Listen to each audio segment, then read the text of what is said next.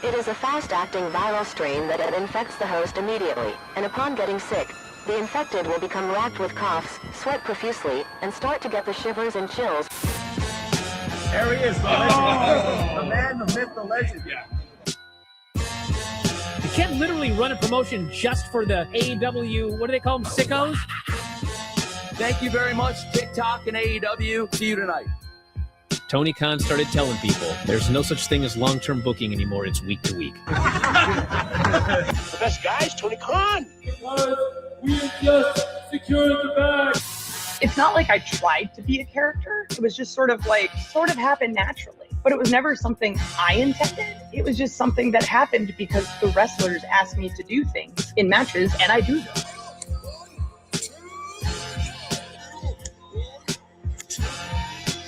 If you run a promotion just for the sickos, you're going to do 400,000 viewers eventually. Effing melts. You know that SmackDown actually went over and everything? Yeah. You know, What's the point? the point of SmackDown. What are you getting at here? That the DVRs didn't pick it up. Did they not pick it up? Mine didn't. Let's get into everybody's favorite moment, and it is called Dave Meltzer's Dumb Moment of the Week. What would you like to listen to in your ears? I'd like to hear the flute. Well, if you'd like to flaunt your flute, then we can find you a flautist. We have just secured the bag. It doesn't help me. Okay, so complain, but I will complain. Let me have my misery. And when I heard that, I was like, what? Thank you, fuck you, bye. Boom.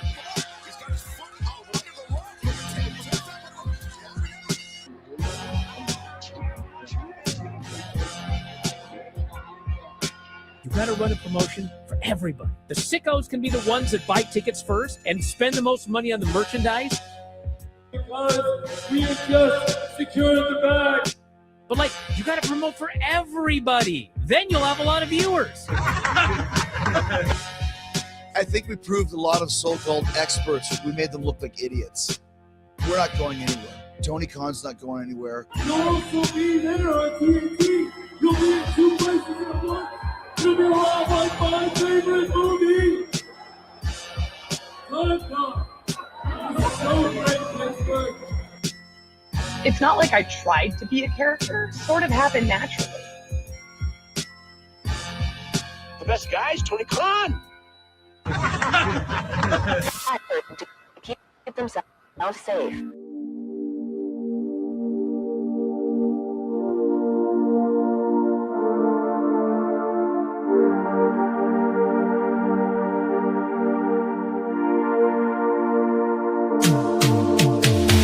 Every booking is golden, you see. Perfect cards crafted for you and me. Yeah, the best guy's Tony Khan, it's true. Triple cup, best damn booker in the land. 3 red cups stacked up, always in command. Triple cup, living legend of the fight. Just a call away from making it right. Never see him back hard, no way. Got the whole roster locked in for the day. A Crimson Tower of modern art. Triple cup, triple cup. Every booking is golden, you see. Perfect cards crafted for you and me. Yeah, the best guy's Tony Khan, it's true. Triple cup, best damn booker in the land. 3 red cups stacked up, always in command. Triple cup, living legend of the fight. Just a call away from making it right. Never see him back hard, no way. Got the whole roster locked in for the day. A Crimson Tower of modern art. Triple cup, triple cup.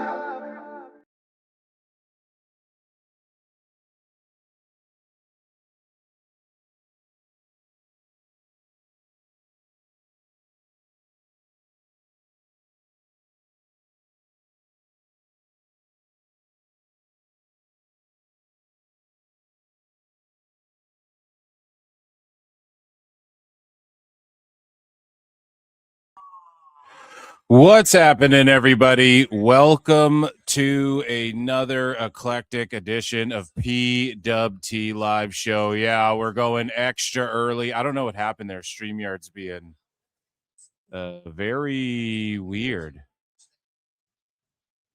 Move that. Okay, you guys can hear me? Good. Yeah, StreamYard's acting funky. Funky as a monkey. What's up, guys? I'm Phil S. Marks, and we're here. It is a Saturday afternoon.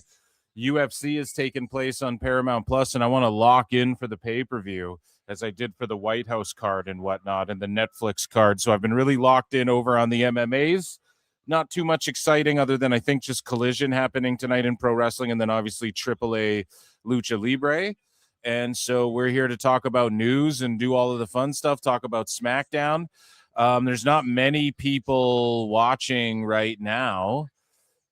And that's totally fine. I love you guys anyways. We're going to put on an amazing fucking show, and it's going to piss people off. I apologize if people have to watch it on replay, but if you're watching this show on replay, hype the video. There's like a stars thing. Click that hype button, and you can use 3 free hypes a week. Okay, everybody has them. Everybody gets 3 free hypes. Use them on my videos, please and thank you. PWT Universe. So tonight's show, man, SummerSlam and All In are both struggling for things are struggling here ticket sales wise for both WWE and AEW when it comes to SummerSlam and All In. They're big shows. I saw some people posting online like, is All In AEW's WrestleMania? And it's like, yeah, no shit. Like, what do you think? So I'm just getting organized over here. StreamYard is like crashing out hard there. So let me pull up Phil Marks bookmarks and let's dive into these things. What else on today's show? Baron Corbin showed up on SmackDown, and he's not Corbinhausen. He's just the Nomad. He's just him.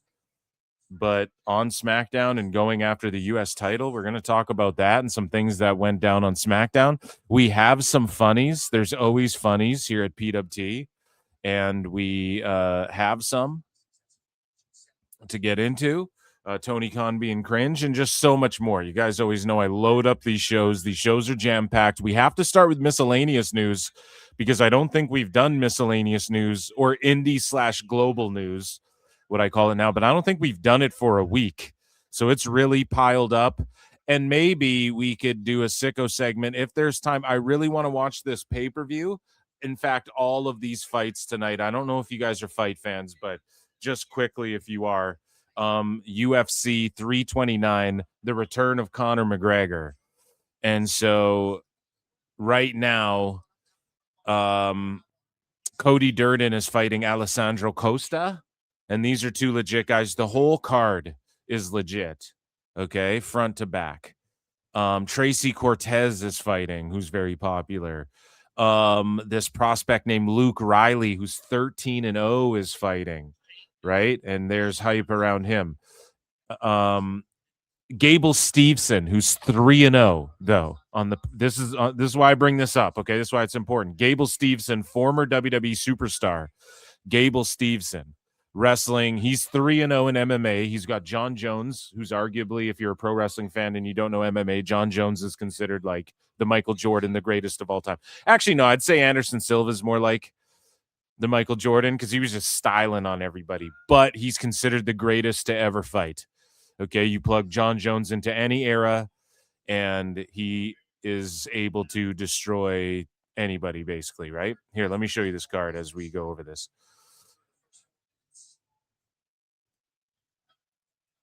That should work, right? You guys can kind of see that.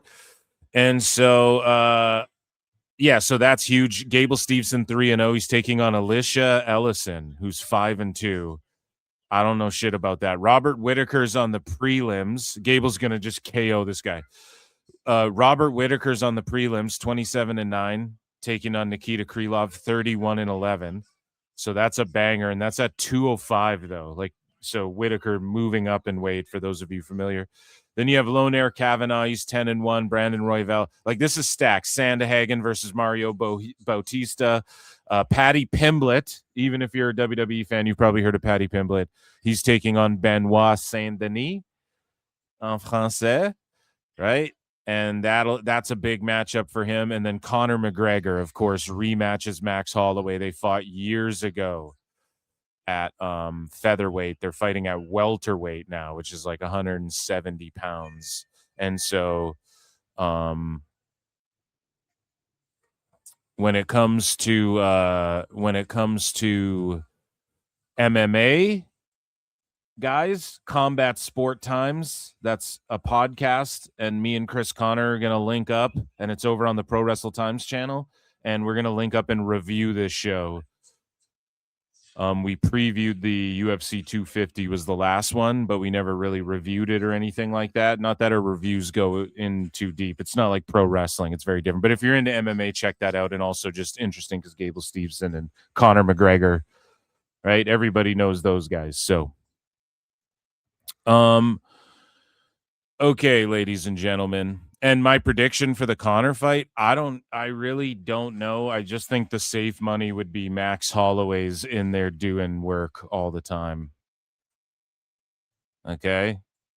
So he is more likely to smoke McGregor than McGregor is to smoke him, but McGregor is locked in and focused, so. Okay, let's get into some news now. You guys don't like the MMA shit or what? Oh, yeah. So did I plug anything? Patreon.com/Pro Wrestle Times. I uploaded a new video there as well, a new Botchamania watch along.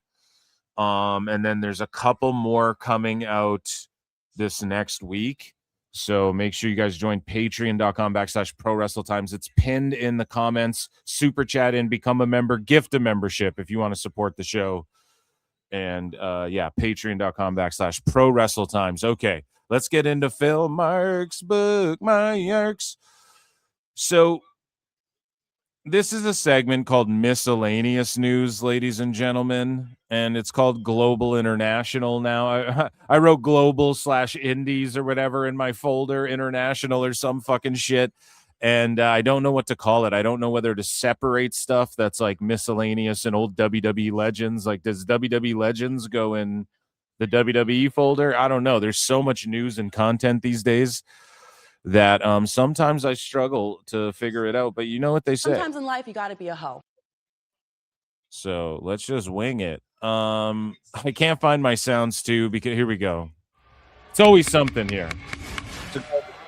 Ladies and gentlemen, I'm afraid I've got some bad news.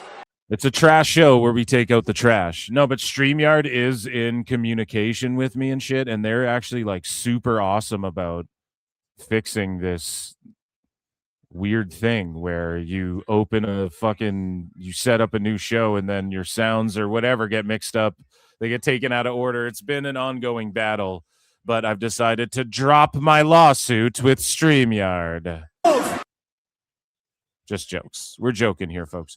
Okay, so guys, this is Indies Global News, whatever. Here is Dexter Lumis, aka Shaw. Sebastian Shaw. What was his name? Sam Shaw. And I think he's in TNA, or at least they teased him showing up with Indy or doing something. And he did this painting of Jim Cornette, which who knew that he was a fucking painter? I don't know. Why don't you just go ahead and fuck yourself up the ass? So we move along here, and Tessa Blanchard, she talks about where things stand with her and AEW after her CMLL promo. So this is courtesy of Ringside News, and Tessa Blanchard now in CMLL, no longer in TNA. Who knows if she's going to AEW? WWE clearly would have grabbed her if they were going to grab her. And Lucha Blog quickly shut the idea down after her match with Persephone, I guess she teased going to AEW, or that's what idiots fucking thought. And then Lucha Blog shut it down. So he says Tessa's not actually going to AEW. This was a subtle dig at Persephone always going there and isn't as much in CMLL now. So basically, she's taking shots on behalf of CMLL against AEW a little bit as like, hey, you're not here.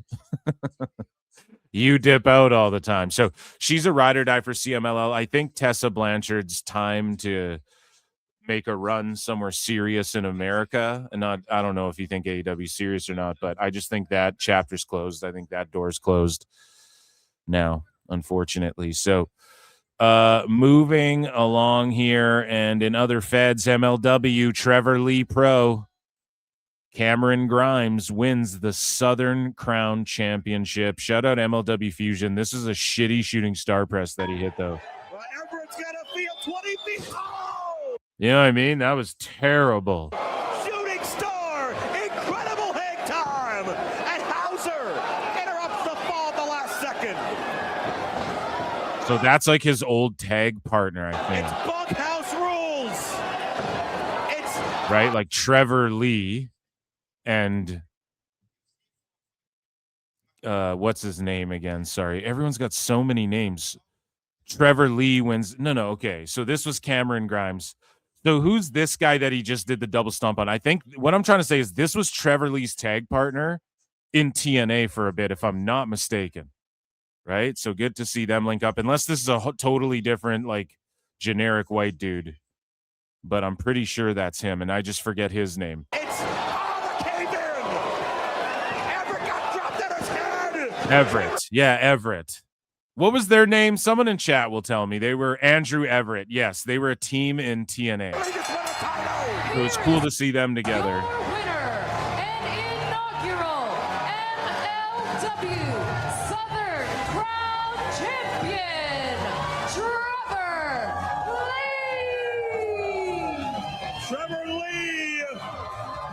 So, I mean, this is pretty cool. I kind of shit on the Southern Crown, but when you think about like where they are now and like their roots are, I believe, New York with MLW, at least that's really where they got their footing. Now it's all like South Carolina or something like that. So who knows? Maybe they're getting ready to set up shop in multiple places. Southern roots all and yeah, I mean, it's the right guy to put the belt on. MLW's making moves. They just lost Corbin. We'll talk about that in a bit.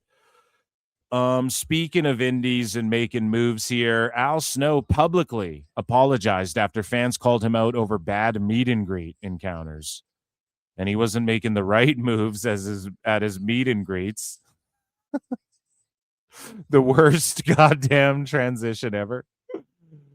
Oh, man. So Al Snow says, okay, no, this person here says, this fan says, I met the real Al Snow. What a dick. Like, how often do you get recognized? I was the only one in the whole mall that even noticed. He was a dick to me once, too, at a Comic-Con. All I said was, and this is another person, all I said was, hey, I liked that You Shoot interview you just did. And he goes, what interview? What did I say? And I'm like, the one with Sean Oliver. And he says, okay, are we doing this photo or not? And I was paying for it. Okay. So Al Snow didn't ignore the complaints, and he says, as I stated prior, pardon me, I apologize if you may have a negative interaction with me. I might have just had a bad day or possibly gotten overwhelmed and stimulated when you approached me. I always try to be grateful for having any fans. Yeah, I mean, I don't know, dude. A lot of wrestlers are dickheads to people. You know, you kind of learn that. At the end of the day, though, Al Snow is he's teaming up with TNA, so it doesn't really matter. No, a lot of these guys you get irritable when you have to meet like 700 people in a fucking day too. But at the same time, yeah, be grateful for fans and shit. I don't know. It's unfortunate. So for the first time ever in a tag team match at Wrestling Revolver, the Silence of the Slams, Clarice, I'm going to slam you, Clarice. I can smell. Do you think he can smell the canvas from here, Clarice? Mance Warner and SDL with a $sign ho taking on Killer Goat, Killer Kelly, and Myron Reed, which fucking rules. So just giving some free promo. This is going down on the 24th. And yeah, it's Warner and SDL, real life couple, taking on the Killer Goat, Killer Kelly, and Myron Reed, a real couple. It will be live on YouTube. And shout out Pro Wrestling Revolver. So Trevor Lee, we covered that. He became the first ever MLW Southern champion. And so Zilla Fatu, we'll circle back to Zilla Fatu actually. So Avery Styles is set to make his GCW debut on July 31st. So that rules. We already saw him rocking an indie with his dad. And he did amazing. So he's clearly going to get into WWE one day, go in through the fucking Evolve and all of that shit. His dad will probably send him to Japan to wrestle in Noah. He'll probably do all of that before he officially signs to goddamn WWE.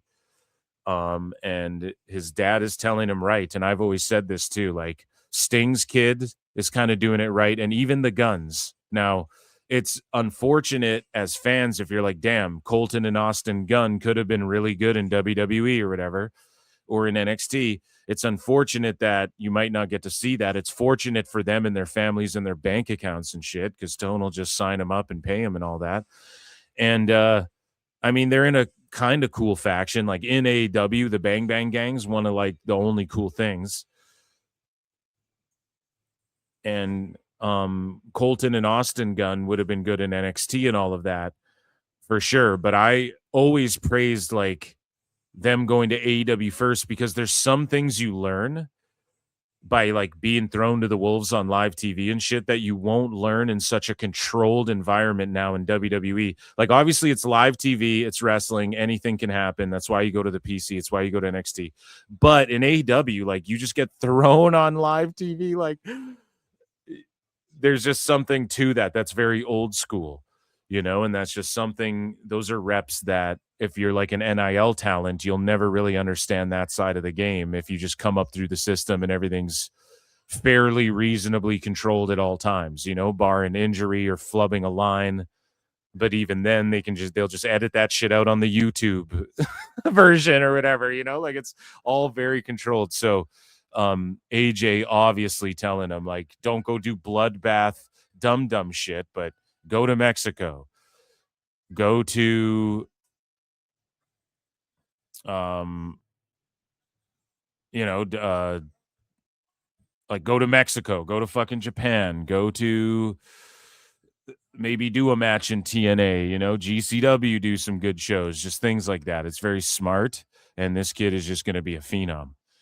Like he already gets it, you know, and it's not fake, phony Brody Lee Jr. versus Joey Janela and GCW. And Dave's like, better than anything. But that kid was genuinely like at the level of, if he was on Evolve, no one would bat an eyelash, right? Like if he was in ROH wrestling Nick Wayne, the sickos would be like 17-star banger, man. So in other indies news, man, Great North Wrestling returns to Thunder Bay, Ontario there, bud, at Fort William Gardens, and it's Vampiro's Canadian retirement match. So in Canada, you retire twice, bud, right? So he's trying to get some of that fucking Canadian pension fund, dude. You know what I'm saying?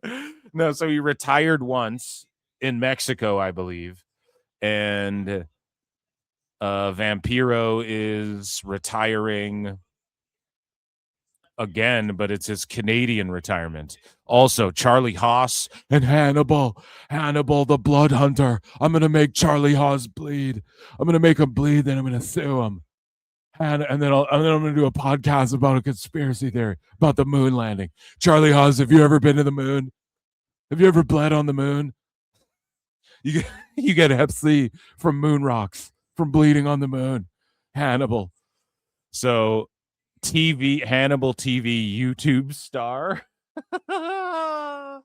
He's a YouTube star the way Hughesy's a YouTube star. Allegedly. Oh, fuck. Oh, my God, dude. So Hawes versus Hannibal. Or I don't even know if they're fighting. Speaking of fights, big finish there. Amber Nova's taking on Tina San Antonio. Tina San Antonio. Who's her tag partner? Carmen Sandiego. Oh, go! I'm over it now. And yeah, so Vampirio versus Chris Masters, Chris Adonis in a no DQ street fight, but they can call him Chris Masters for whatever reason. So me and JJ Alexander on Patreon were talking about Chris Masters, and he talked a little bit about knowing him a bit, working with him a few times, like after his stint in WWE. Let's go and check that out. So NWA Power is now on Tubi. So if this was AEW, Dave would be like, well, technically it's owned by Fox. But NWA Power, every episode is on demand. So they're on Comet doing like insane numbers that nobody can prove. Billy Corgan's just claiming shit. And then now Power's on Tubi. So good for them. Good for them. That's all I can fucking say. Dave isn't going to glaze this. Right away, NWA Power is going to start whooping Collision's ass. Do you know what I mean? So let's move along here, because we have some like controversial shit. I just want to get through all of the indie fed stuff, right? Let's go to Japan. Let's go to Japan with some of this shit. So and new Gabe Kidd has defeated Shota Umino inside Korakuen Hall to win the IWGP Global Heavyweight Championship for a second time. The G1 Climax, I think, is on like right now, or was on this morning or something. But Shooter's first reign of his professional wrestling career lasted only 22 days. So again, Gabe Kidd is just a flop. There's visa issues now. I guess like Dave Meltzer's coping over visa issues, and he tried to go, well, when Trump made this announcement about this and that and saying like, oh, WWE wrestlers and UFC fighters and AEW was in that list. And it's like, no, man. No, absolutely not. If Jeff Hardy was in WWE, they'd be able to get him in Canada. They can get the Usos and Jacob Fatu in Canada and shit and all over the world. Tone can't even keep Commander. Commander just got his visa issues figured out, which we're going to talk about in a bit. Gabe Kidd is having visa issues. Okay, so Trump, whatever he did, it had to do with WWE and UFC. It had nothing to do with AEW like Dave was talking about. Now he's just silently like, oh, well, now the visa issues are getting worked out one by one. Commander's back. What about Gabe Kidd? You just signed him away. Now Gabe Kidd, like a cuck, has to go back to Japan and be like, oh, bruv, now me gimmick is I hate on you guys now. Isn't it brilliant? I'm brilliant. And then he just wins the title there because he can't go back to AEW. So Tone's just paying him to go do his job somewhere else and shit. It's just nutty. It's nutty over there in Japan. And I put this in miscellaneous news or indies news, because that motherfucker's in New Japan. He's wrestled in AEW 4 times and he signed there. That's not being an AEW wrestler. I'm fucking sorry. So speaking of people who aren't wrestlers, Taro Okada, who, now listen, a lot of people give Tony Khan a lot of shit, okay, for being a mark. A lot of people give Carlos Silva a lot of shit for being a mark, right? Wrestling's for dirtbags and lily pickers. One guy who doesn't get enough flack for being a mark is this guy, Taro Okada. You are a naive, brainless, pathetic, idiotic, clueless, dumbass mark. And I'm watching this guy closely. Everybody tweet to Taro Okada and let him know that we're investigating him at PWT. I'm joking. Listen, he is just very much likes getting choked out by Tekla, which who wouldn't? Am I right? but he really likes getting choked out by Tekla, and he loves Tony Khan a lot, obviously. And we've just been seeing more and more of this guy. He was in the crowd on, I think, Collision, or no, he's at Forbidden Door, I think. And now he's back here in Japan at Stardom. And Xena, who's Australian, by the way, on my previous show, like a few shows ago, I can't remember, I said that Xena was a warrior princess. I said that Xena was like an American. I just meant like Gaijin, I guess. Like she's Australian, I guess. So shout her out. And she is about to leave and I think gets scooped up by WWE. That's the rumors anyways. But this guy, Taro Okada, lets her like chop the shit out of him, which is kind of tradition in Japan. But you guys let me know what you think. Is this like too much? Is this stupid? Is this silly? And he like sells the shit out of it for her, which is good. And like the crowd's hot as shit. Stardom knows how to make like women like WWE style superstar sports entertainers. I've always given them credit for that. Like their gear's always on point, their aura's always on point, they're trained properly. They can wrestle their asses off. Crowd's super into the show. Not the biggest crowd in the world, but they do their thing. Like, oh. So he's doing the right thing. But he's also like the booker promoter. Like, is this, I guess it's like more tradition in Japan. But that's the thing.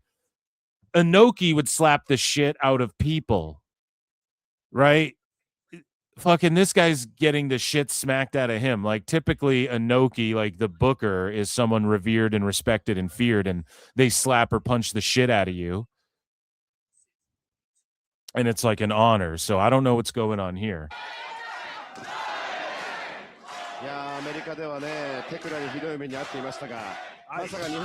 Oh, he's taking it.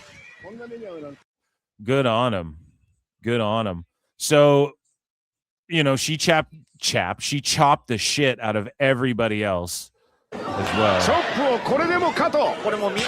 they did the Inoki line. I don't know if this is tradition for everybody who leaves Stardom. Is this like a new thing?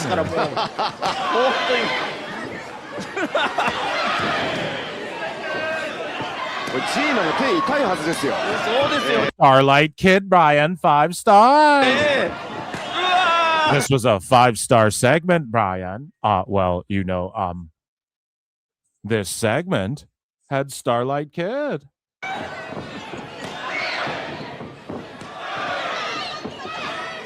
Hazuki and Starlight took 5-star slaps.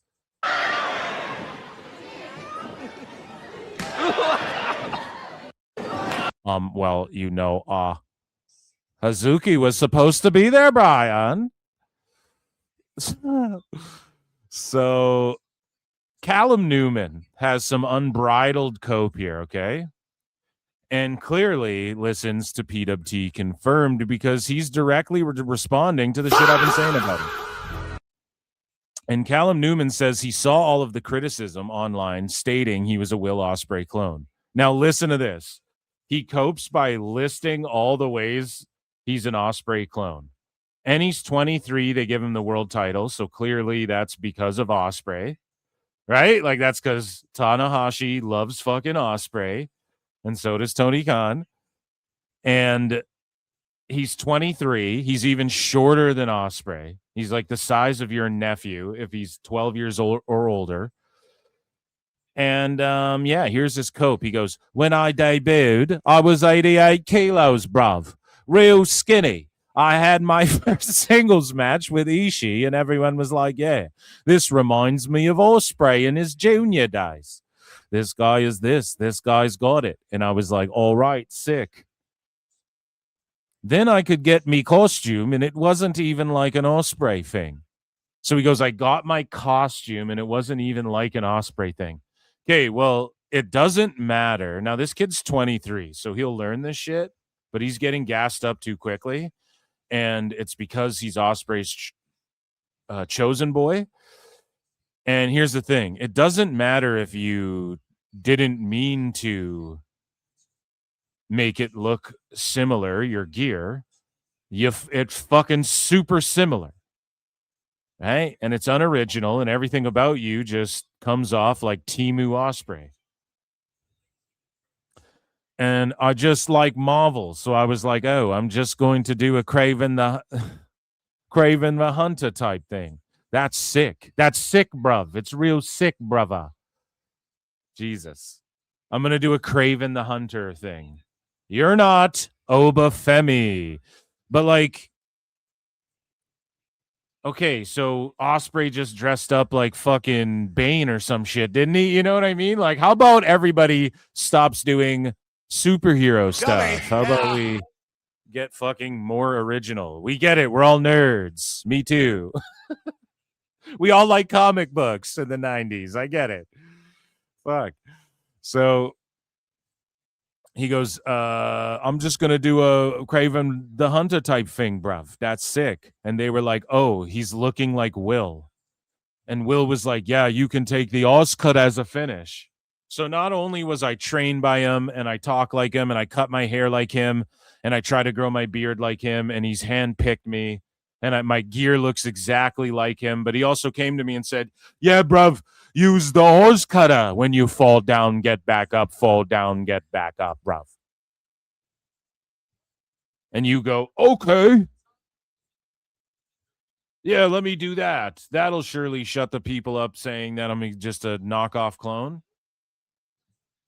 Because I do it better than Will. He gave it to me. And then they were like, nah, he's too much of Osprey now. Make your mind up. First, you want me to be Will. No, nobody wanted you to be Will. Dummy. Yeah. You're coping. Shut up, bitch. Nobody wanted you to do that. That's what Will wanted. Because he just rests on his laurels, is unoriginal, and didn't know how to express to you to be your own goddamn thing. That's what Dave Meltzer wanted. That's what Nuge wanted, because you're there to replace his ass, even though he can just come back there whenever he wants. And he wasn't even really a draw for Nuge. If you think about it, everybody left, it tanked, and then Will Ospreay left. That was like the dagger, okay? And then Tanahashi retiring also, but it's not even like it was his in-ring was like all that stellar. But that was like their Cena retirement tour. So that's all the wrong people. The people tanking business, Tony Khan, Dave Meltzer, Will Ospreay, who's never drawn on some indies. Okay, cool. But like at the big boys, he has not lived up to any of the hype or anything he's getting paid. And that's who wanted you to be like Will Ospreay. What do you want to do? And I get it. He's 23. He's going to learn this eventually. But yeah, buddy, I would start switching this up like tomorrow. I'd fucking paint my face. I'd wear a mask and do some wacky ass gimmick and just disappear for a while. Come back as a serious guy when you're like 30 and just get this ick off you. First, you want me to be Will. Then I start acting a bit more like him, and it's not good enough. You can't make up your mind. You can't make your mind up. I tried. I know. You can't make your mind up. Is he Australian or is he English? Either way, dude. You can't make your mind up, apparently. You weren't allowed to make your own mind up, Callum. It seems like everybody made their minds up for you, and then you just went along with it. You know? And it's funny because he's saying that to Self-Made, and they're the people who don't make their minds up and fucking are probably wanted him to be like Will and Stan Will, and then he's like Will, and then they're like, why are you so much like Will? And then Gabe Kidd also made national headlines. I accidentally skipped over this. So New Japan Pro Wrestling Mad Dog Gabe Kidd tells Prime Minister Takaichi, by pandering to foreigners, we've created a country that can't do anything. Now, I'm going to be honest. That's fucking hilarious. That's actually hilarious that he said that. And yeah, there you go. There you go. You'd get canceled for saying some shit like that in America in 2026. But in Japan, it's all good. So let's talk about ex-WWE and WWE adjacent related things. And Jasmine St. Clair, I don't think she was ever in WWE, but she was in ECW, which is owned by WWE. And she accuses indie women's champion of blocking her booking. Pardon me. So let's take a look at Ringside News here. And St. Clair took to Twitter and said, imagine being a woman's champ of an indie promotion, telling a promoter not to book me for an appearance. SMH. This stuff always has a way of working on its way back to people. So she's saying karma will get you. And they don't say who it is. But Jasmine St. Clair is always going nuclear on X. And she's a avid Vince defender, which is fine, right? You do what you got to do. You have your opinion on that. My opinion has shifted on that a little bit as far as, I don't know. A lot of people are like, Vince loved her and and I'm not trying to make him the victim or anything like that, but she's just willing to settle for money. It was just always over money. That's what irks me with that. It's like, if he just paid her, we would have never got to where we are. And here's the one thing that irks me about WWE right now. And I'm not saying we need Vince back, but we need that story that's the Vince level thing. Heyman came up with the bloodline, but Vince approved that shit.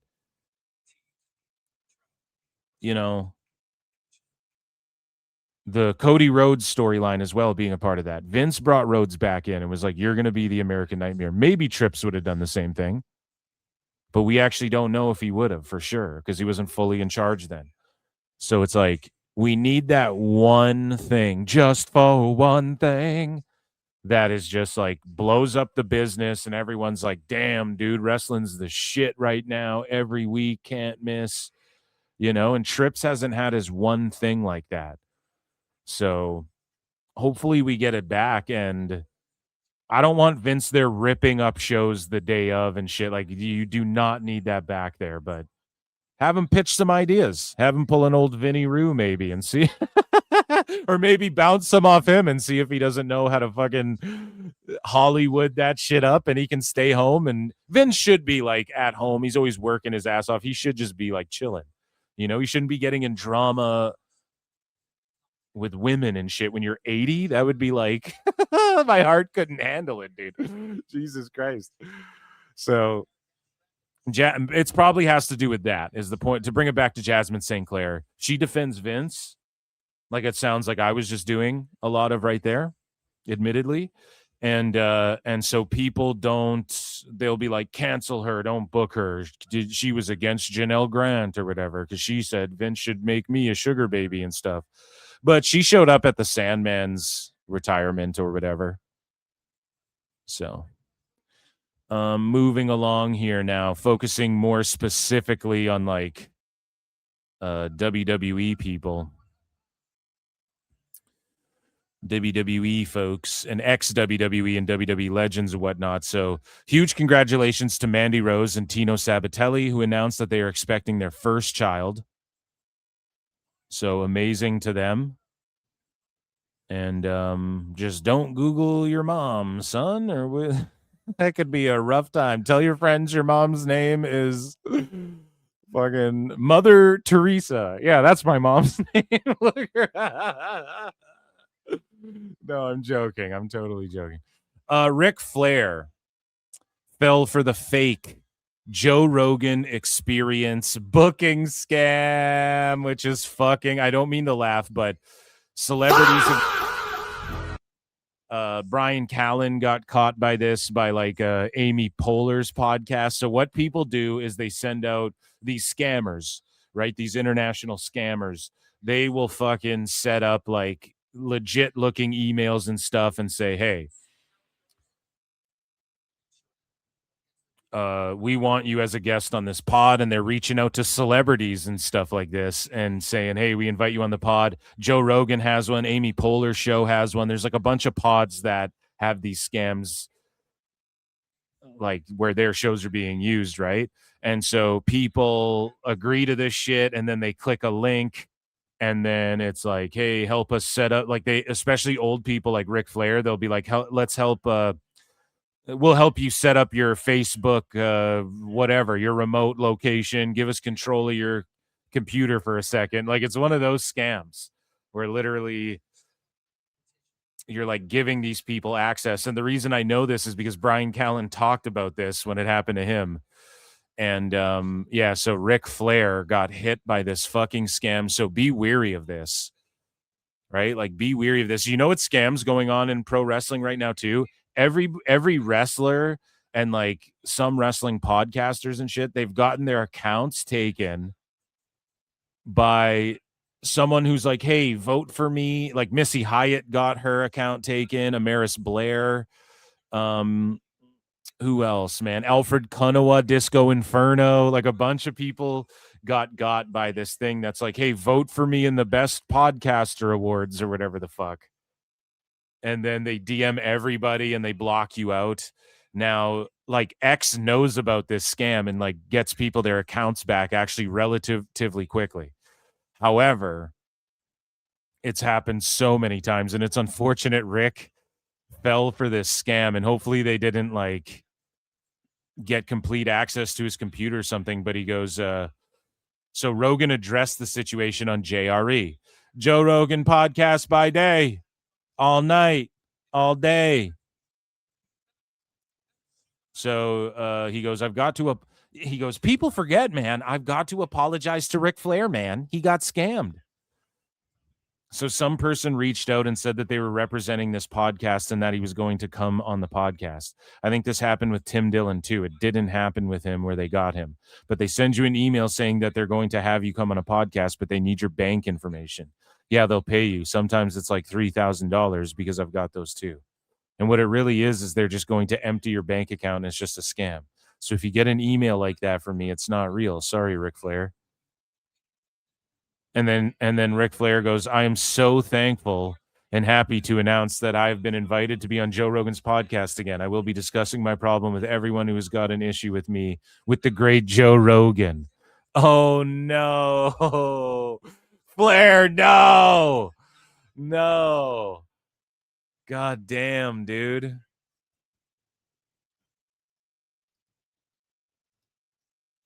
Yeah, you guys, you old timers got to look out for that shit. Joe's not going to pay you to go on a show. The biggest podcast in the world isn't going to pay you to go on the biggest podcast in the world. Do you know what I mean? So, speaking of problems, Kurt Angle's got a problem here. He shared that his daughter Nicoletta practiced a moonsault on him and she knocked out his tooth. So again, can you imagine his daughter, how much of a beast she's going to be practicing moonsaults already? Knocked his tooth out. And Kurt Angle goes, even though this is a very proud dad moment for me, I have a feeling my wife won't be too thrilled with me since I promised I wouldn't wrestle with the kids on the trampoline, especially right before a family vacation. I can already imagine my dentist having a laugh about this one. That fucking rules, and she feels real bad, but it's like, nah. Speaking of travel, man, Zilla Fatu, who apparently is signed with WWE and is going to start in WWE imminently, and we've heard rumors about like Baron Corbin and Enzo and Cass and Zilla and some of these people for a while, and it turns out Corbin just fucking showed up. We're going to talk about that in a bit. But Zilla Fatu announces he's going to Japan, despite reports of him joining WWE soon. He says, Zilla Fatu Japan tour. I would love to train over there and hone in on my skills. Noah, New Japan, All Japan, DDT. Godzilla is ready to take over Japan. So now he could be saying this because like Zilla's good, like with his vlogs and everything. He's good with social media. You know, he has a really good presence, like a media and like his brand presence outside of like, you know, the big like major companies, if you will. He could just be doing this to troll and then he's going to show up out of nowhere and Solo's getting his ass beat. I don't know. Like Solo's just alone. Like Solo's a troll now too. It's funny how Solo's character is like, he just shows up like he's disguised and then he shows up and gets involved in shit, then gets punched in the face or whatever. Like, I don't even know what they're doing with Solo Sikoa, but Zilla could join him. But also if he also tends to keep it real. So I'm just saying like, he could actually be like, yeah, I'm going to Japan and shit. And everybody just jumped the gun. Like, yeah, he's at the PC. You think he's not welcome at the PC or anywhere? Like, come on, man. Oh, he was at the Performance Center. Yeah, Booker T trains him and shit. Like, and I'm not saying he won't be in WWE or I don't want to see that. But what I am saying is, like, I could totally see him going to Japan for a bit, and this isn't a good sign if he's got to go to Japan to train up and shit. And again, speaking of pimping all over the world, Cardi B revealed she's doing a world tour. I don't know if she actually is, but she's toured the world and whatnot. And she claimed via Instagram stories that her intro during her Little Miss Drama tour was inspired by Batista. So here she is doing Batista.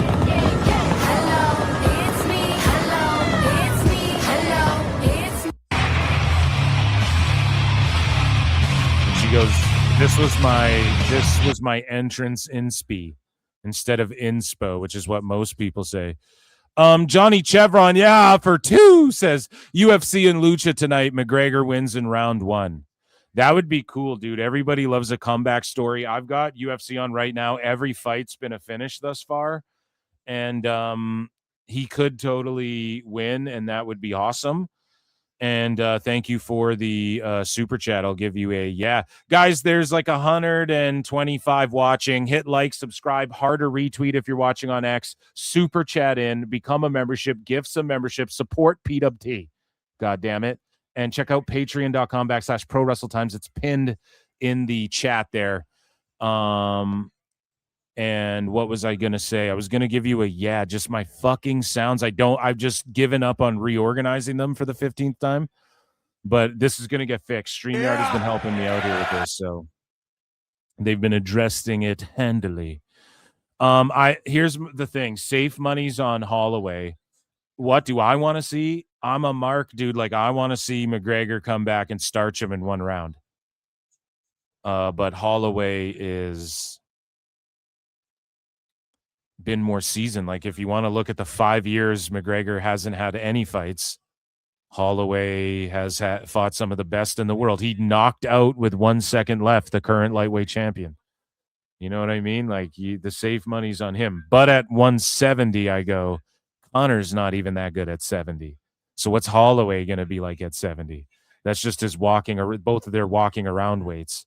So it's like, I don't know, man. That could give Connor the edge, right? Holloway's a fucking featherweight. He could fight at 145. He's fighting at 170. It's kind of like, okay, I guess.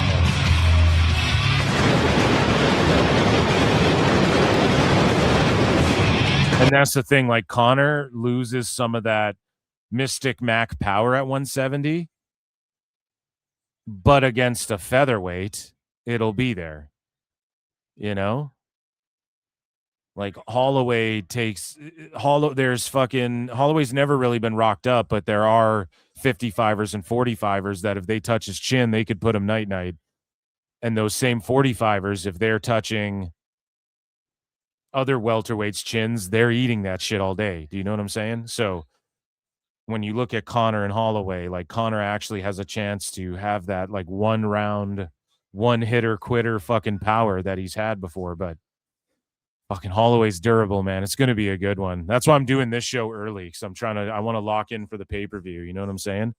It's just all on Paramount Plus in Canada now, but you know what I'm saying? So speaking of being all around the world, statues crumble for me.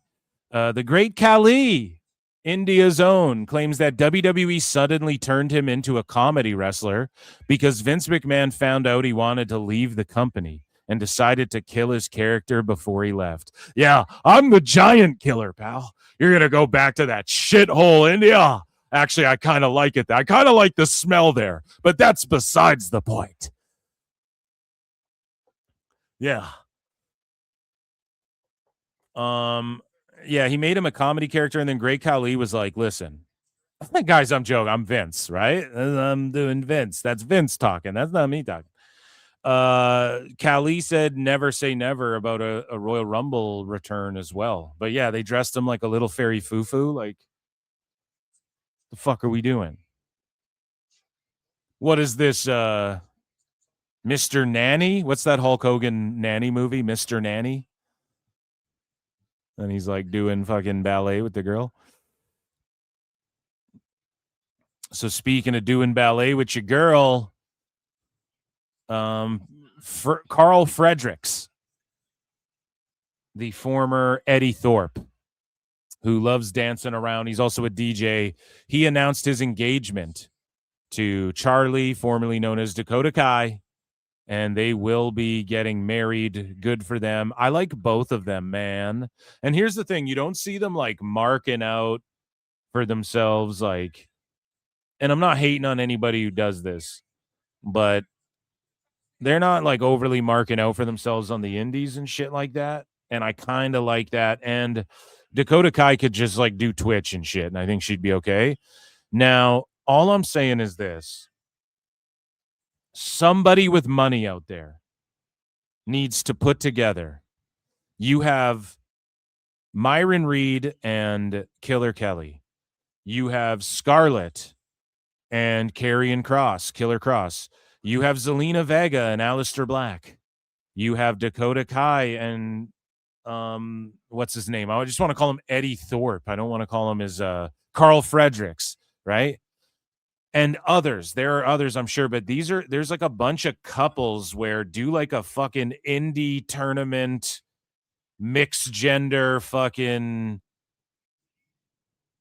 couples indie tournament, or like it could be cool. There could be storylines to be had here between some of these couples and things like this in an MLW. Maybe not all of them and just overdo it. That's why I'm saying like someone with money. You're Brett Lauderdale. You're associated with all of these GCW shows, right? Fucking do Joey and Megan Bain do like a 16 couple tournament or like an 8 couple tournament and do it in like a February or something. Like I think that could be a cool concept. You have Wentz and Gigi Dolan out there, right? Like you could make a bunch of these matches and do something with that. Maybe that's too old school minded of me. That's something they do in like the territory days or whatever, but that's what the indies are. They're territories on the internet. So, and then if you don't want to do that, like maybe that's overkill. This is what your boy Phil's saying, okay? You got to do like, there's a story between Cross and Scarlett and Vega and Black in MLW. No? You know what I'm saying? In TNA, there's a story to be told between like these two and Wentz and Dolan or some shit. Like there's stories out there to be told. And these AEW guys can go to the indies. So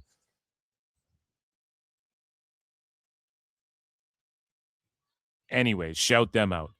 Eddie Guerrero bobblehead night is announced by minor league baseball team. Fans of the El Paso Chihuahuas minor league baseball team will be able to celebrate Eddie Guerrero later this summer. And that's transcending, right? You're fucking a wrestler and they're giving out your bobblehead at baseball games. And there's a lot of baseball themed shit. Like WWE's talking about doing a show at Fenway Park. I'm pretty sure. Maybe it's at Fenway, wherever the fuck. And we just had Brawl in the Ballpark, which we're going to get into. And then Eddie Guerrero bobblehead at the minor league. A lot of baseball crossovers here in pro wrestling. Speaking of crossovers, Mahabali Shera, I think that's his name, right? You guys remember Shera from, I think he was in NXT for a little bit, like just a couple matches. Maybe I'm wrong. Maybe I'm wrong about that. I think he was. He for surely had a WWE tryout. Shera, not Indu Sheer, whatever the fuck, but Mahabali Shera, the guy, the Lion, or whatever he calls himself, the Lion Shera. He's a multiple-time OVW champion. He is the guy who was driving Uber in the Netflix doc, The Wrestlers, right? And he just has such a great story. He has size.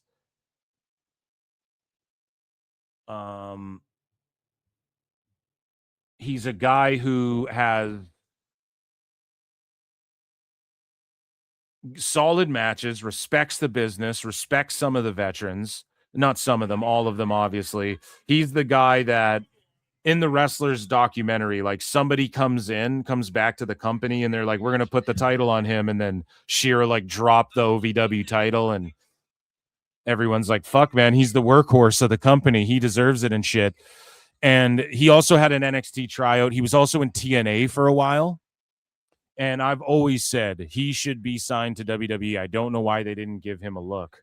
He'd have been cool as like Jinder Mahal's heater with the Bollywood boys and shit, even back then. Okay, so Jake Hager is the focal point of this, but a lot of people are skipping over the fact this is Shira, the fucking OVW lion. Now, I hope he's really good at this. And remember when Power Slap became a thing? And I told you guys, I said, listen, I'm not trying to, what's the words I'm looking for? Gild the lily here. But like, is that no, I guess foreshadow or jump the shark or let you guys know what's coming, but they're going to start preying on pro wrestlers. I said it. There'll be a day. What's to stop them from just saying, hey, Braun Strowman, you want to fucking have a freak show fight? We'll give you $50K. This other guy will take $2K because he's a fucking nobody. And you want to fucking power slap a crackhead or whatever at the heavyweight division? Like I told you guys, this will come sooner than later. Then they announce, hey, Power Slap Season 2. It's like mostly indie wrestlers. And they started preying on, and this was my biggest fear. I thought they were going to be dumb about it and go after like big name wrestlers who don't like a Jake Hager and shit. And they did go after him, but they went after the indie wrestlers right away. And I was like, oh no, dude, because they're desperate. Like they have to make the towns, they'll fucking $5K to show up and slap. Okay, what's the worst? I eat a slap. And there's horror stories of this. There's an indie wrestler who got slapped, like broke his face. His medical wasn't covered. His travel, I don't think, was covered, and they didn't even pay him the full amount. Like there's stories like that, and we've seen Hollywood Haley J knock bitches out. We've also seen her get knocked the fuck out, right? And so Power Slap is the lowest of the low of dumb fuckery, and Dana White should just be ashamed. He saw the social media impressions it got, and he's such a fucking boomer. He went, oh, that means everything, and he didn't realize like this shit is stupid. And they have pro wrestlers there all the time. It's just influencers who get free tickets, wrestlers who get free tickets. Like this thing, they're just paying people to fucking be there. I actually wouldn't even be shocked if it made money, because if they gouged enough, but it's just like all the people who get paid to be there. It's just influencers, ex-UFC people, and pro wrestlers. And like Rhea Ripley was here and Buddy Matthews, right? So they want these wrestlers. They go, hey, come and slap. Like it's so shitty. It's really shitty that they can, it's just so shitty for the boys, but it's good if you like can go and knock people out and not get knocked out, but it's fucking Power Slap. It's a flip of a coin. So eventually you're going to get slapped and you're going to get knocked the fuck out, and it's brain damage, and it's undefended, it's unprotected brain damage. Okay? Like if you go into a boxing match and we're both throwing fists and I can't hit you, good on you. You know, like if it's an MMA fight and I can't touch you and we're both in there equal, allowed to fuck it, then good on you. That's like, you're very smart and you're very skilled. This requires no skill. Now, the skill of slapping, maybe you can develop, but there's no defense, which is also a skill. You have to counter the skill with skill. When you play chess, it's mental skill versus mental skill. When you, God, any game, when you play Monopoly, people can defend you with skill as much as they can offend you with skill. You can't do that in Power Slap, so it's retarded, okay? It's just that simple. It's just that simple. I don't know what they're paying Hager, but he's getting paid more than Shira. He's getting paid more than like your average Power Slapper for sure, because he brings some brand and name recognition and whatnot and a social media presence. But how much was Shira getting paid to do this? And I hope he makes a fat little bag and then gets out of this, because I feel for this guy, because he's like driving Lyft while he's doing shots for OVW, and nobody in TNA or WWE or anywhere is giving him a shot, but they'll give Satnam Singh a fucking shot. AEW, sign Shira. Tone, you care about the wrestlers, right? Sign Shira. The fuck you doing?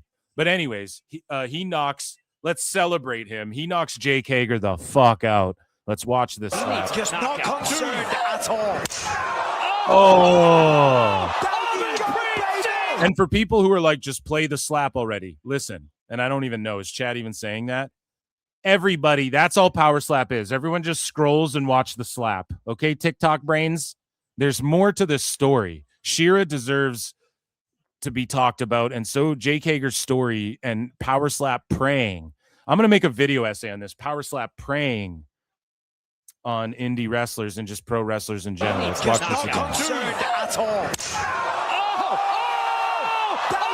So when your hands do this, that's called being starched. There's a scientific term for it, but that's just you got starched. That's a mini seizure. That's a mini fucking Chris Nowitzki will break this down. This is a mini fucking now. Jake Hager, MMA fighter, undefeated, amateur wrestler, pro wrestler, slap fighter.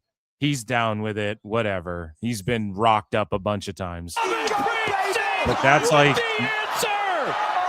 when your fingers start, look at how his fingers are contorting like the girl from The Ring.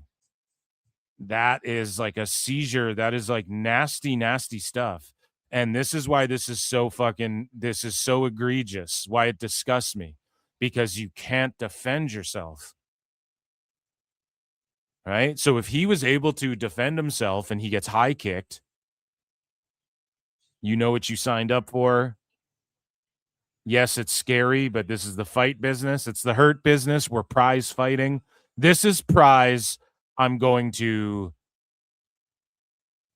brain damage myself for life. I don't even understand it. You literally might as well just sign people up. Hey, let's just have people slam their heads against a brick wall and see who gets knocked out first.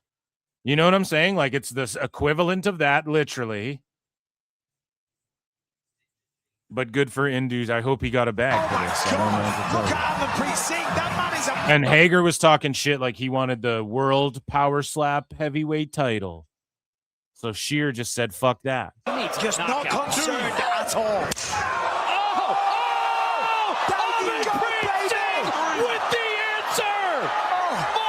That's fucking gross, man.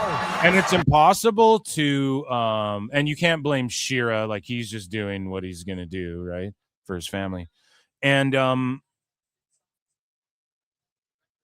you know, you can't build a star in power slap because everybody's gonna get knocked out. You're gonna lose a coin toss and someone's just gonna one hitter quitter you, dude.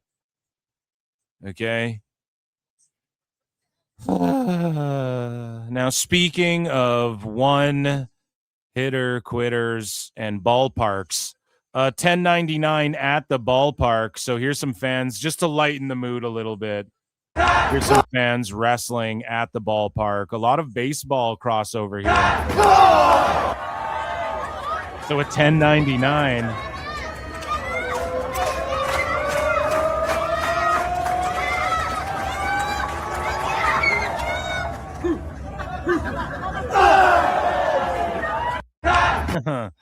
I don't know. That's pretty funny, but it's probably so hot out there. You know what I'm saying? And that, ladies and gentlemen, was a very long miscellaneous news from the last week or so, guys. That's all the news you missed. Ladies and gentlemen, I'm afraid I've got some bad news.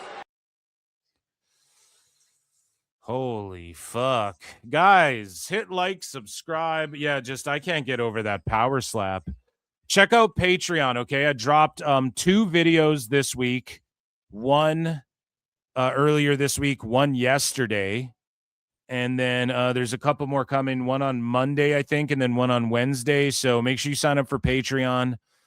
And gift some subs and shit. That's a good way to support, or become a member. You don't want to miss Member Mondays either.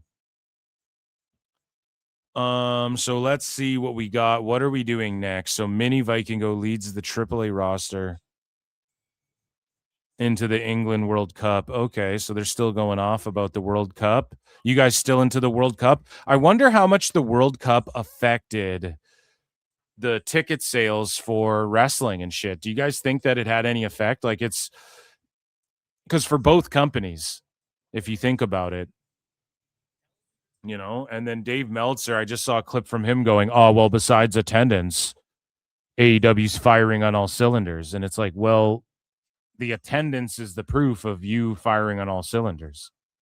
What does that mean? Well, I mean, the matches are good, and okay, so are the matches in fucking MLW. It's not blowed up to WWE or AEW size. So what are we talking about here? It's firing on all cylinders. As far as what? The stories are mid. The matches are whatever. Okay, they're fucking crazy matches. That's what they always do.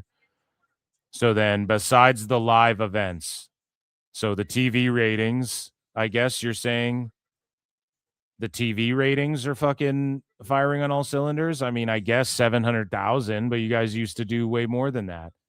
And you're lying about Max and shit. So maybe, I guess, like, it's okay. 700,000, like NXT does that. So, okay, I guess, yeah. And then what does that leave? The live attendance is the indicator if everything else is doing well. Like, if the attendance was through the roof, the ratings were what they were, and then you tried to tell me, like, if AEW is doing WWE size attendances routinely, and then you told me there's 300,000 watching on Max, I'd be more inclined to believe that, actually. I'd be like, okay, well, I mean, it shows in the attendance, but that's the problem. How is the attendance down, but everything's so good and firing on all cylinders? Like, it just doesn't make sense.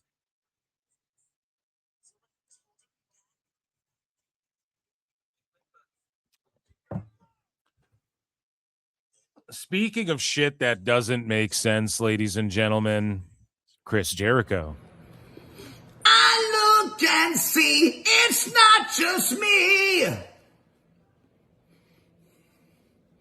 So many others have stood where I stand. We are the young, so raise your hand. They call us problem child. We spent our lives on trial. We walk an endless mile. We are the youth gone wild. We stand and we won't fall. We're one and one for all. The writing's on the wall. We are the youth gone wild.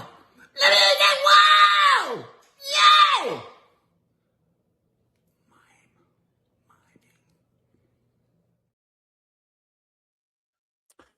Guys, it is time for Ratings Wars!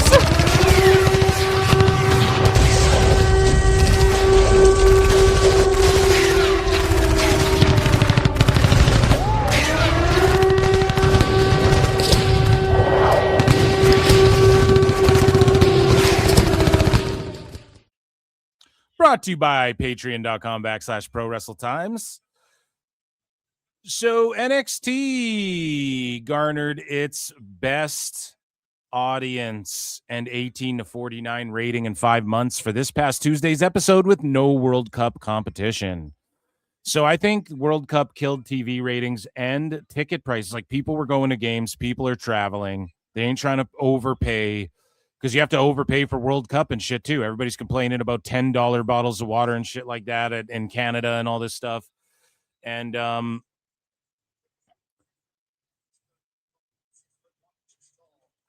I think that people aren't willing to overpay for, like, WWE or really pay for AEW in general. I mean, look at their attendances just in general. They don't really. I mean, you know what Dave says about it. Where's my goddamn?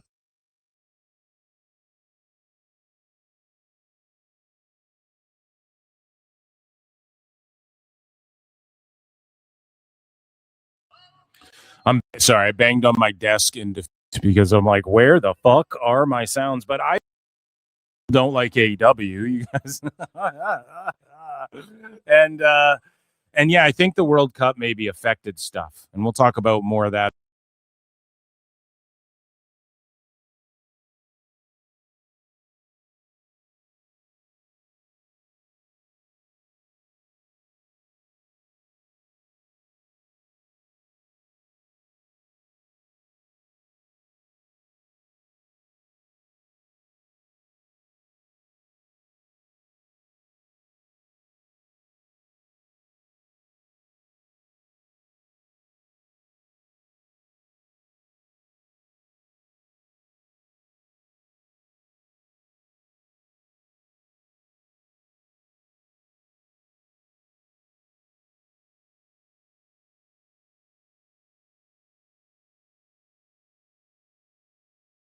some of the best. How long was I fucking muted again? Did I mute myself again? God damn it.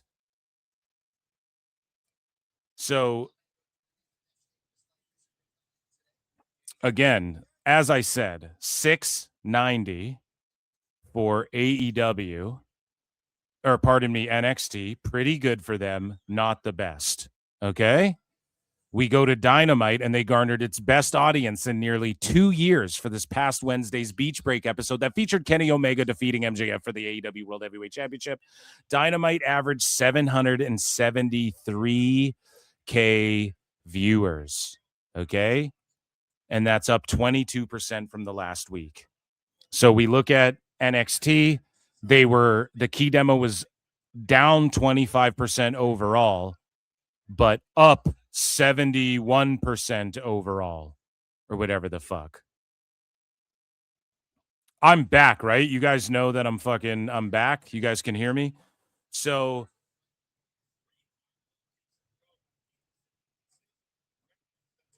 that's fucked for NXT to be up 71% on the week, but then year over year, you're down 25% in the key demo. That's like, holy shit. Now, I will say that a lot of people are probably watching internationally and whatnot.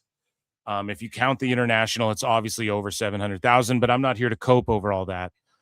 Dynamite, okay, it averaged 773, up 22%, and its best audience in nearly 2 years is 773. Like, that's super yikers.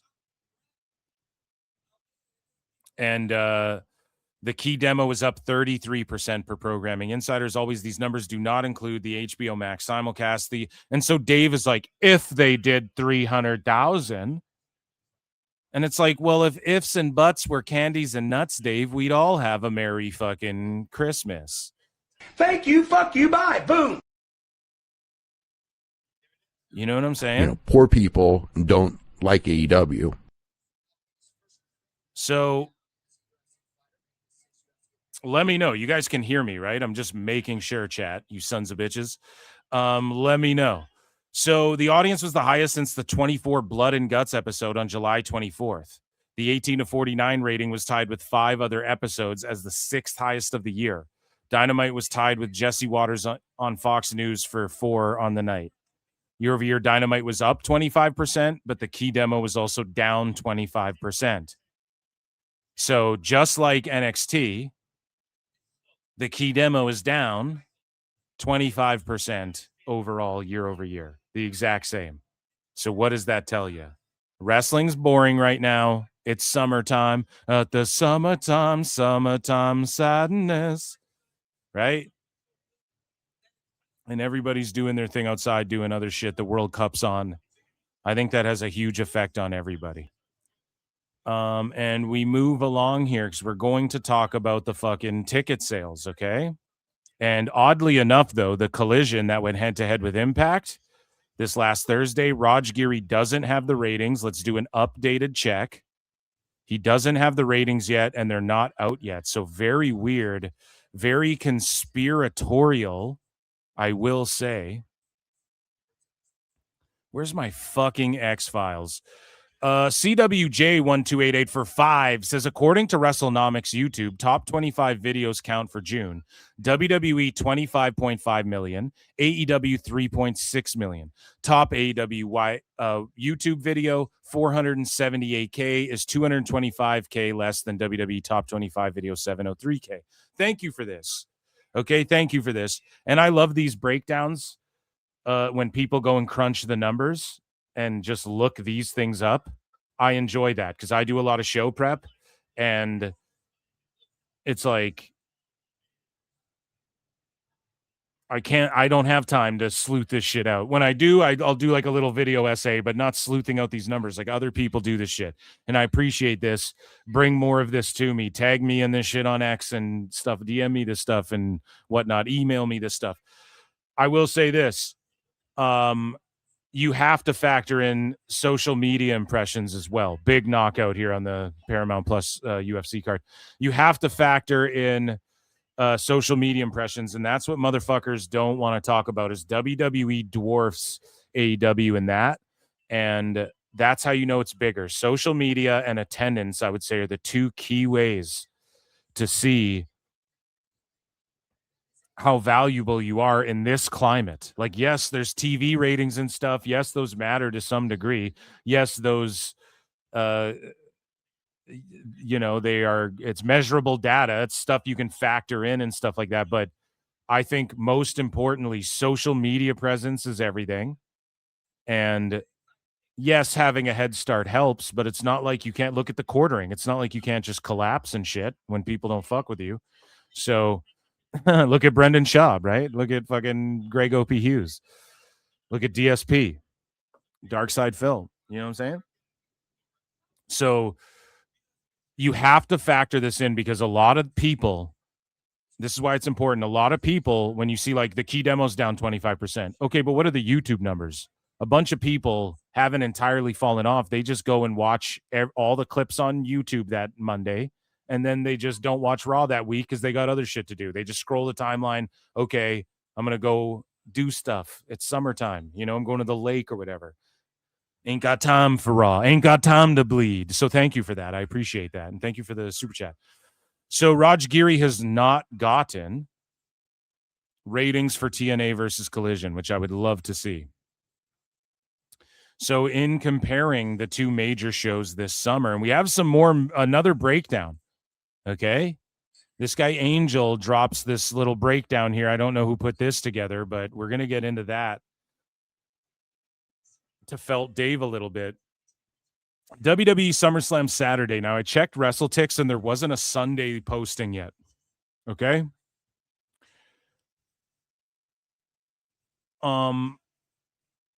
Available tickets, 5,718. Combo tickets, 1,748. The setups for 29,500.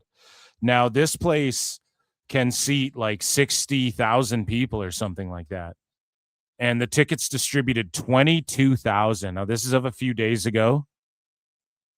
I'm sure that they are going to slash prices. I'm sure they'll do over 25,000. I think World Cup largely affects WWE greater. Like, if you just look at the trends for All In, and a lot of fucking sickos are like, well, All In outdrew the one that was in Texas already.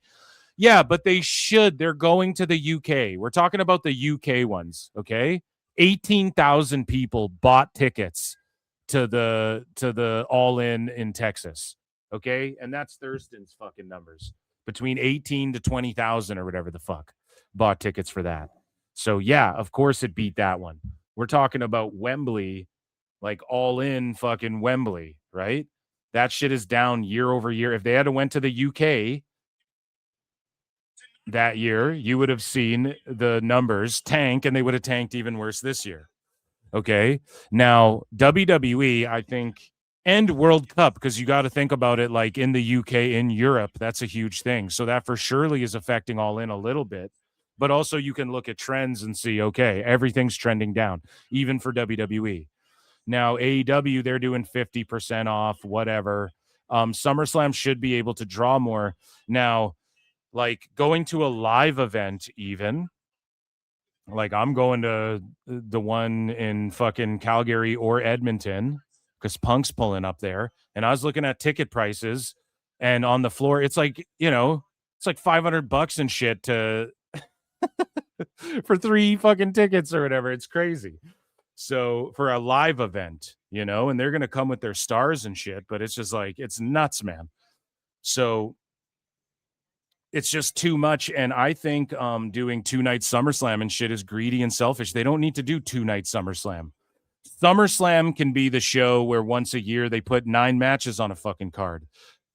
Events, I'm okay with WrestleMania being 2 nights, I guess, because it's the granddaddy of them all. But unless it's an event where, and I think this might even be smarter to do it this way. Like Mania can be 2 nights. SummerSlam, okay, that's pushing it, but I'll take it, I guess. But like I've always been like, if it's not 2 nights, I don't care. If it is 2 nights, I don't care, right? But it's too demanding of the fans to do a 2-night SummerSlam. Like, just load this show up with 9 matches or 10 matches or something. Mania, do 2 nights, load it up. And then, like, Money in the Bank, do a smaller venue or whatever the fuck. It's a smaller show, right? Do 2 nights of that.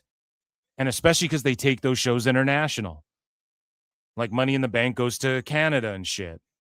Okay, do 2-night Money in the Bank. Why? Well, because it's fucking one Money in the Bank one night, and then the women's on the next night, one world title match, one, and then you can do a smaller venue, pack it to the tits both nights, and then you're all good. And I'm not saying retreat, but WWE should adjust.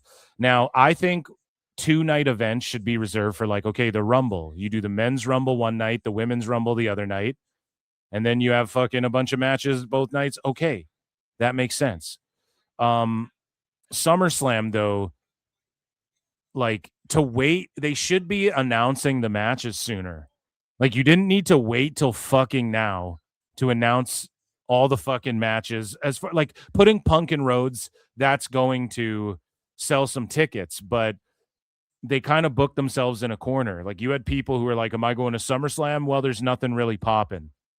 I'm going to go to the World Cup instead. I'm going to travel this year, whatever. Like, that's all that's happening, and it's unfortunate.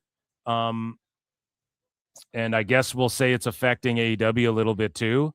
But WWE, you have to be honest about the greediness of, like, you're gouging the fans. You expect them to be there for 2 nights to fill this place. It's an L. If AEW booked this venue and did 22,000, it'd be a fucking L, and I'd make fun of it. So I'm going to do the same thing to this SummerSlam. And yeah, the build, everything is just a little lackluster. Let's be honest, just across the board in wrestling. There's no one thing, like there's no Cena's retirement tour, which, again, Triple H, that was like his one big thing he's done. But I mean, Cena was going to retire anyways. So I'm not going to say, oh, it just fell in his lap and he had nothing to do. Like, I will still put over Triple H in the production during that fucking him going, okay, producer, just stick with me. We're going to freestyle now. No one knows what's going to happen. Okay, go, now go here. Now stick on his face. Do that. Blah, blah, blah, blah, blah. Anyone who knows anything about production, like Triple H he's fucking rock solid, but he needs his one story, his Vince McMahon level, like larger than life. And Oben Brock isn't that. I'm sorry. Like, it is. You can, JD, again, I'll roast him for melting down about it because it's not like it's terrible, but it's not like this crazy fucking build. It's just 2 super heavyweights where we're like, fuck yeah, that's a money match. Like, people would pay to see that shit. It's 2 big super heavyweight fucking super villain looking motherfuckers, like, you got to definitely run this one and people will pay to see that, but it's not enough, like, especially when you're a company that's very much like story based, and that's what draws. And we have no, like, even Punk right now, he's not cooking with anybody like he was with Drew. There was so much good and think about like Dom Liv and Dom Rhea, like all of that stuff was cooking at the same time as the Bloodline and fucking, and like Gunther's Uprise and shit. Now Gunther's kind of cooled off. Rhea's hurt. Dom, they just, what the fuck happened? What happened? Now, I've heard allegedly, like, they're just trying to preserve. Allegedly. They don't need him getting hurt. He's super over, and he might be resting some shit up that isn't really out there. But Dom is also, like, was super over. He's kind of cooling off. Like, all of these things were firing at one time, and then there's nothing firing. And then on the AEW front, Dave, which we're going to get into, I put the clip in this folder. Dave is talking some shit about their AEW's firing on all cylinders, but that's just not the case. I'm sorry. Like, it really isn't the case. There's nothing really great happening in AEW. Like, Kenny beat MJF for the title. Okay, he should have done that 3 years ago. You guys should have been doing that. These were your best ratings in 2 years. Imagine if you did that 3 years ago. Right? Like, everybody thought AEW was going to be, they're going to build their own guys into stars and shit and not make the mistakes of TNA and stuff. And then all Tone did was make all the mistakes. And then now he's trying to catch up quickly. And finally he's doing things like MJF and Kenny Omega and stuff. And like having more homegrown guys kind of circulating the title. And and all of these things, and he still missed all these opportunities, like Lashley versus Omega. That's a quote-unquote dream match from the 2010s. That's a dream match from the 2010s. Omega versus Lashley, that's a dream match Tone could have put on, built the title around. There's money in that. Then you get Joe in there. Kenny beats them both. And then it's like MJF works his way up. Now we have this young star, like Ospreay has worked his way up, bruv. And then it's like him versus Kenny, who shows why he is all elite this whole time. Like, this is shit everybody thought would have been happening in AEW way before. And instead, they like wasted a year with Moxley holding the title hostage and shit. So I don't know, man. They deserve their bad shit. And so does WWE when it comes to these ticket sales. And ticket sales are the number one indicator, in my opinion, of a live touring, live sports and entertainment show of, are you entertaining? Are fans invested? How do we know this? Well, if people don't go to a movie, artistically, it doesn't always mean the movie sucks, but people weren't invested in it. It's considered a box office flop for a fucking reason. But typically when you see a movie like Obsession, right, it broke all the records. It's the highest grossing movie ever that was made for less than $1 million in human history. Why? Because the trailer was good. The marketing, there was no big time celebrity in it. When movies are good, word of mouth happens. People go and see the fucking movie, right? And especially in the day and age of the internet, you know, a movie like Scarface flopped in the theaters, but then it fucking gets a cult following and everyone's like, that movie is so great and fucking rules in hindsight. And then it does gangbusters and DVD sales and shit. Well, the world's different. If Obsession's good, you're going to find out on the internet. You're going to go probably see it in the theater. Okay? It's the same thing with sports. If a team's good, if you know Michael Jordan's coming to fucking town, or hey, this team, it might not be one stellar player, but this team's on a fucking 15-game win streak. The Knicks are all of a sudden winning 15 games in a row. Timothy Chalamet's pulling up to your fucking game with a Kardashian on his arm. You know what I'm saying? That's when it's big time shit. Like, you know, when the Charlotte Bobcats came to town, you might skip that game. And if you don't sell tickets in sports, you got to pack it up. They move the franchise somewhere else, or the league threatens to do it. So it applies both of those aspects, box office / sport, apply to pro wrestling. And so you have to look at box office / live attendance. AEW's attendance is the shits. WWE's still packing houses for Raws and live events and shit like that. A little bit lower since the World Cup started. And I think it has to do with people choosing. The economy's bad everywhere. Okay? Canada's in a fucking recession. The economy's bad everywhere. You guys are gouging, these corporations are gouging $10 a bottle of fucking water at a soccer game. That shit should be free at a soccer game. Legally, you should not be allowed to charge $10. There should be a station where, hey, there's mass amounts of people somewhere. You might need emergency water. There should just be a place where people can fill their water up for free. But instead, they trap you in places and gouge you for fucking, and you paid $1 million a ticket, and everything's doing it.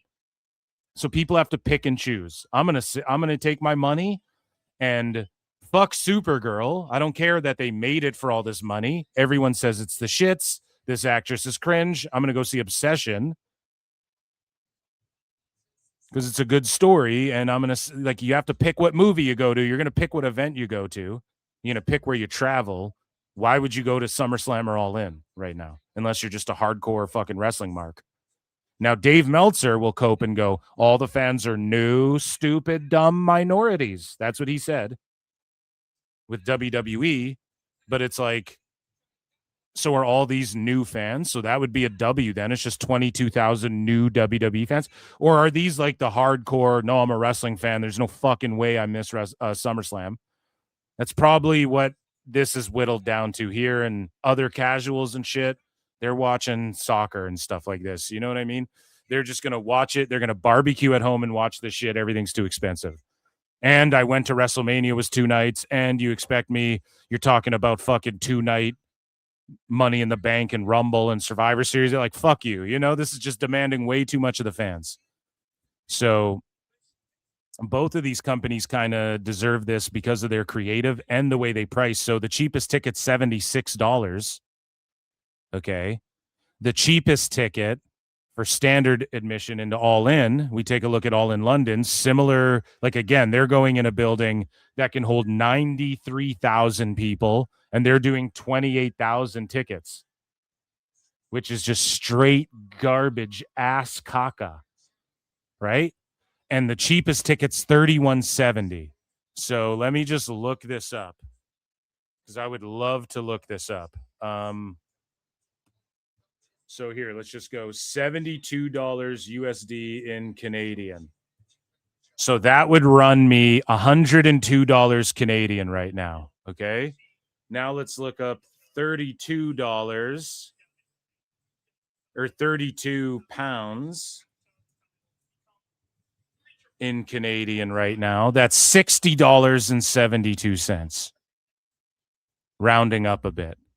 So the difference there is like a $40 difference. That reflects obviously in these prices. But if I were to go to the show, convert it into Canadian, that's how bad our fucking dollar is. Right? Now, would you rather see SummerSlam for one night, or would you rather just go see the whole All In show for a little cheaper? If it's me personally,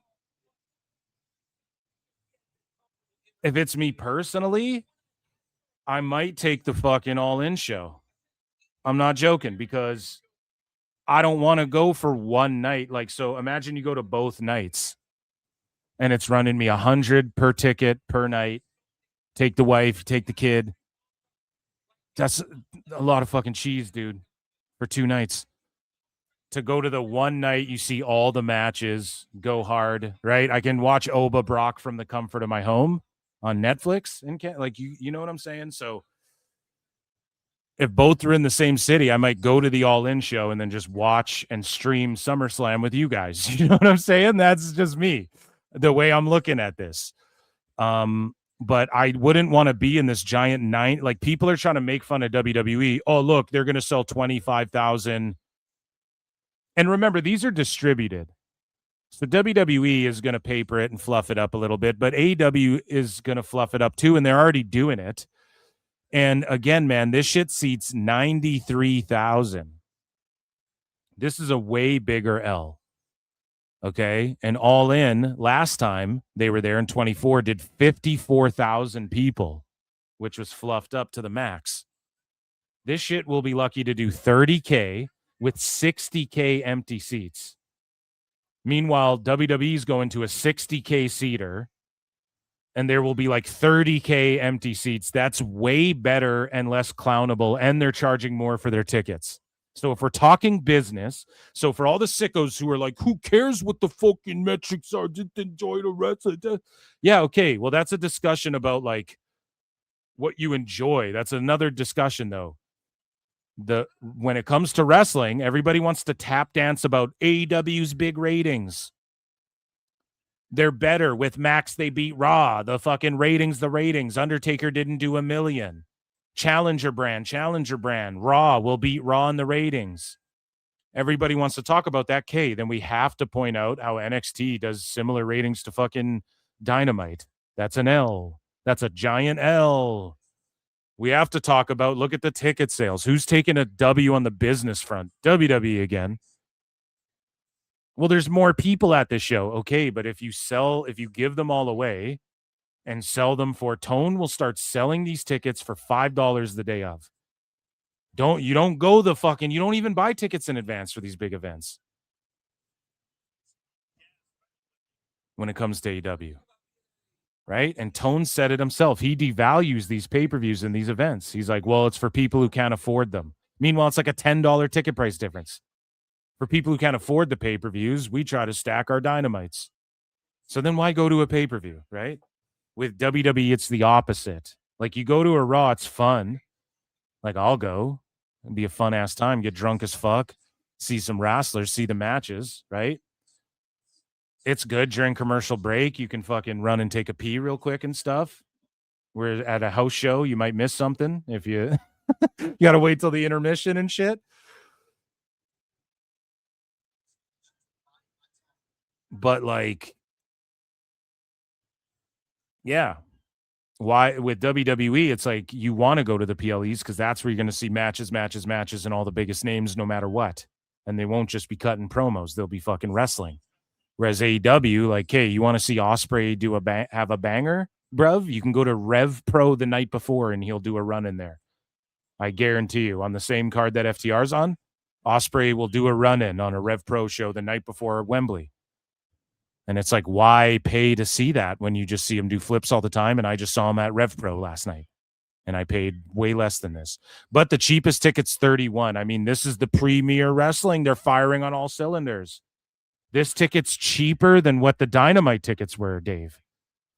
Right? And we're about to felt Dave here in 1 second, but it's funny because this is the Cope and this is WrestleTix. This is all the dirt sheets running with this fake bullshit narrative, too. So AEW slashes the prices by 50%.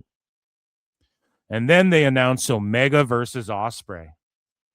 And then Cultaholic and everybody reports over 1,000 tickets have been sold for AEW All In since Kenny Omega's world title win and the introduction of the 50% off code on select seats. So are you sure that it has to do with Kenny Omega being added, or did these people already assume Kenny would be on the show and it more likely has to do with the 50% off code? And that's over, by the way, they're going, since Kenny became champ. Okay, well, guess what? They added the 50% off code like a week before Kenny became champ. So they moved 1,000 tickets in the last week and a fucking half. It's not fake! And you guys are going to try and attribute it to Kenny at all. Now, if you said overnight they sold 1,000 extra tickets, right when Kenny was announced till right now 1,000 plus. Okay, he moved the needle a little bit, but guys, look at how they word this. This is how you embellish the truth. This is propaganda media. Okay, this is sloppy journalism.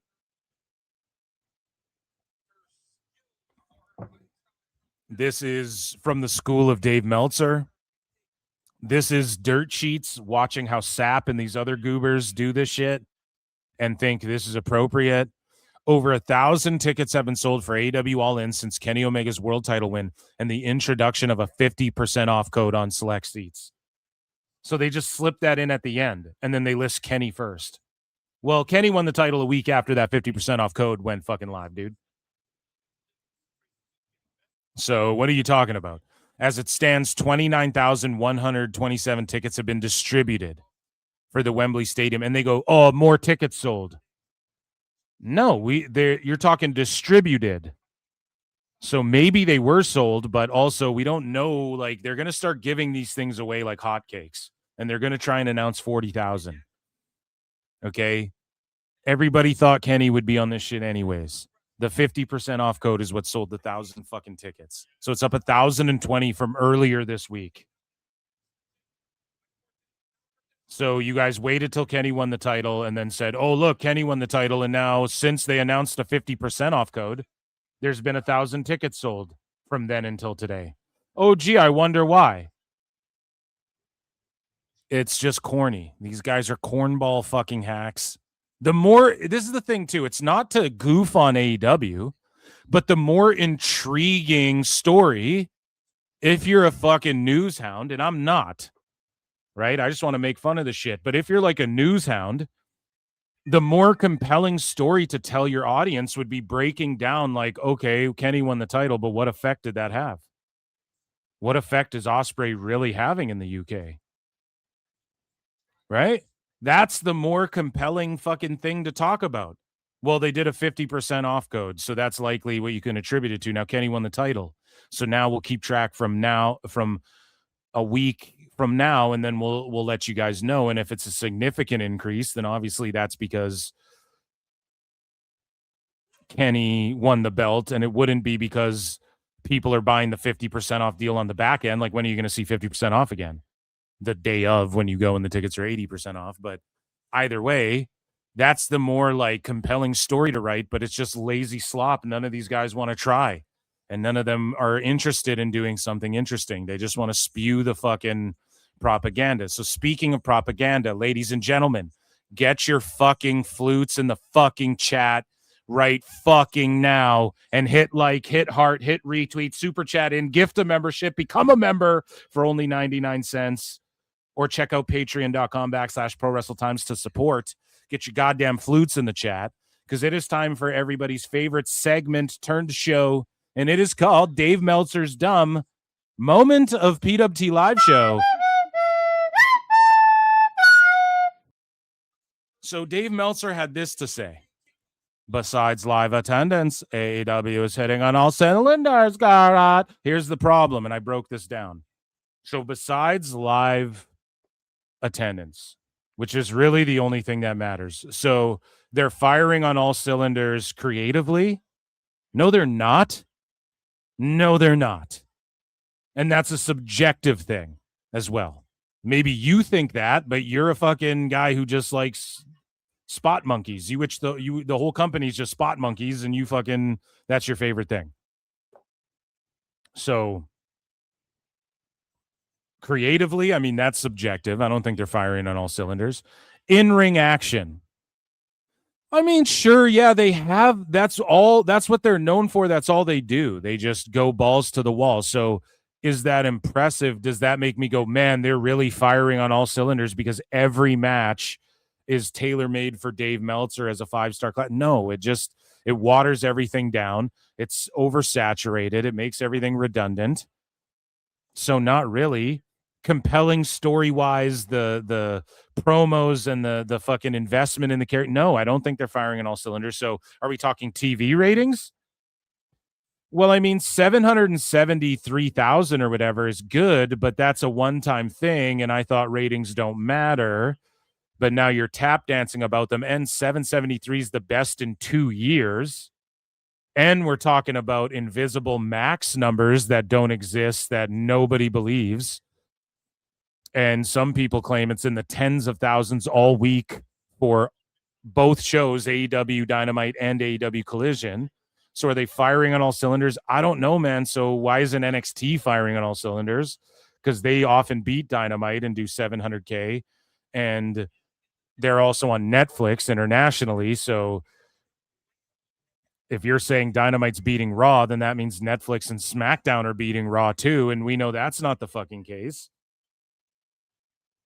And so I don't think, unless you're going to say that NXT's ratings are firing on all cylinders, then AEW certainly aren't. And so he says everything but live attendance. Now, pro wrestling, as I broke down previously, is all about the live attendance. You're a touring live event, sports and entertainment. You got to focus on that. And we broke down with a chart previously on the show, courtesy of Raj Giri, how the poor ratings directly correlate with the poor attendances 1-to-1. Now, people say correlation often doesn't mean causation, but if it's 1-to-1, then it raises eyebrows, right? That's correlation doesn't always necessarily mean causation. However, when it's 1-to-1, man, you got to look further into that. Do you know what I'm saying? So, of course, we look at the attendances, and for some reason, Dave will sit there and tell you poor people don't like AEW. He had a Cuervo with him the whole time, too.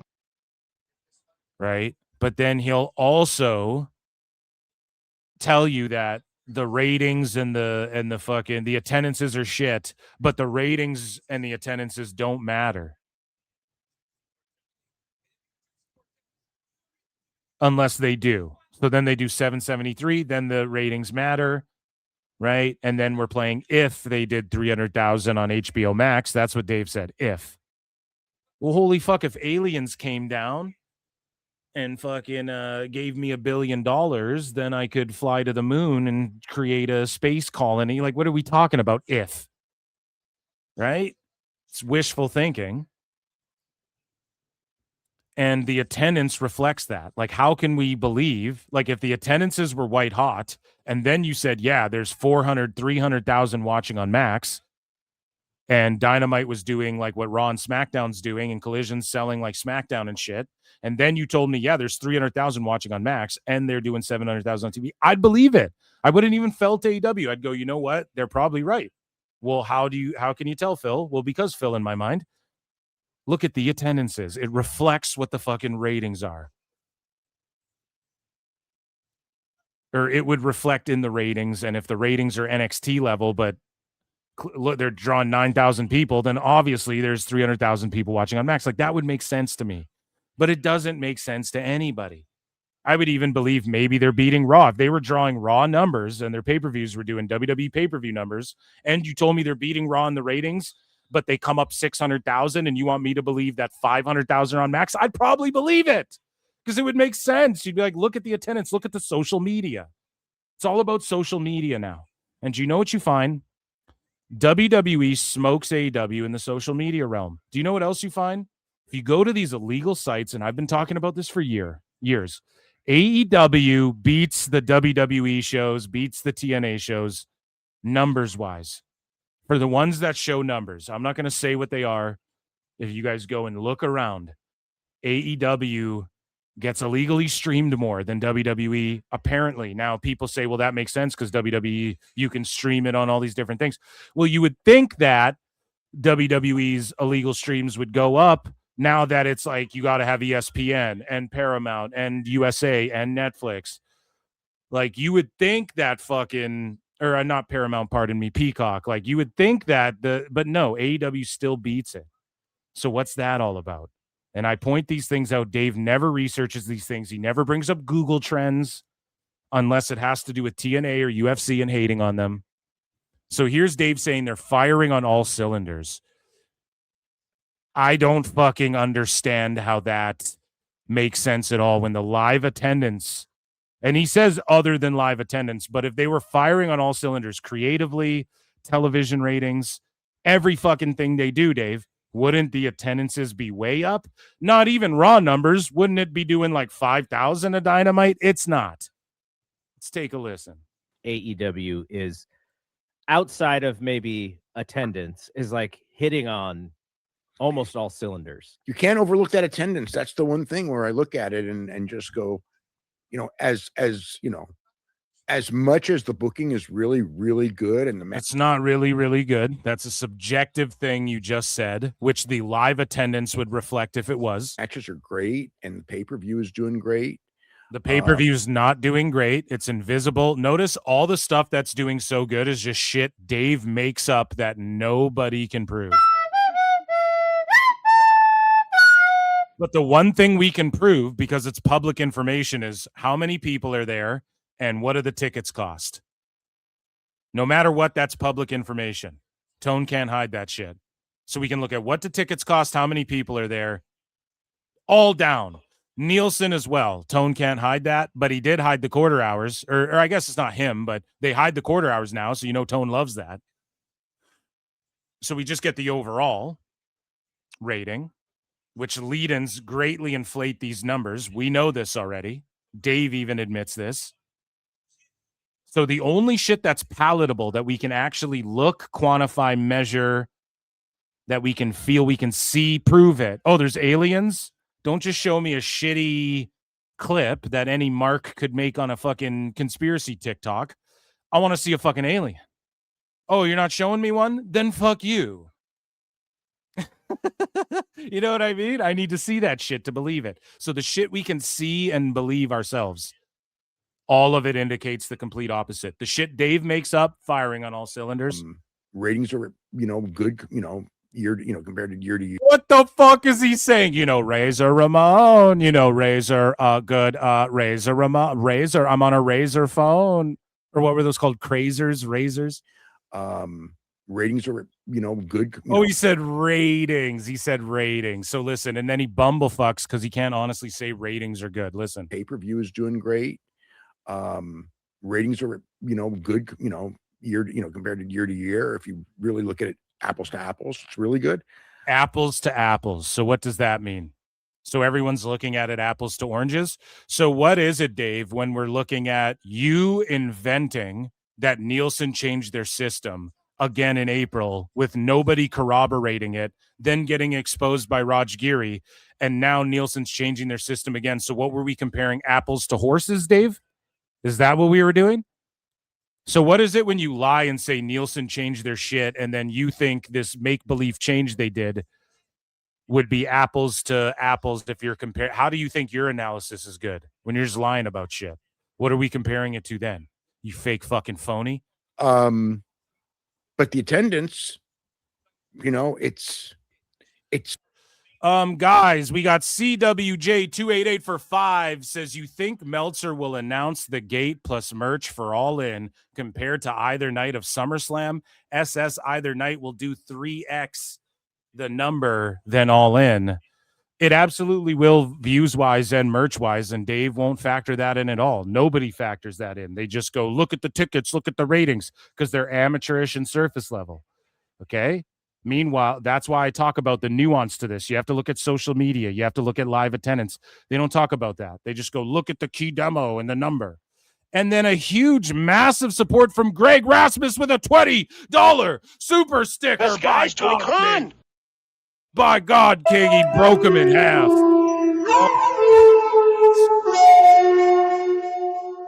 And you triggered the Chris Jericho, guys. Oh, my God.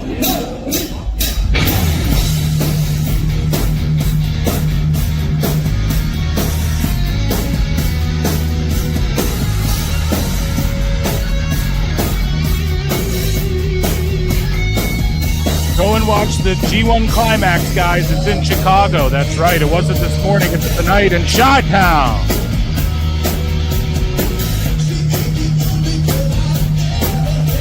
And thank you, CWJ, for your support as well, guys. Everyone shout out Greg Rasmus. Rah, rah, Rasmussen.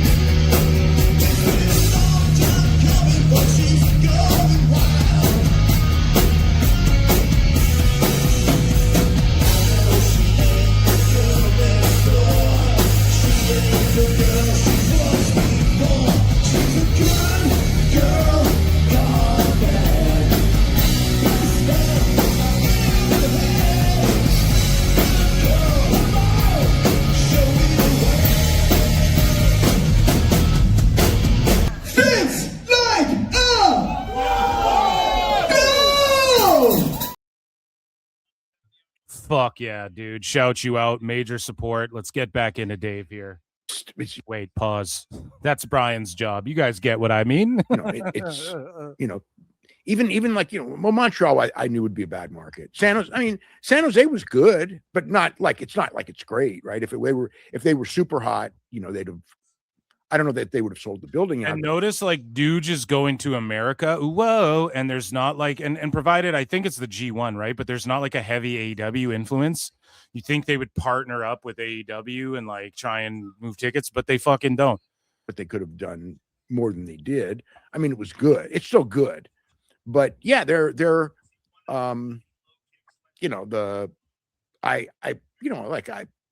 my God!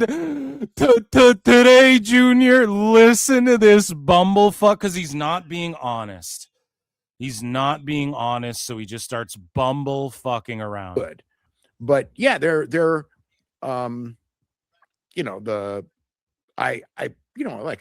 with that show that they had Wednesday. I mean, I know they're on the beach and not really an arena and blah blah blah. It was 3,400, I think. I mean, it's. Yeah, but how many? Oh my God, Dave! How many people just walked up to that shit? You motherfucker! Dave is just such a goofball. Let's listen to him just spurg out here. It's based on what they've been doing, it's fine, but it's like that should have been, granted they announced it, the week out and everything, but like that's something that's one where I would go, God, that should be 6,000, right? Or more. Why should it be 6,000? No, fuck you. And this is the thing with Dave too. Some people will go, oh, base Dave, even he says it should be more. No, bitch, you had like 3,500 people walk up to again, you could stand on the hill and just watch the show. Why would anyone pay to even go in there? The fact 3,500 paid or whatever, probably not even though, let's be honest. They just probably let a bunch of people in that motherfucker. Or maybe not. Maybe I'm wrong. But Dave should be putting that over. Like, that was the beach break aesthetic, vibe, stage setup. The show was okay, but like the moment of Kenny winning the title, the match was decent, pretty decent. You know, they schmozzed it. Osprey's just, he needs to get away. He just needs to go the fuck away back to Japan or something. Like, he's no good. I'm sorry. Every time he comes out, I just cringe. It's like Moxley to me. It's just like, fuck, man, you're ruined ever since you've been to AEW. Mox was good in the early first year or two of AEW. And then once the exploding super boot, it was like, that's it. This is over. But anyways, Dave should be putting that event over. And he goes, that should be 6K with the numbers they're doing on TV and pay-per-view that I invent and make up. It should be 6K. So that's where Dave doesn't realize, like, he's just burying AEW. He's like, it should be 6K. No, it shouldn't. We all know that it should be this number. Right? It's almost like AEW catches too much heat because Tone just lets the sheet chill for him. He should be going, no, look, like, we're doing great, but like we had stronger numbers before, and we're definitely going to get that back in the swing of things. And I think we're doing great with these cool venues. We're really focusing on production and aesthetic, which really sets us apart from other shows when you consider blah, blah, blah. Tone should just be saying that. And then everyone would be like, go Tone. It's your birthday, and then you want to fucking root for him.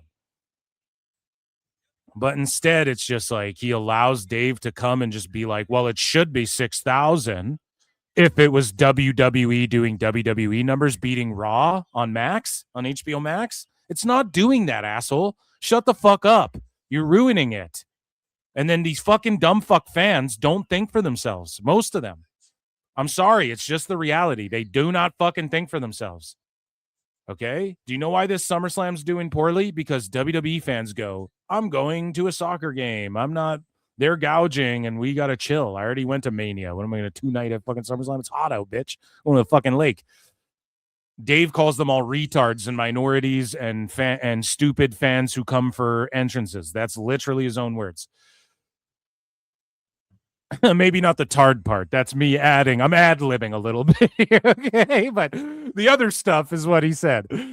Fucking, it comes to AEW, and it's not like, oh, all these dumb fucking AEW fans. Like, he does blame them.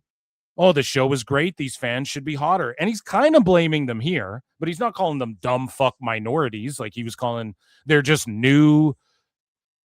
Those people, Brian, right? Like he doesn't say that about AEW fans. So he's saying if you are to accept his fake pay-per-view and viewership on TV, they should be doing 6K. Dave, you should be shutting the fuck up. More. And so yeah, the live weekly attendance is still there is that. It's still there. It's still there.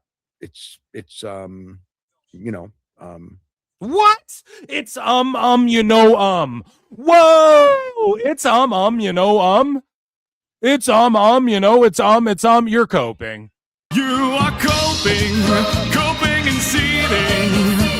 You just can't accept what you're seeing. Yes, you're coping and seething. The truth it is scalding, and now you are molding and coping so hard. Coping and seething. When there's nothing to say, just you know, like and it out. That's Dave's fucking methodology here. It's not where it should be. Granted, I mean they're the number 2 company and all that, and that's about what a strong number 2 is going to draw. But they should be. I would still say what a strong number 2 is going to draw. Dave, you are drawing a fucking strong number 2 all over the goddamn industry. And that's why I draw a strong number 2 on your dumb ass on Dave Meltzer Dumb Moment of the Week every goddamn Thursday live on YouTube. But like, if someone else had Tone's pockets, bro, they would absolutely do better than this. If Herb Abrams had Tone's bank account, he would do better than Tone's doing as a number 2. It would be way more closelier, come closelier. right? So here, They should be doing better at live attendance than they are. They should be doing better than they are, but it's not a real criticism because he justifies it all. Now, again, we have some numbers to crunch. So shout out Angel, the one Archangel. You guys see Archangel in fucking X-Men 97, dude? X-Men 97 fucking rules, dude. Shout out Bo DeMaio.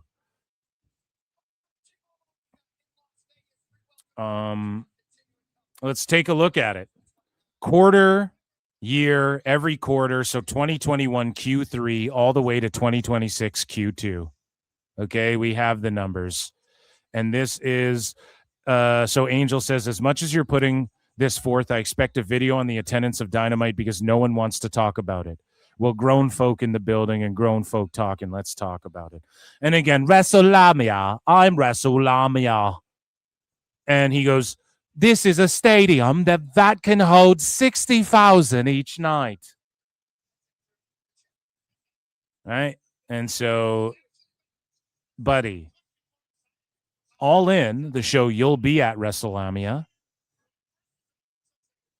is doing like the same numbers so far, attendance-wise, and it's a 90,000 seater. So where's your tweet with, oh, dead face, whatever? He's not going to do that. Because these UK guys are cucks. We have to put, no, just kidding. Shout out UK PWT listeners, but we might have to play Fuck England one more time. We might have to play Fuck England one more again on this motherfucker. Where's Crack Amico at? No. So AEW Dynamite, okay? 6.9K, 5.6K, 5.0K in 2022, 6.3, 5.7, 4.3. In 2023, they went 5.6, 5.1, 4.9, 4.5. 2024, they were doing 4.1, 3.6, 3.9, 3.1, 2.7. We're all the way down to 2025, 3.9, 2.5, 3.3, 3.1, 3.2. So they started with a 6.9 against Raw's 8.0 and SmackDown's 9.3. You fast forward to now. Are you guys ready? In Q2, so that was how they started. This is what it is now. Dynamite, 3.2K to Raw's 10.9K and SmackDown's 8.3K. This is attendance, guys. So let's look at the beginning of AEW, 6.9K to Raw's 8K and SmackDown's 9.3K. Fast forward, and Dynamite is doing 3.2K on average to Raw's 10.9K and SmackDown's average of 8.3K attendance. That's the tail of the tape. Like, do we need to go through each of these? Like, let's look at the peak for SmackDown. They were averaging in 2024 Q2 12.4K, Raw 10.3K, Dynamite 3.6K. So they are doing lower than they were when WWE was peaking, guys. They're doing lower than that. And we're expected to believe, or higher than they are now, and works on average, and we're expected to believe that AEW's peaking and WWE's dead and all this shit because they have one lousy SummerSlam lined up. No, if they lowered the prices, they would bounce back up. Not even, they're above the 10 average. Look at where Raw was down to 6.1K. Still above Dynamite's, but right when Dynamite became a thing, Raw dropped way down, SmackDown dropped way down. SmackDown Dynamite balanced out. So what does that tell you? It tells you that Tone had his chance right here. This is what everybody's saying. Years ago, 5-6 years ago, is when they should have made their real push. But instead, they just let WWE fight back, blow up, and they're still blowed up. Okay? So people can go, there's no stories like there were 2 years ago. The stories are shit. Okay, but it's still box office because they're averaging above 10 for Raw. I'd love to see their house show numbers too. they're averaging 10, like SmackDown's taken a hit 8.3 and 8K. Bounced back up above 11 though. And then look, it's been above 10K average forever. Since 2023 for years. It's dropped down a little bit for sure. But the attendances tell everything. WWE's more popular since AEW came into existence. AEW's less popular than it's ever been attendance-wise. But I'm expected to believe that the pay-per-view numbers now and the viewership on TV now are better than they were when AEW was also posting at this time. Their attendances were the highest, right? And look, it's just trended down. Like over 50 years, you can look, WWE's got ebbs and flows. But there's never been a 7-year stretch where they just fucking only tanked lower and lower and lower and lower. Maybe if someone can point out a 7-year stretch, because think about it. People say the lowest was the early 90s, but then by the mid to late 90s, it skyrocketed. So maybe 5 years, you know, when WCW was on the air with Nitro, because WCW was around for a while, but then in the Nitro era, that was what, 6-7 years? 6-7 years. CM 54197 for 2 says, but 500K max numbers. Brian. Exactly. It's just not possible. Now, if you were showing me, thank you so much for the super chat. If you were showing me the attendances were like the same, but then the TV ratings were like 600K, and I know I said this, but I'm just going to beat this to death. And then if you told me BJ Bethel's like, hey, I heard 500K on max, I'd even believe BJ. I'd believe him. I'd go, you know what? The math probably maths on that. If you compare it to W, doesn't math. And so this other comparison I'm gonna make here, this other draw I'm gonna pull. So you expect me to believe that at 3.2K, the lowest in history is in 2026, objectively, attendance-wise. And this, okay, in 2024 it was at 3.1K, 2.7. Okay, so that's the lowest in history.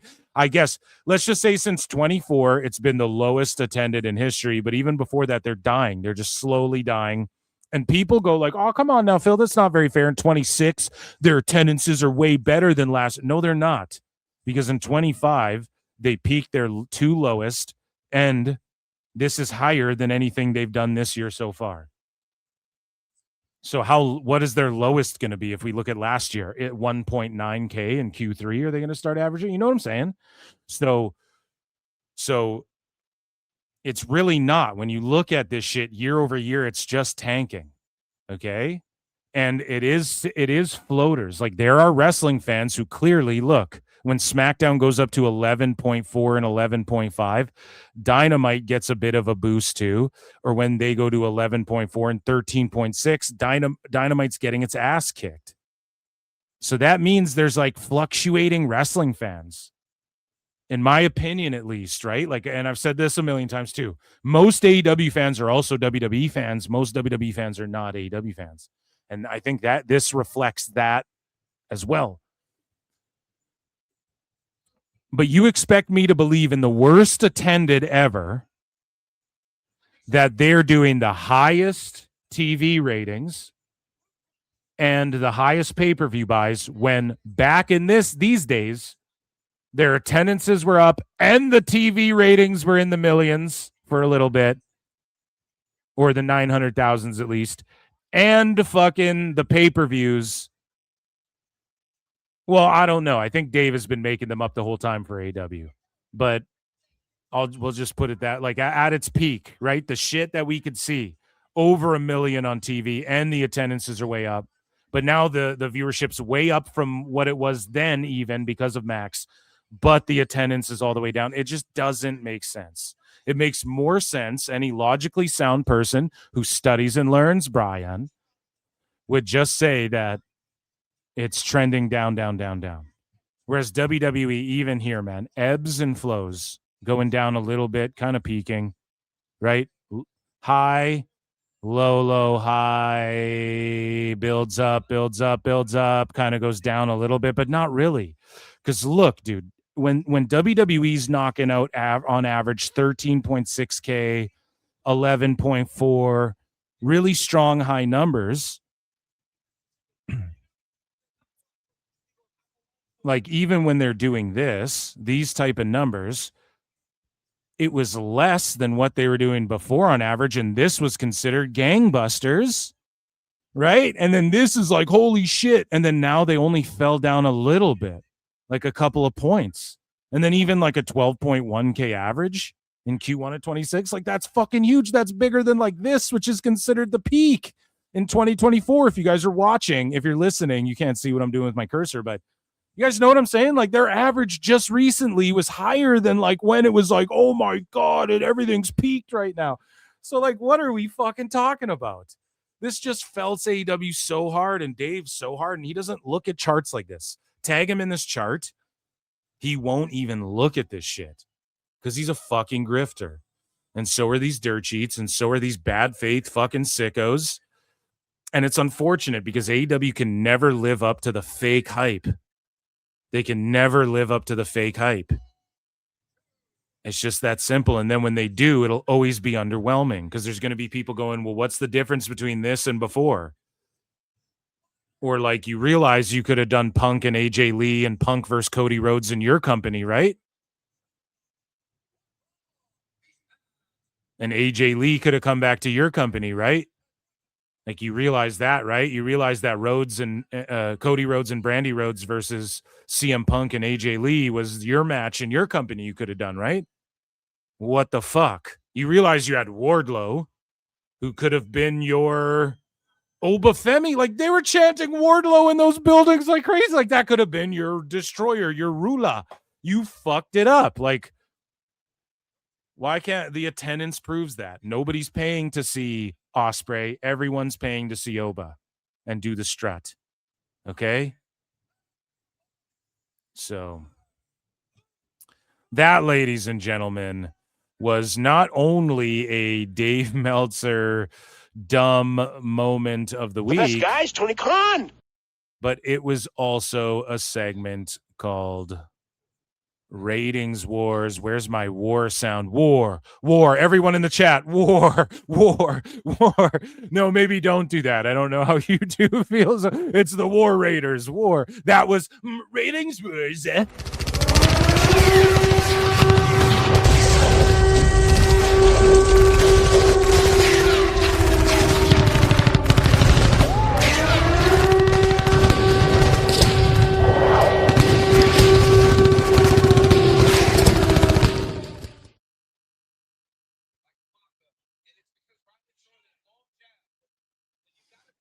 Holy shit, man. Oh, we're gonna destroy Dave. So Dave is melting down. Meltzer's melting down, and we're gonna talk about this on Thursday. Dave Meltzer, dumb moment of the week.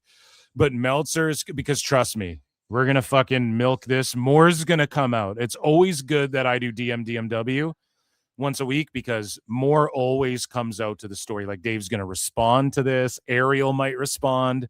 It's gonna be so funny.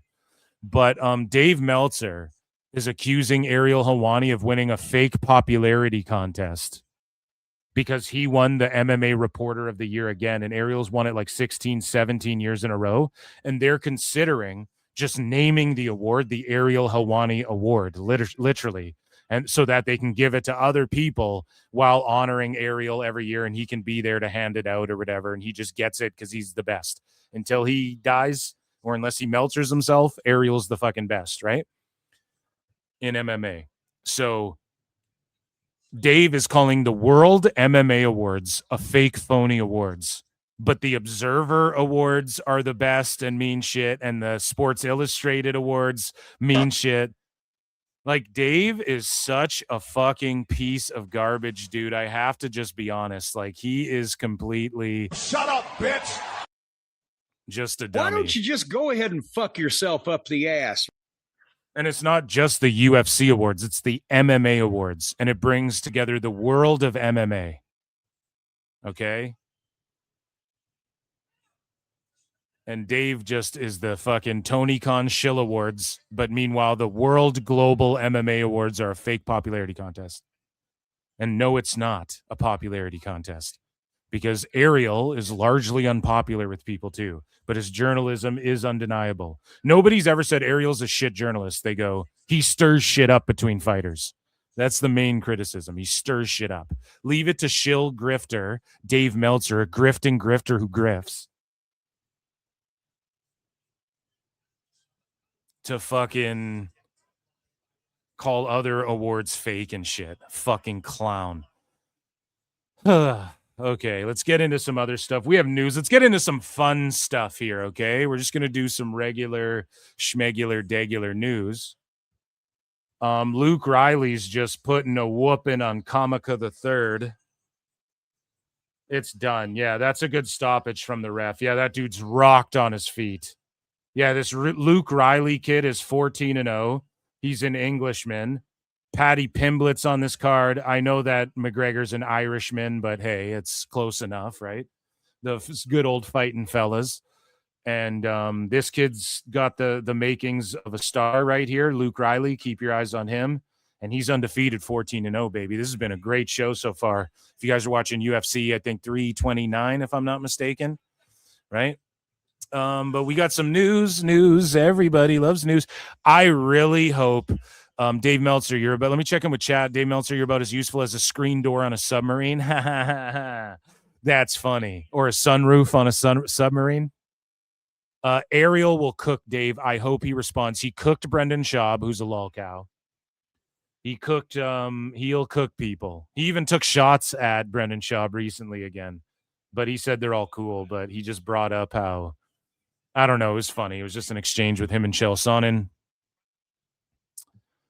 I'm just so wrapped up in the quartering coffee brand coffee saga. I don't know if you guys are watch like YouTube drama content and shit, but that's all what it's about right now. And shout out Yellow Flash, who blocked me and then some months later unblocked me. And I know that we know mutual people, so shout out Yellow Flash for, because I've never really been a hater on him. You know, I'm not like the biggest fan. Like, I'm subscribed to his shit, but I don't like watch all of his videos or anything. Sometimes, you know. But yeah, he was beefing with your boy Phil for some reason. I don't know. But we can all come together hating on fucking Jeremy Hambley of the quartering. So, and Dave Meltzer. Dave Meltzer's the new he's the lol cow, him and Elbu. You guys get it? You get what I was doing here with this PWT Live Show? Right? It's him, John Alba. I have a whole class of my own fools. Right? Yeah, shout out this Luke Riley kid. That's spectacular. So let's get into TNA news. What else is chat saying? What else? Ariel will cook Dave. War. Yeah.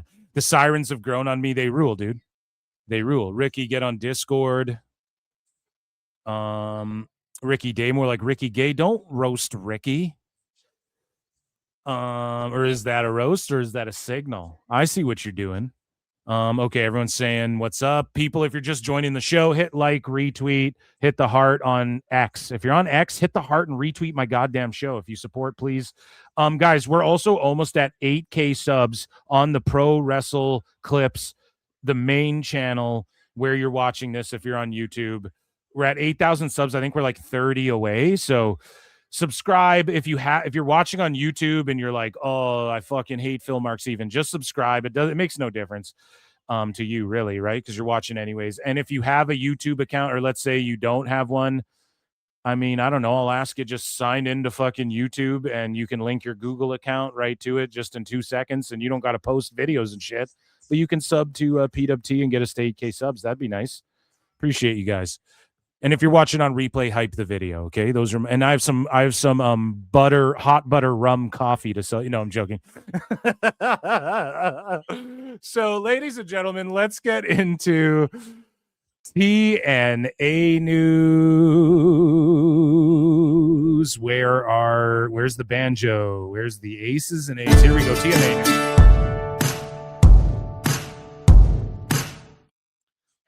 So Manny Arias says, thank you, TNA. Thank you to everyone who supports me. This was for my family.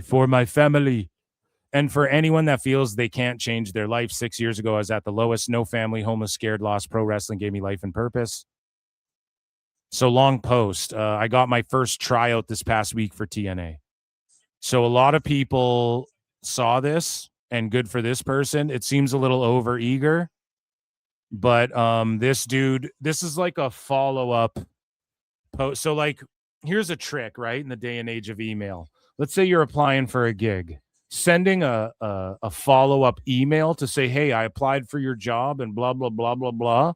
That's a good way. Employers will see that, especially when you're independent contracting, which is what wrestlers are doing. They'll see that as like, okay, this person's following up with us. People like that. Show initiative, right? This motherfucker here is like, I just got a tryout in TNA, Manny Aries, and he's like, thank you so much, TNA. So hopefully he gets hired, you know? Speaking of being signed, Rich Swann re-signs with TNA. So a good re-signing for him. Hopefully he keeps everything straight in his life. That's all you can hope for. And he was doing good stuff with AJ Francis. He was doing good stuff with KC Navarro. Now he's doing his own thing. So let's see Rich Homie Swann. Let's see what he can do to help elevate, I guess, like the X division and the international title and all of that, because he's probably in that stage of his career. Former TNA world champion. Speaking of re-signings, as first reported by Fightful, and we've been talking about this on the show for a few weeks. I was like, look, Daria Ray's coming up. We don't know. She might dip out. I thought they signed her for a longer term thing. Seems like it was a short-term thing. So TNA's open to doing these little short-term deals. Cough, cough, Sheamus. 3-month to 6-month deal. And if it does good ratings, him versus Nemeth. And, you know, and then you fucking sign him on longer. Right? Daria Ray re-signs. So good for them. I think she's a net positive. She also just has politics with Anthem and all of that. And Endeavor and whatnot. So they use her for Invicta, and I don't even know if Invicta is fucking doing anything anymore, but she's just good to have on the show. She looks like $1 million. She's very professional. She does a good job on the panel. She's an authority figure of sorts, which works for her as well as the GM of Raw prior and SmackDown, I think, right? She was the GM for a bit, and she can get in the ring if you really, really need her to. And so I'm glad she's just good as like a brand ambassador. You're on AMC. You want Daria Ray, Sonya Deville, who was popular. Again, a lot of people, and I remember this happened to Alexa Bliss and Liv Morgan, both of them. People were like, why are they always on fucking TV? Like, what, blah, blah, blah, blah, blah. There was evidence of not only like Total Divas and Total Bellas increasing the female viewership of WWE and shit, but Bliss and Liv Morgan over time. People have done write-ups on this. Now, maybe I remember we looked this up on the show like years ago because I was positive of it, to where people did write-ups like these. Some of these women help ratings. Now, I'm not saying like Daria Ray, Sonya Deville was like a ratings mover, but there's something about her. Like she was a Vince girl. And like not that kind of Vince girl, but like Vince was paying her really fucking well. That's why she don't hate on WWE. She don't hate on Vince. You guys have heard her in interviews going like, no, why the fuck would I hate on WWE and all this shit? The reason for that is because she got paid really well. Like people go, oh, Braun Strowman and stuff. She was on a deal like that where she was getting paid a shit ton. Vince fucking liked her. And so she's worth it. There's some value there. And maybe if it's not surface level, like, I don't know, go back and look at her quarter hours. Like, what was she doing when she was GM? Were they starting to see an incline in ratings? Maybe Vince attributed it to that. Who fucking knows? I don't know. I know Lex Luger doesn't know either. I don't know. But, you know, there's some people like that. Strowman, Corbin. Corbin's a company guy. I'm telling you this right now. He's getting paid less right now than he was before, but he's already made millions. Have you guys seen his kitchen? The guy makes cash, okay? And Corbin was brought back. We're going to talk about that in a bit, but he was a guy who was getting paid real good. They let him go. This is what I'm trying to tell y'all too. The New Day could come back to WWE, allegedly, okay? Now, I think a lot of people like Wavy Davy and them are banking on him. On them. They're interchangeable, Brian. It's like when he saw Quavo. He's like Cuervo. And then he thought Quavo was a different rapper when Quavo came out later in the show. which right? No, but the New Day, Kofi and Xavier, they could go back to WWE, guys. Don't dismiss that. Don't count that out. Straight the fuck up. Don't count that out. But if they went to AEW, I would not be shocked. Speaking of don't count them out, man, Jeff Hardy's still going fucking strong. The TNA World Championship on July 30th in Philly. Nick Nemeth versus Jeff Hardy for the TNA World Championship. And that's awesome, man. This is money shit right here. Imagine old Shamo comes in and him and Nemeth run a program, and then they end up teaming up for a bit. Not even on some faction shit, but to thwart some evil forces or something. They team up as like individuals for a little bit, but it's them going for the world title against each other. You could run a trilogy between them. You could sell a pay-per-view with that. That's some good shit right there. Shout out TNA. And Sheamus, dude. And apparently Sheamus is interested in going to AEW. Creatively, I think Sheamus gets the most out of going to TNA, though. Speaking of creative, though, and what type of creative you're going to see in TNA, the Nomi debuted. And I don't know if Gabby Forza has always been at _Nomi. So Gabby Forza is a fairly prominent indie women's wrestler, and she is married to Bear Bronson. So I don't recall, like, here's the thing. I haven't seen a bunch of her work on the indies and whatnot. I do like Bear Bronson. You guys know that. And I put him over heavy. And I was like, this is a good signing for TNA. And so I don't know if Forza changed her Twitter to the Nomi. I don't know how long she's been doing this gimmick. It says Savage Gnomes in her profile.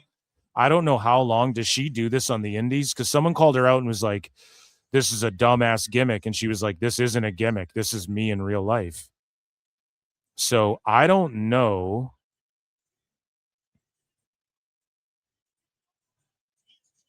If she's been doing this, but she comes out with this gimmick. You guys let me know what you think. Introducing first, from Long Island, New York, Gabby Forza. And I don't know if she's signed to TNA, but she's dressed like a gnome. So if someone's wife showed up, and not that she's not a good wrestler, but like, you know, she's not in any major company yet. From the little I've seen, she's like a fucking solid hand for the women's indie scene right now, right?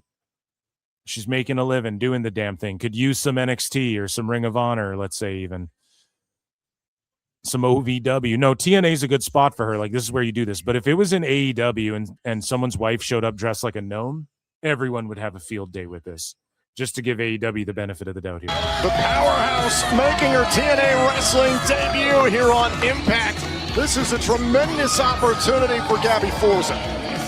Gabby Forza has the spotlight of the wrestling world now and has a chance to mark her place in TNA history.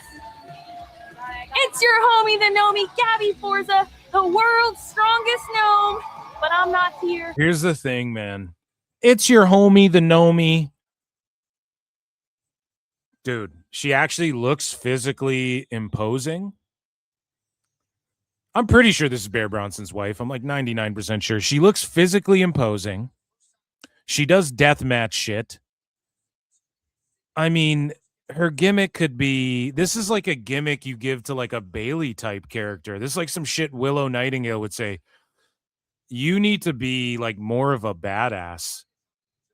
And there's some people where the whole like Chelsea Green and Tiffany Stratton, the whole Tiffany refers to it as daddy's little girl or whatever, daddy's princess or whatever. You're not that. You're not homie the Nomi. You're not that Elton John movie that flopped about the lawn gnomes. No, just kidding. That was a good fucking movie. But like, you should be more imposing and badass. And she doesn't cut it. Like, she can deliver a promo. She has a look. But then you put a fucking gnome hat on her and she goes, that's not a gimmick. That's my real life. Well, don't do your real life.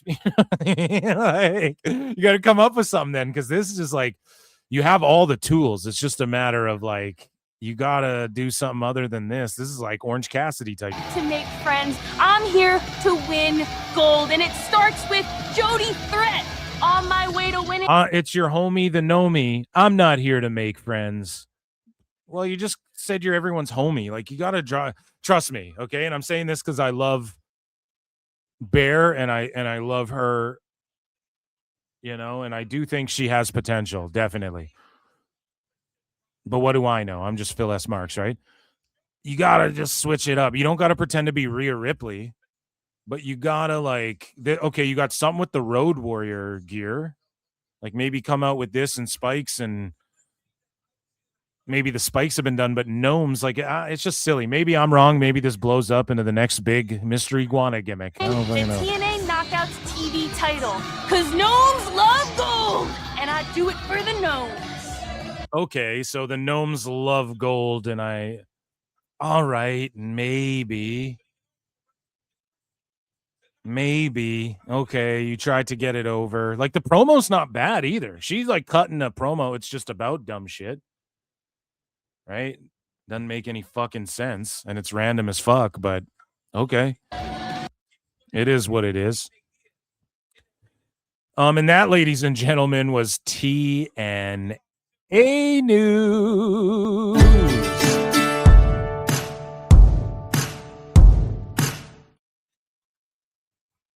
We got some more news. News. Newsy news.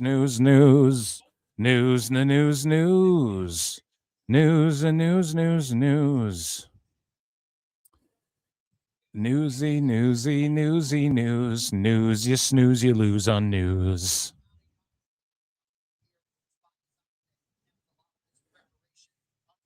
Okay.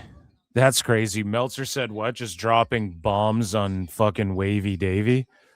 That shit is hilarious. Let's look at some bookmarks. Let's look at Phil Marks bookmarks. Where are we going next? Should we talk about... Let's do Worldwide Wrestling Federation next, okay?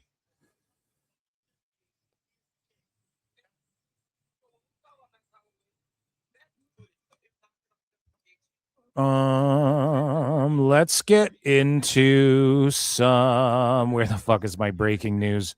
I hate this so much. StreamYard, though, you guys rule for emailing me back like a bunch about this. Here we go, guys. Time for WWE news, and get you some patreon.com/ProWrestleTimes. So we actually have some controversy here, and surrounding CM Punk defeating Sami Zayn for the WWE Championship.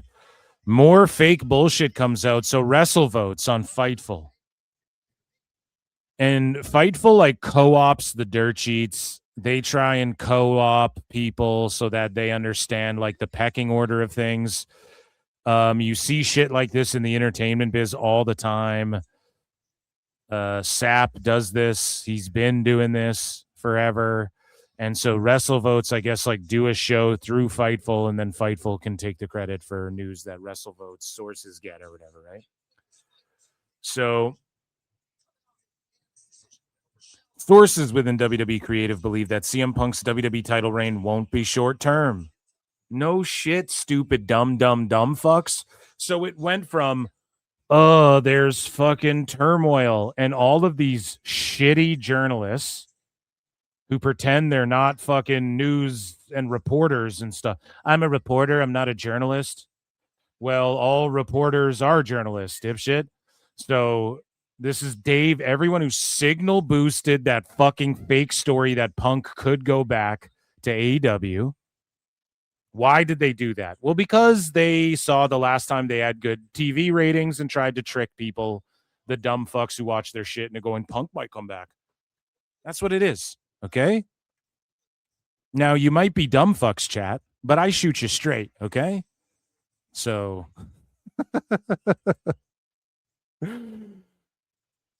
So they signal boost this bullshit about Punk and turmoil, and he's slated for SmackDown, but he wants to be on Chicago. the Chicago Raw. Meanwhile, the whole fucking time it was just Punk is on the Chicago Raw because he's going to win the title. And then I didn't think he's going to win it. I thought he'd just get involved and then have to chase it on SmackDown.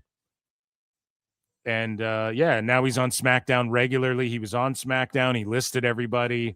SmackDown feels so good now that it's like you got Punk, Trick Willie's doing his thing, Corbin's back. You have fucking Finn Balor over there, him and Tama Tonga doing their thing. Like SmackDown's feeling real good as far as like it's fresh, it's revamped, it's 2 hours again, so it doesn't just drag the fuck on. They need to get out of the routine though of here's the guys doing some shit you want to see, cutting a promo, and then here's a girls match immediately fucking after. They're literally stuck in that formula, and it's pissing me off. But before we talk about SmackDown more, it wasn't turmoil and, oh, he's expressed concerns to TKO and blah, blah, blah. Dude, one Bill Phil was wheeling and dealing and cutting and strutting, cashing checks, snapping necks, and talking with NBC Universal about we want Punk on USA for the long term going into Mania, bitch. Let's boost some fucking ratings. Let's go. That's what this is all about. There was no expressed frustrations. There was, okay, I'm going to show up in Chicago, do gangbusters, then we're going to fucking pull up to SmackDown, and I'm going to start fucking driving those ratings and attendances up over there. Money moves with Universal and NBC, keeping their partners that they have great relationships with happy, even though all the dirt sheet dumb fucks who don't know shit want to pretend that everybody's upset and miserable. And here's the thing, too. When it comes to attendances being shit, guess who gets miserable over that when it comes to WWE? Not ESPN and them, because they care about the fucking ratings. They would prefer all the people who show up to the shows stay home and stream them on their streamers. Did you guys know that? Guess who's invested when it comes to AEW when the attendances are shit?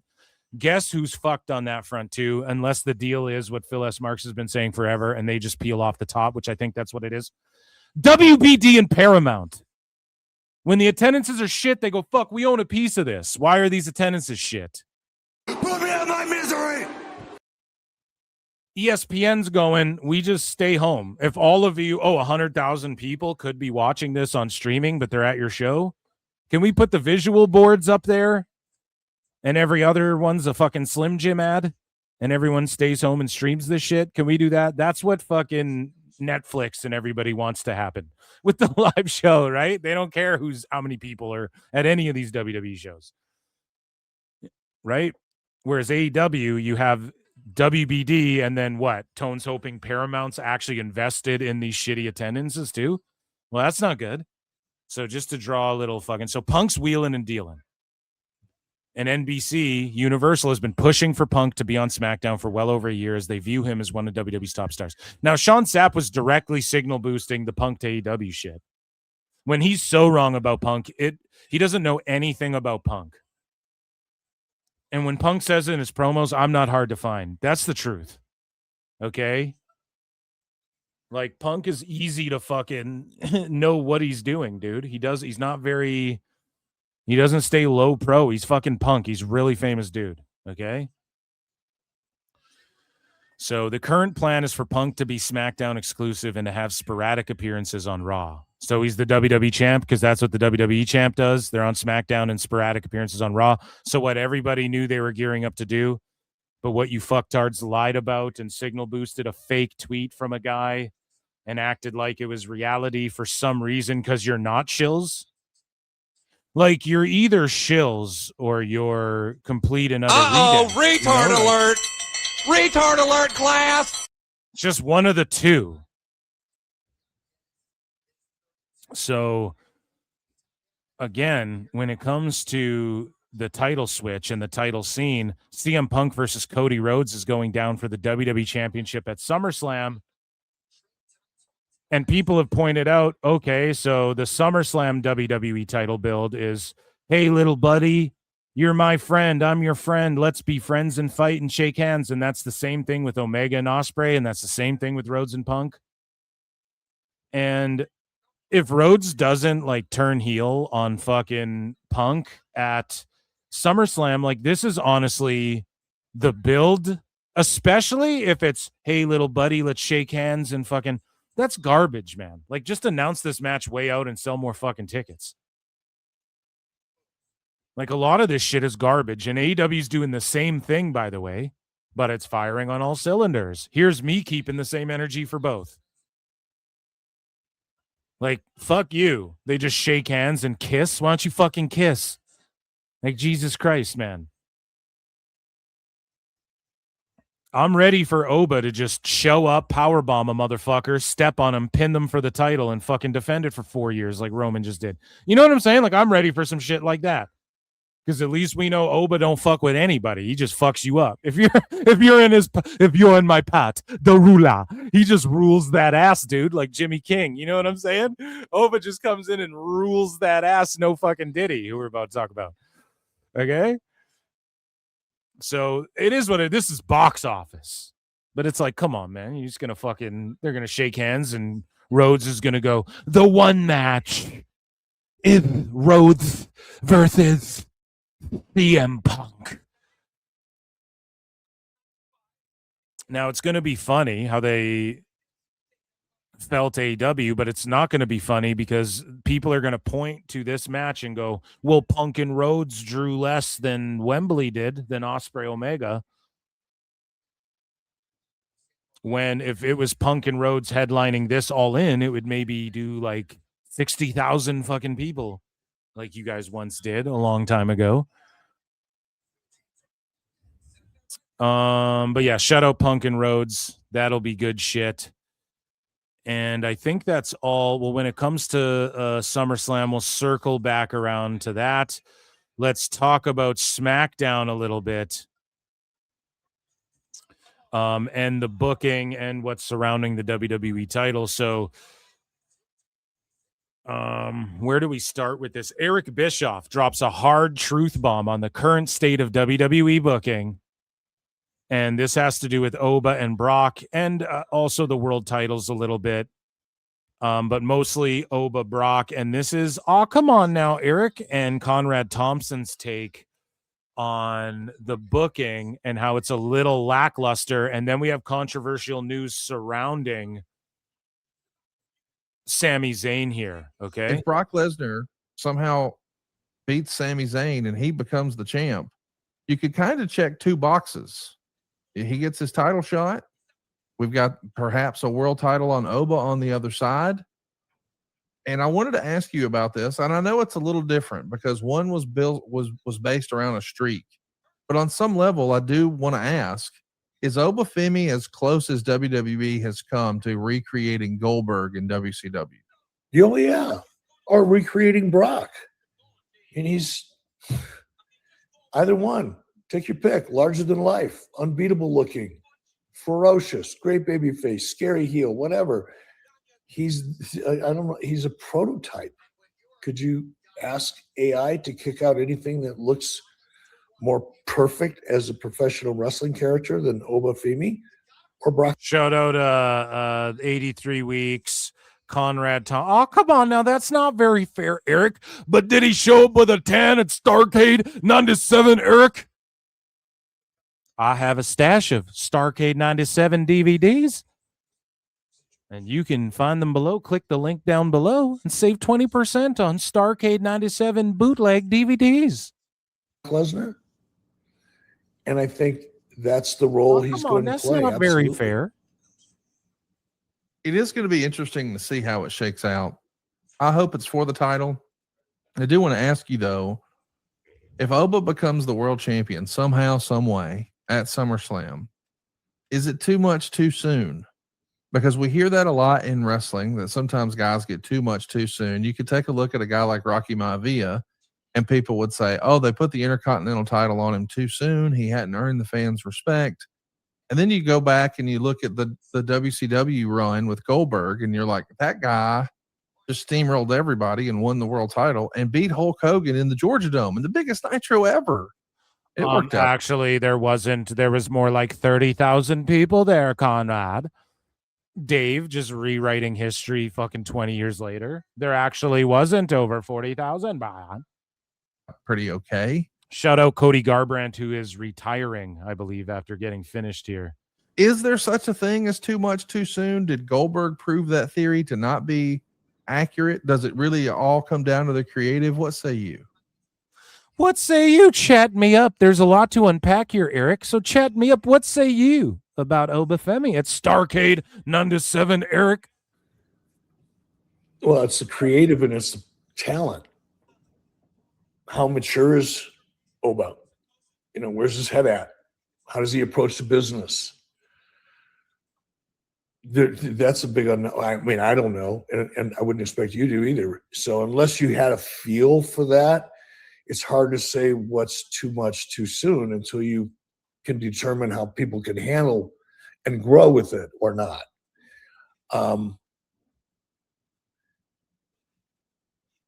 Here's the challenge, though. It's like you're damned if you do and you're damned if you don't.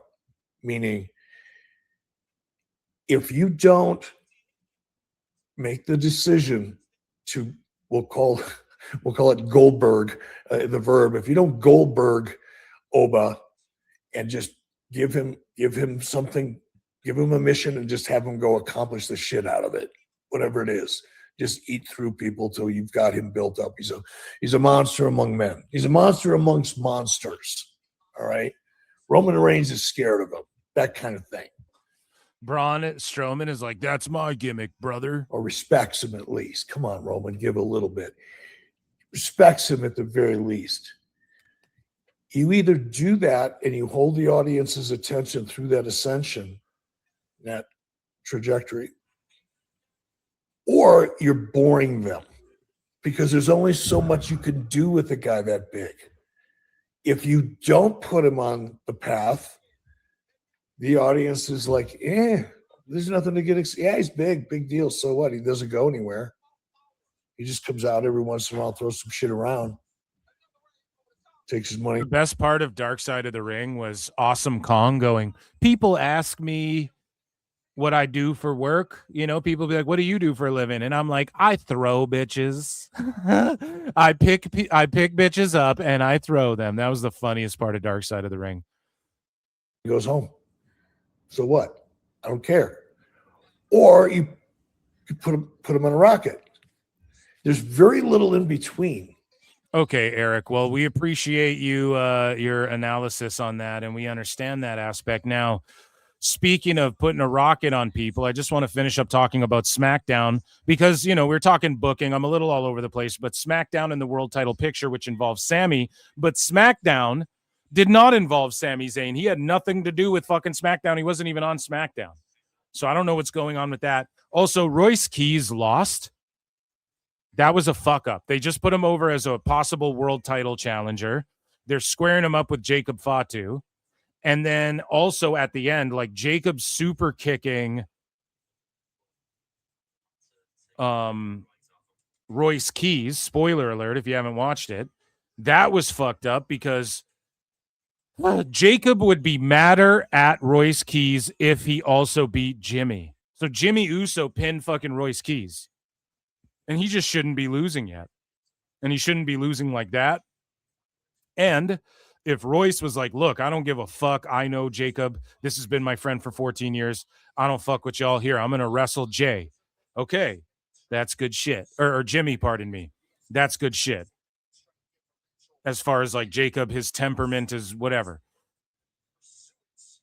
And then there was like some schmozzy bullshit, whatever goes down. Jacob like snaps kind of. I think even as far as like just telling the story of Jacob, it makes more sense he would have snapped if Jimmy also got pinned because he's like, fuck, Roman's going to be pissed about all of this. Royce isn't going to chill and Jimmy lost and this all falls on me. Super kick his bitch ass. But he got pinned and then he's up like talking to Jacob and then Jimmy's already got like bounced out. It's like, why the fuck? It was just stupid. That was dumb. But like, I'm into it. The crowd was kind of getting behind Royce Keys. The other thing is, what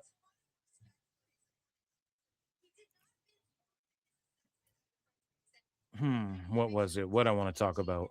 Oh yeah, Tama Tonga and Finn Balor. That shit is all good. I like that. Whatever they're building with that, that's all good. And I popped for Solo, even though I don't know what the fuck they're doing with him, but he's just so funny how he just pops up. He's like all of a sudden like wearing a dress. He rips it off. He's wearing that boss suit. It's literally like a cartoon. He's like wearing a fucking hat. He just blended into the crowd.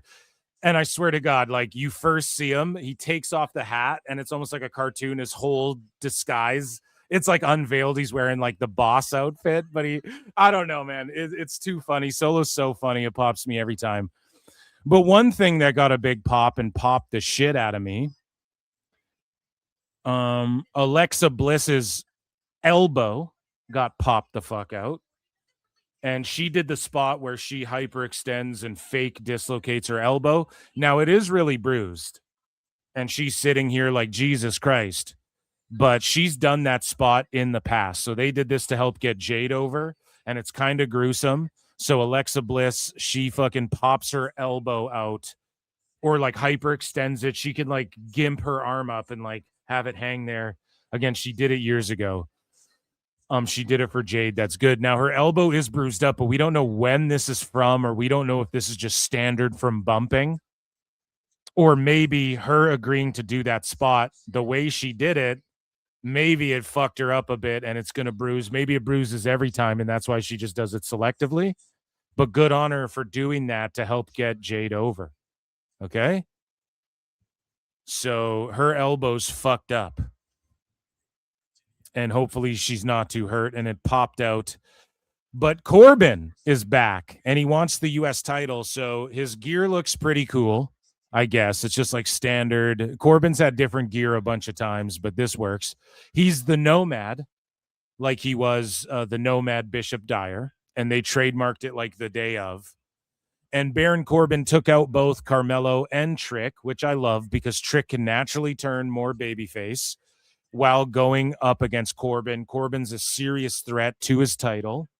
Corbin could be a serious threat to the World Heavy or the WWE title down the line as well. It gives Carmelo and Trick a reason to reluctantly team up with Boat in their corner, which is just so fucking good, against Corbin and someone else. Now, I could see Corbin becoming Corbinhausen. No, listen, the crowd popped. People in the crowd couldn't believe it. They were chanting, holy shit, after he returned. They did it so perfectly. His timing was on point. When he grabbed Carmelo's arm, and then they took that second, and Carmelo's like, what the fuck? You're here? And then the crowd caught on slowly. They're like, wait, who's that? Oh, shit. And then Corbin executed it perfectly. It was the perfect comeback, whatever the fuck. Right after that, though, it goes to like Aldis goes out into the fucking ring, and then Gunther gloms him and chokes him out again. Allegedly, Aldis, like for years back now, Triple H has always been open to Aldis getting involved in some way with Gunther or Drew, and he's always been down with him getting back in the ring. Now it's finally happening. Gunther will retire Aldis at SummerSlam. That's my prediction. And I don't know if Aldis, or maybe Aldis somehow sneaks a dub and then he continues as a full-time wrestler and not a GM anymore.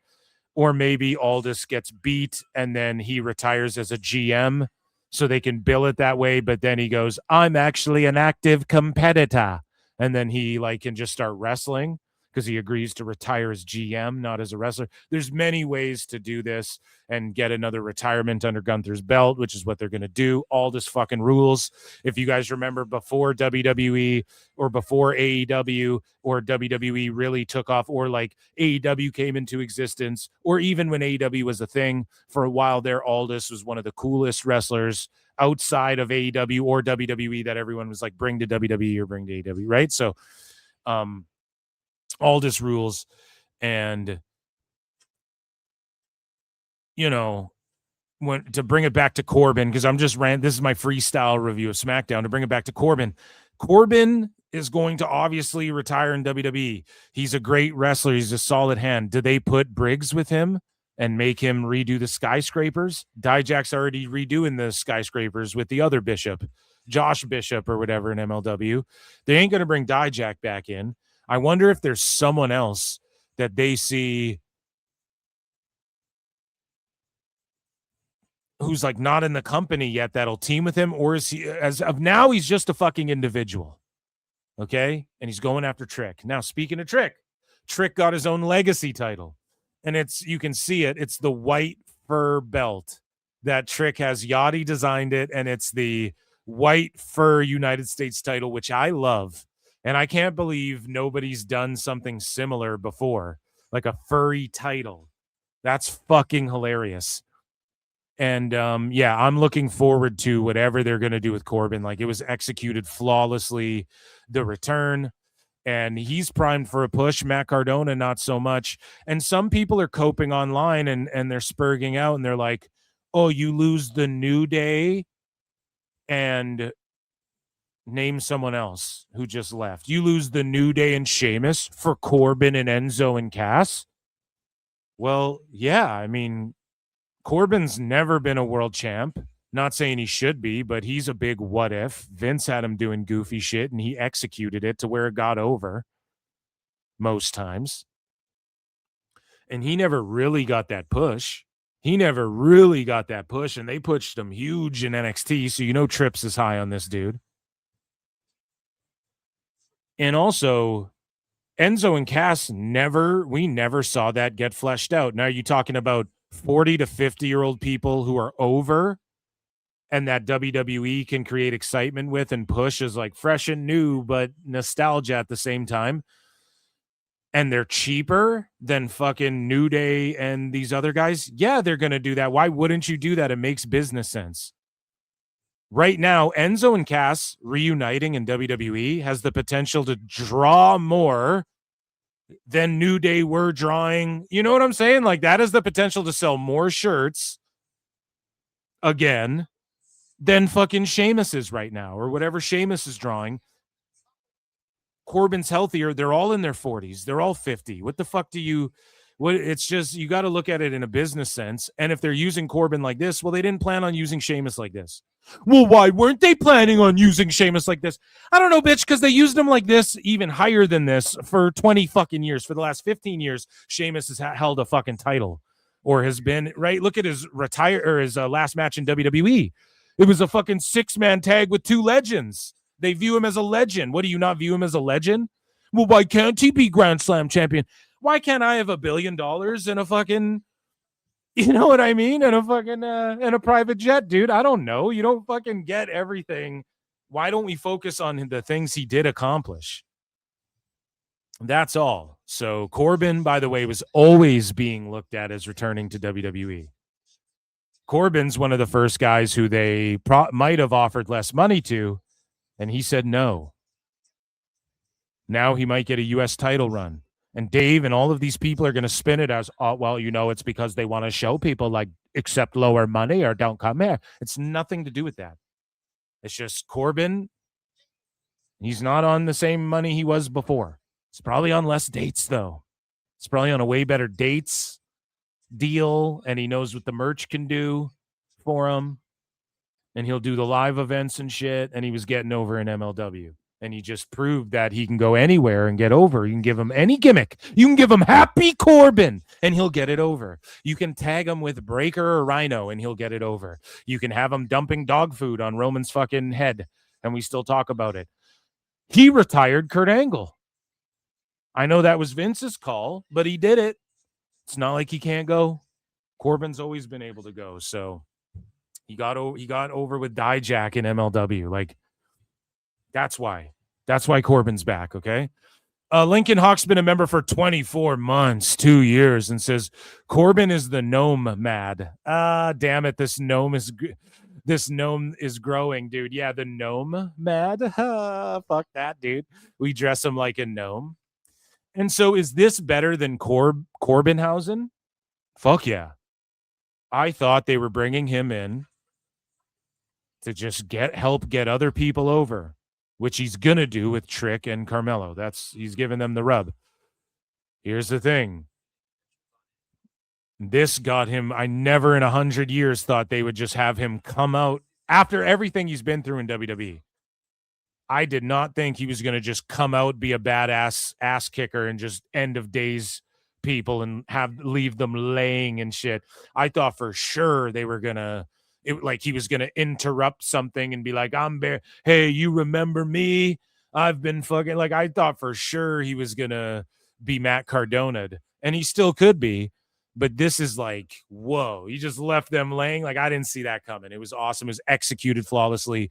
Now, speaking of pay cuts, okay, Sean Oliver allegedly confuses an off-air conversation he had with Kevin Nash as an on-air one, reveals that Sami Zayn was the wrestler who took a 50% pay cut.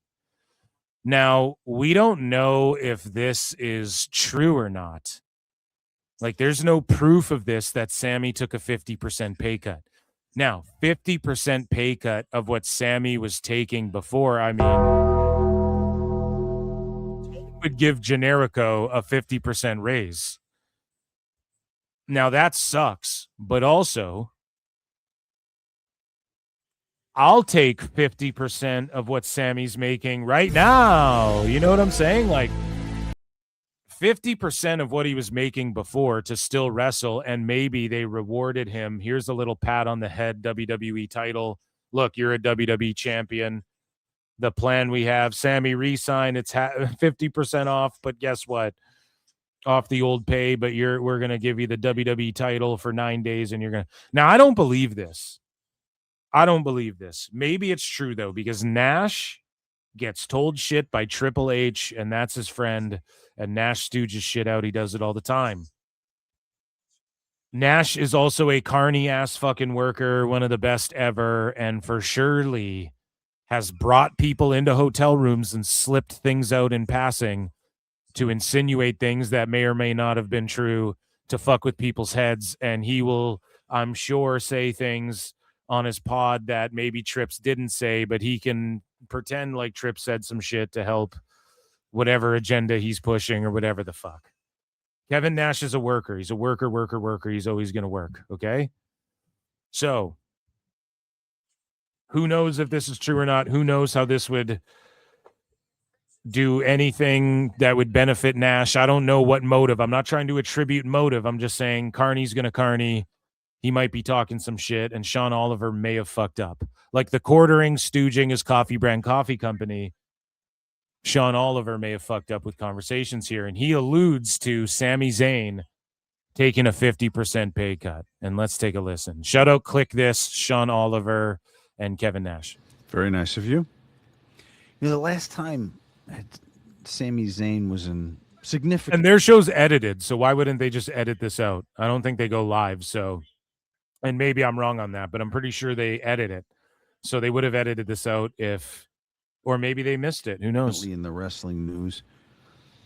And I hate that my mind goes here.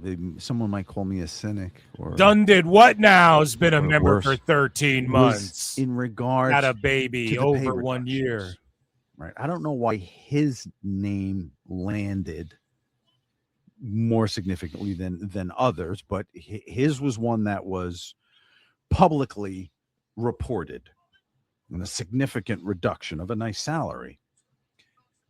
Am I wrong to connect any dots? Because they kind of made him the, when I say they, I mean the wrestling media, not WWE. Well, I don't know.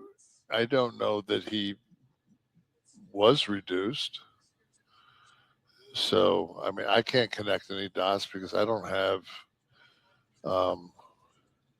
We didn't cover that here. See, look, so this is where the fuck up comes from. And you can tell Nash is like, well, I don't know that. Because he knows what Oliver just did. He fucking stooged some off-air shit. And he's like, and he confused it with like doing a pod or whatever. And he's like, oh, we didn't cover that here? And he's like, no, we fucking didn't. And, you know, Oliver was trying to play coy. He's like, well, Sami Zayn's one of the names reported on. So he could have got away with it up until that point if Nash just said, yeah, Sammy's one of the names that fucking dirt sheets are bringing up, because people speculated like Sami, Miz, oh, if one of the wrestlers is fucking took a pay cut, they need to come forward. They were like trying to snitch out the wrestler who did it because they're a bootlicker. Fans are such tards. But Kevin Nash here blew up the spot just as much as Oliver did by being like, well, I don't know anything about that. And then Oliver, if he just had said, okay, and then moved on, instead he goes, we didn't cover that here, just blowing up their spots, you know? We didn't cover that here? Thought we talked I'd heard. Right. I mean, I'd heard that he was. It was reported. Let's say that. Yeah, it was reported, but that unless I see a contract where it's.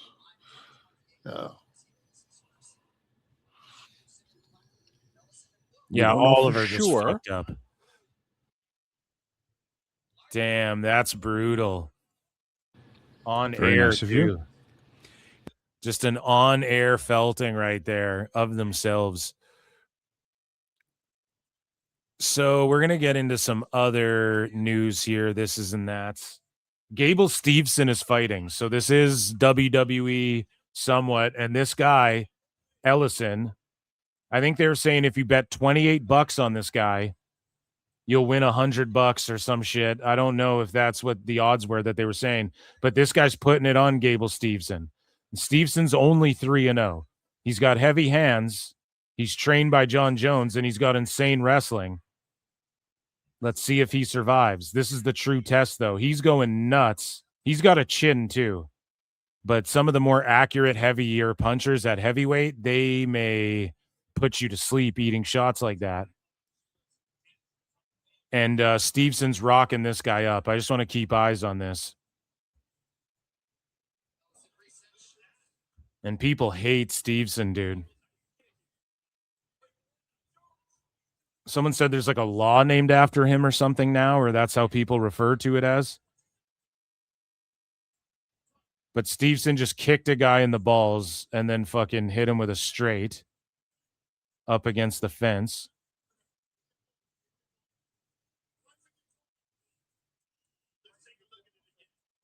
Yeah, so he just kicked this guy in the fucking nuts. Very heelish thing to do, right?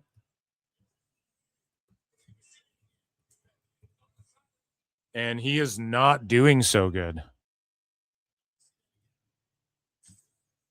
in this fight thus far. He's got heavy hands, but... And so Mark Goddard, who just won of the... No, this guy's faking it. He didn't really get kicked in the balls. I think Steveson hit him in the gut. So again, this happens a lot of times. Like people get fraud checked. They get G checked when they come in 3-0. It happened to Bo Nickel too. Like RDR just smoked him with like Muay Thai. And RDR's a fucking grappler, a jiu-jitsu guy, mostly. So it happens. Bo Nickel. Did I say Bo Dallas? I meant Bo Nickel. But this is like a match. This is like a tune-up fight, basically, for Steveson. And he's like super mid so far. And he should have spent more time outside the UFC. But in heavyweight right now, you can kind of just like be athletic. He's rocking this guy around. Don't get it twisted. Like he does show promise. The guy's down. It's going to be over soon. The guy, because I don't know much about this guy, Ellison. That's his name. But Gable's getting rocked. Like he's getting punched and wobbled by this guy. Right? Like if someone else touches you like that, what do you think's going to happen to you? You're going to sleep. Like if Tom Aspinall's touching you like that, you're going night-night. Now I know he's only 3-0, but UFC you get thrown to the wolves, right? But he is using his front kick and his head kicks extremely well. This front kick is to the body. Oh my God. Yeah, Stevenson's just a dog. Very sloppy and green, but oh, that lead left. And then the knee, the Muay Thai knees is what I'm most impressed by with Gable. He's done, ref. Holy shit. Yeah, he just caught a body. He just caught a body, dude. Yeah, Gable Steveson, shout him out. Good on him. Okay, let's get back into more WWE news, guys. Good on him. He fucking got the dub. But he just brutally, he's going to be pissed about that performance. He got hit way more than he should have. Oh, come on now, Eric. Let's get back into WWE news, okay? Wrestling's not fake! So in business related things, Diddy apparently rubbed a lot of wrestlers the wrong way backstage at WWE years ago. You what? Not surprised. Let's get into some other thises and that's. We're gonna do business news. We'll save that. Bro, y'all gotta let SummerSlam, you gotta sell SummerSlam tickets. Keep that ish to yourself. Justin Bowtie. Shout out Justin Bowtie. Rhea Ripley was at Power Slap with Buddy Matthews, and she revealed that she's hurt and how long she'll be out for, and the injury's not a work. And she's chilling with Nina Drama. I am. Yeah. Sorry. I am. Unfortunately. Hopefully soon. This match is 5 rounds. I hurt my knee. Yeah. I got a slight tear in my meniscus, so it's just healing. It's getting there. It's getting stronger. I can't bend it very well. So kind of needed to bend, guys. How long what's the recovery time like? I don't know. I tore it in a really weird spot, so it's kind of a little bit up in the air with just how fast my body recovers. But I've been out for just over a month now. I think it's been a month and 1 week. But it feels better now. It feels better. It still starts to hurt and throb and it gets tired and I can't get up or bend down really slow or kind of move side to side while crouching, so it gets stuck. So we'll see how it goes. So yeah, she describes it pretty thoroughly there to Nina Drama, and so Rhea Ripley confirms herself. Of course, all the sheets grab it and go, report Rhea Ripley injured, and then they don't go, well, maybe they credit Nina Drama's channel or whatever. Maybe they put her fucking social media or whatever, but they all just run with it like they came up with it. Scully Vibes has been a member for 26 fucking months. Your shout out chat, hit the F and like. What's the vibes, guys? Run the likes up. Become a member. It's only 99 cents. I do a weekly members only stream. Patreon.com/Pro Wrestle Time. Super chat in. Get your member chat in. Again, you get a free super chat if you're a member or whatever the fuck. So let me know what you're thinking and shout you guys out. But it sucks though that Rhea's not vacating. I see, and show you out Scully Vibes. I see that chat is she needs to vacate. Yes, she fucking does. She absolutely does. But here was her reaction to Jake Hager getting knocked the fuck out. Here's Buddy Matthews too.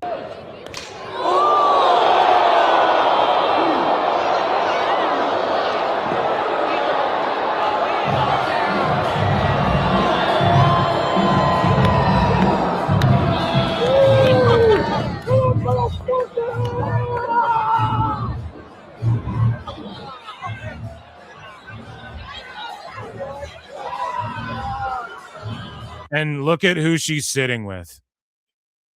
Who is that back there? That's let's pull up a picture. Hunter Campbell is right there. And who is this guy right here? So this is Hunter Campbell sitting next to him, next to Theo Vaughn. And then, of course, Rhea Ripley and Buddy Matthews. Oh, but an AEW wrestler's there too at Power Slap. All I'm saying is this is like the good old boys club with Ari Emanuel and all this shit. You know, when Buddy Matthews deals up, he'll probably come back to the Fed. And yeah, man, it's all the UFC, TKO, all of that brass. So speaking of the brass and the business side of things, as of late 2025, WWE was exploring the idea of holding the 26 Survivor Series PLE in an international location. Do it. Those plans have reportedly fallen through over the past few months, okay? It is believed that this is the primary reason why WWE has yet to announce a date and location for the 26 Survivor Series. Yeah, people getting their last-minute bids in. Do you know what I'm saying? Gonzo316 has been a member for 15 months. Oh, hell yeah. Drinking beer. Scully Vibes for 5 says, shout out to the best guy in the wrestling YouTube space, my guy Phil. Dude, shout you out. I appreciate it. Wrestling has been meh. I tap in and out. Yeah, well, that's why I always make and put together fun shows. So it's like, even if there's nothing fun going on, like it could all come to a halt, and there's 150, 160 years of pro wrestling shit that I can make into good stuff. So that's why you tune into PWT. That's why the PWT universe is tuned into PWT. That's why you all rule. Thank you all for the fucking support today. Shout you all out, and shout out Scully Vibes, man. Thank you so much for the goddamn super chat. Here, I'll play you Thank you, fuck you, bye, boom. Sure thing, bro. Sure thing. There we go. So, moving along here, we're talking business. The SummerSlam ticket sales story, or lack thereof, has been a hot no. God, I hate these hacky dirt sheets. Oh my God. Oh my God, I hate them so badly. I hate them so much. Look at this. The SummerSlam ticket sales story, or lack thereof, has been a hot topic in Stamford. You dumbass. You mean to say the SummerSlam ticket sale or sales or lack thereof has been a hot topic? Like, the story is that there's a lack of ticket sales. Not that there's a lack thereof the ticket sales story. There's tons of story. Learn how to fucking write, you guys. Jesus Christ. Get someone to edit the shot. Say it out loud before you post it. Has been a hot topic in Stamford over the past month or so. This isn't a realization that came today. It's been a concern internally for weeks. Okay? Or are you lying? No. So WWE per PWI, who's been getting some shit wrong. PWI's been getting some shit wrong. They all do. Right? But MLB sources have shared that WWE has been looking into the potential of running a major PLE at American Family Field in Milwaukee, Wisconsin. Oh, you're just copying AEW. That's the shit we're going to have to hear once this goes down, that people are copying AEW. But the difference is AEW will actually run the arena, the field itself, whereas AEW runs the field on the outside of the wrestling park. And it's not to lower one and raise the other, but it's just the fact of the matter. And I don't want to hear no bullshit, Cope. Otherwise. So MLB sources share that WWE has been looking into the potential of running a major PLE at American Family Field in Milwaukee, Wisconsin. A source states that WWE was looking at the fall of 26 or 27, but nothing has been officially locked in. So it may or may not happen. That would be cool. I like that AEW is doing. Now, here's the problem, though. The next venue that they're at, AEW's at, is like this. Like, okay, the baseball show didn't look all that great. And now you have people glazing it like, oh, it looks so cool and they're doing such cool shit. No. Every time they go to one of these fuck-ass places, it isn't always a great look, okay? It's not. Like, sometimes it will be, sometimes it won't be. The golf thing, the fucking beach thing, the esports arena, they're doing well. The ballpark, I don't know. That didn't look too good. It just looked like a shitty indie that's at a ballpark. And also, people were pointing out that they were using these fucking shyster rings again with like bent in posts, and it was a smaller 16 by 16 and whatnot. And that's fucked, man. AEW's really got to get their shit together. Tone really needs to invest in like spare rings, making sure there's always a 20 by 20 or 18 by 18, whatever they use, making sure that they have, like, if you're going to work with these indies, make sure that you're using their storage space, paying them, buying, you're a fucking billionaire, buy some storage space, rent some storage space internationally, make sure when you go to Australia or to these baseball play, you can deliver like at the highest level. Because when you just indie it up, man, people don't. know what to expect. It just feels like a fucking indie. But as far as WWE is concerned, that'll look cool as shit. Speaking of looking cool as shit, Marvel Games presents Marvel Rivals Season 9. Okay, I don't play Marvel Rivals. I have it. I've played it a couple times. It's not my favorite game, and I'm a big like superhero mark. I think Fortnite's cooler for like superhero crossover movie crossovers and all this shit. But shout out Marvel Rivals. The main point here is that Damian Priest confirms he's the voice. He voices the Hood in Marvel Rivals Season 9. So you can hear his voice at the end of the trailer. The judges of worlds bestowed a title upon.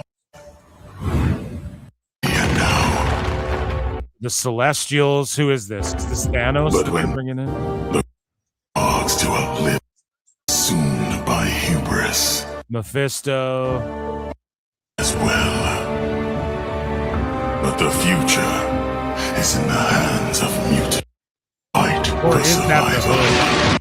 Chosen to stand among them. I have to skim through it. I'll get hit for this. Let's get to Damian Priest part here. Oh, it's okay. The seven lights shall guide the way.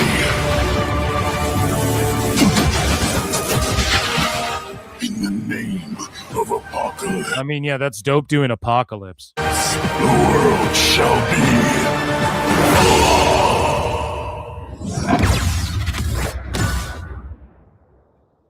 Mutants, gods, Mirai. No one beats the Hood. And so there's Damian Priest right there. Hell yeah. And that, ladies and gentlemen, was Worldwide Wrestling Federation Entertainment News. As StreamYard crashes out and I can't hit my fucking sounds, I can't even look at them. Give me a second. That was the news. Bow, bow, bow, bow, bow, bow, bow, bow, bow. There you go, guys. Everything's crashing out. Nice. Perfect. Perfect. That's awesome. Right on. Right. Okay, so that was WWE news. What can I say?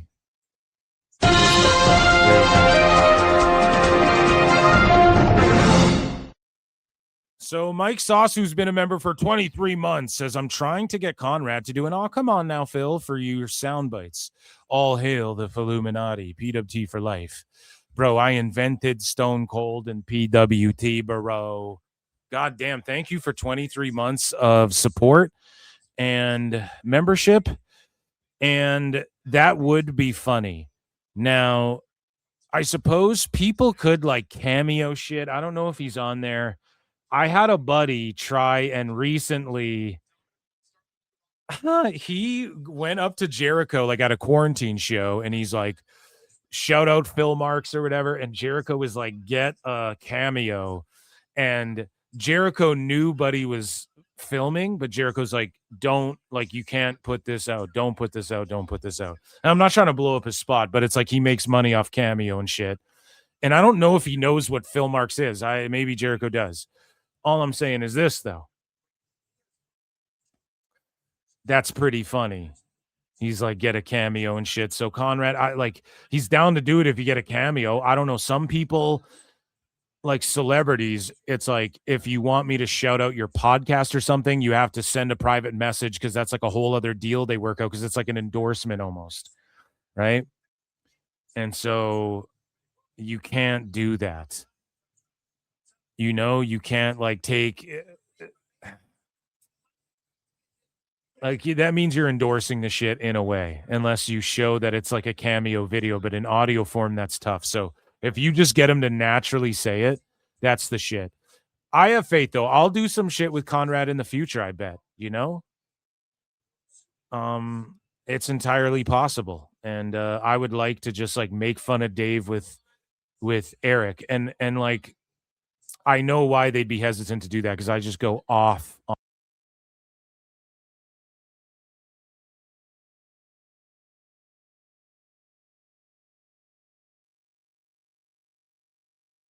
a little less. Sorry, I think I muted myself again, just moving things around. If I was a little less blue, I think they'd be more inclined to be like, yeah, come make fun of Dave with us type shit. But I just go overboard. Like my analysis is on point, but I go like crazy with Or, the the roast. young superstar, babyface, that former heel thing. So, But the problem is that like I started going, oh, come on now, Eric, that's not very fair. As like an impression. And then people in the IWC started like saying that to him. So I think he sees that shit and it makes him like anxious. Like he thinks it's people trolling him and like making fun of him, I think, which it is. But I mean, well, is it really? It's just what he says. Oh, come on now. That's not very fair. So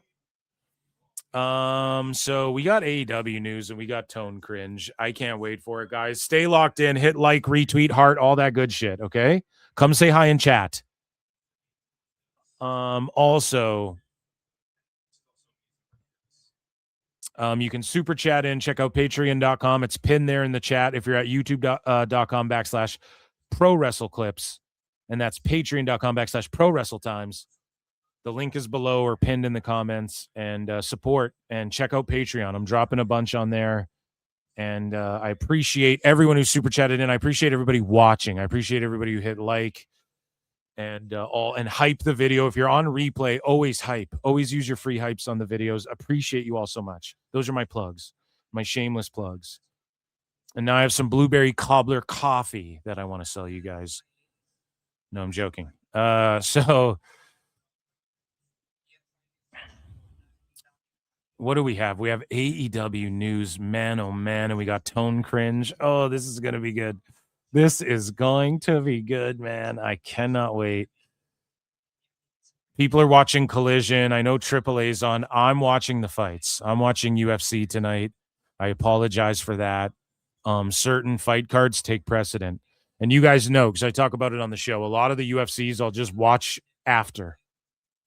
But like Connor comes back, they stack the card up pretty well. I got to watch, right? The White House card, I got to watch. The Netflix MMA card, I got to watch it.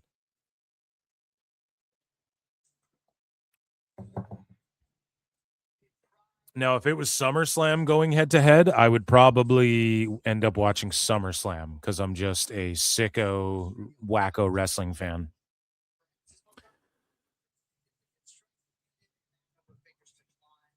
But we have some fun AEW stuff to get into. Everybody hydrate. It's hot out there.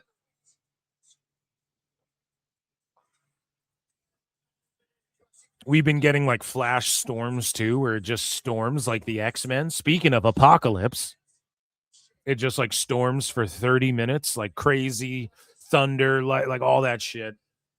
And then it'll just stop. And then it gets super hot out.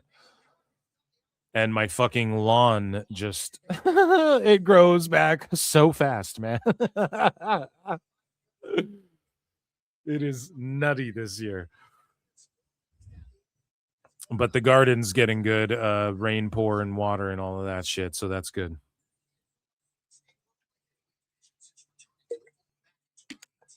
Ladies and gentlemen, Ichi Nissan da. For AEW news. And of course, the best guys, Tony Khan. So in AEW news, during Dynamite, Jack Perry said he wants to win the world title. Tone will do it. Tone will do it. He was shown signing his new contract, and he announced he has re-signed with AEW, obviously. And then Self-Made goes on their show and is like, yeah, they're not just going to throw money around at Sheamus and Jack Perry. He ain't getting hired in NXT. Why is he going to go to TNA? Why the fuck would he do that? And TKO would be like, we don't want to work with this guy. He's an asshole. Now, that would have been an awesome felt from TNA on AEW towards Tone. And Tone standing in front of a cartoon image of himself from The Simpsons, and it says Time Cop. Oh my God, do you guys see this? Dude, he's standing in front of a fucking picture of himself as Time Cop from The Simpsons. This looks like a thumbnail from PWT. Time Cop. Unbelievable. But like, where was Jack Perry going to go? And unfortunately, where's Anna Jay going to go? Now, it's just going to cause problems if Jack Perry's around. They don't want that. So he got fucked and nobody's talking shit about this. Did Jack Perry get a raise? Probably not. He's probably getting paid the fucking same. And he tried to openly levy WWE against Tone. And Tone's here smiling in front of a Time Cop painting of him as a Simpsons character because he re-signed this guy and fucked him. Cooked, man. Super unfortunate.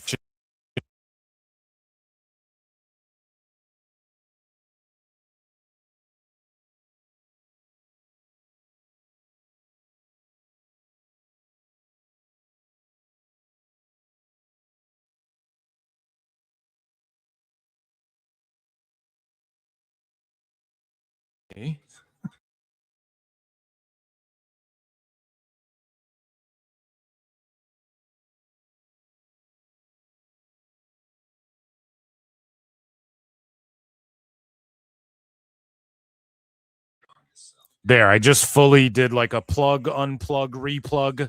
Make sure everything's good now. Hopefully you don't lose me again. Okay?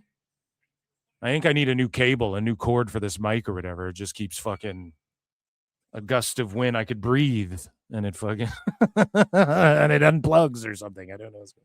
So, there was little to no discussion within WWE about the possibility of looking to sign Jack Perry if he became a free agent.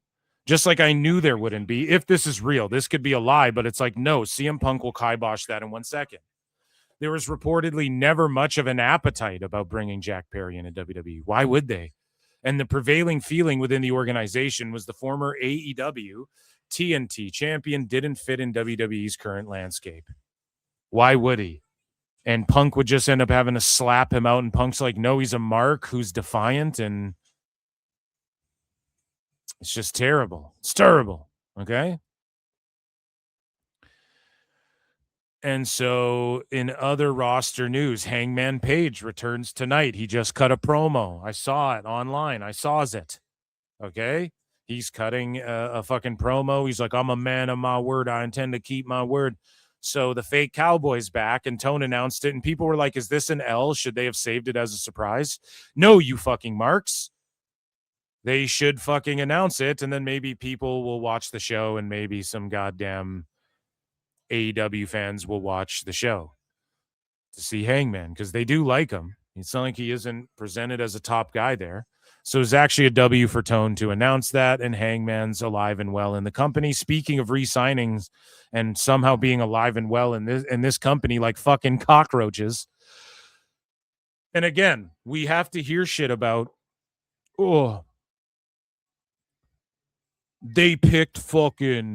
they let go of New Day and Sheamus for Baron Corbin and Enzo and Cass.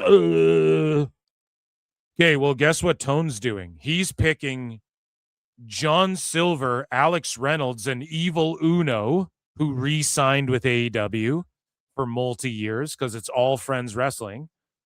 Tone's choosing those three guys over Sheamus. My misery. He could have Sheamus instead of these three guys. He ain't picking them, or Sheamus. He's picking them.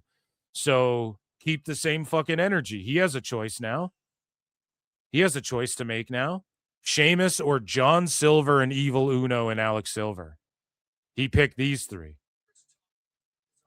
So at least Enzo and Cass and Corbin are over.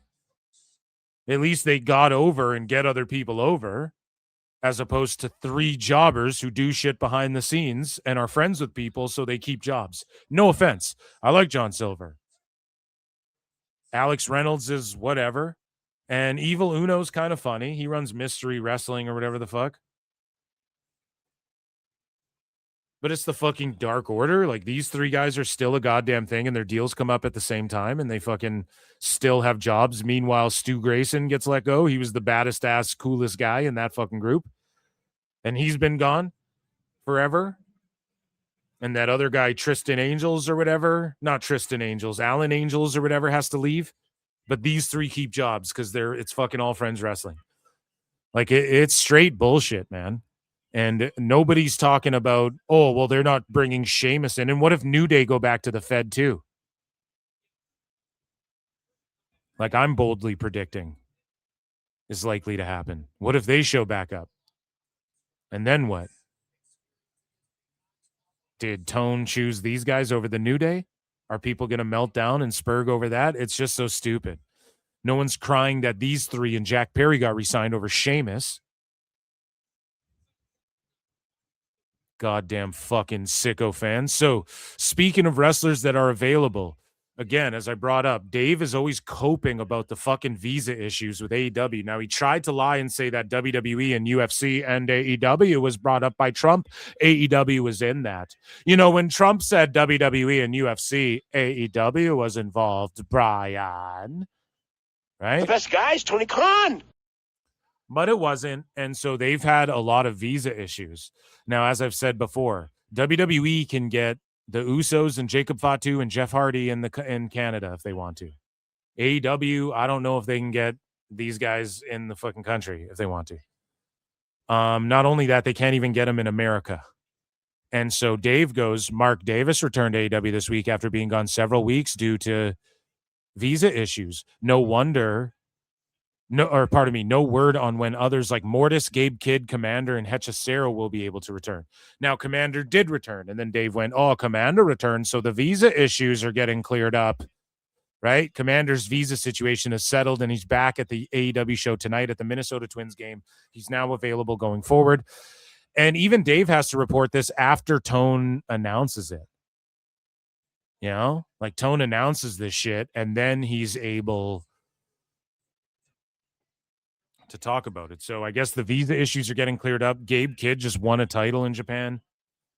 And Dave was coping about WWE. He always makes shit up about WWE being on the same level as UFC and AEW being on the same level as UFC and WWE when they're not. And now their visa issues are finally getting figured out. Okay? Shout out Commander. I guess he can come back to work.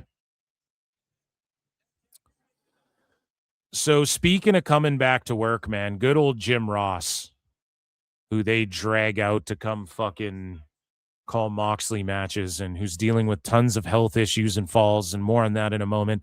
Jim Ross says, well, King, I wish we still had CM Punk in AEW. He makes things lively around that place. And Jim Ross also called out Jeff Jarrett for walking out on Vince. And I love that Jim Ross is just old and doesn't give a fuck. And if Tone didn't pay him, he would probably bury Tone for real. He's always kept it real about AEW, and he wishes Punk was back there. Go figure. Jim Ross, a fucking man, a man who understands business. I wish Punk was still there. He made it lively, and maybe they'd be getting ratings, King. Instead, they pick fucking Jack Perry and the Bucks. Crazy, bro. Shout out good old JR. And prayers up, chat right now. Best energies for Jim Ross, okay? Because he's preparing for fucking brain surgery.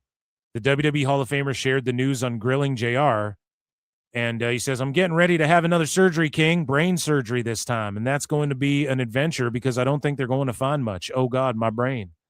At least he's fucking being chill about it, man. He says, I got to get it addressed. I couldn't live my life the way it was. You know, I forget shit. I just couldn't remember things. It's just horrible. I felt horrible, but all started with me passing out in my house and being discovered there. And we began an almost 40-day hospital stay. 40 days, man.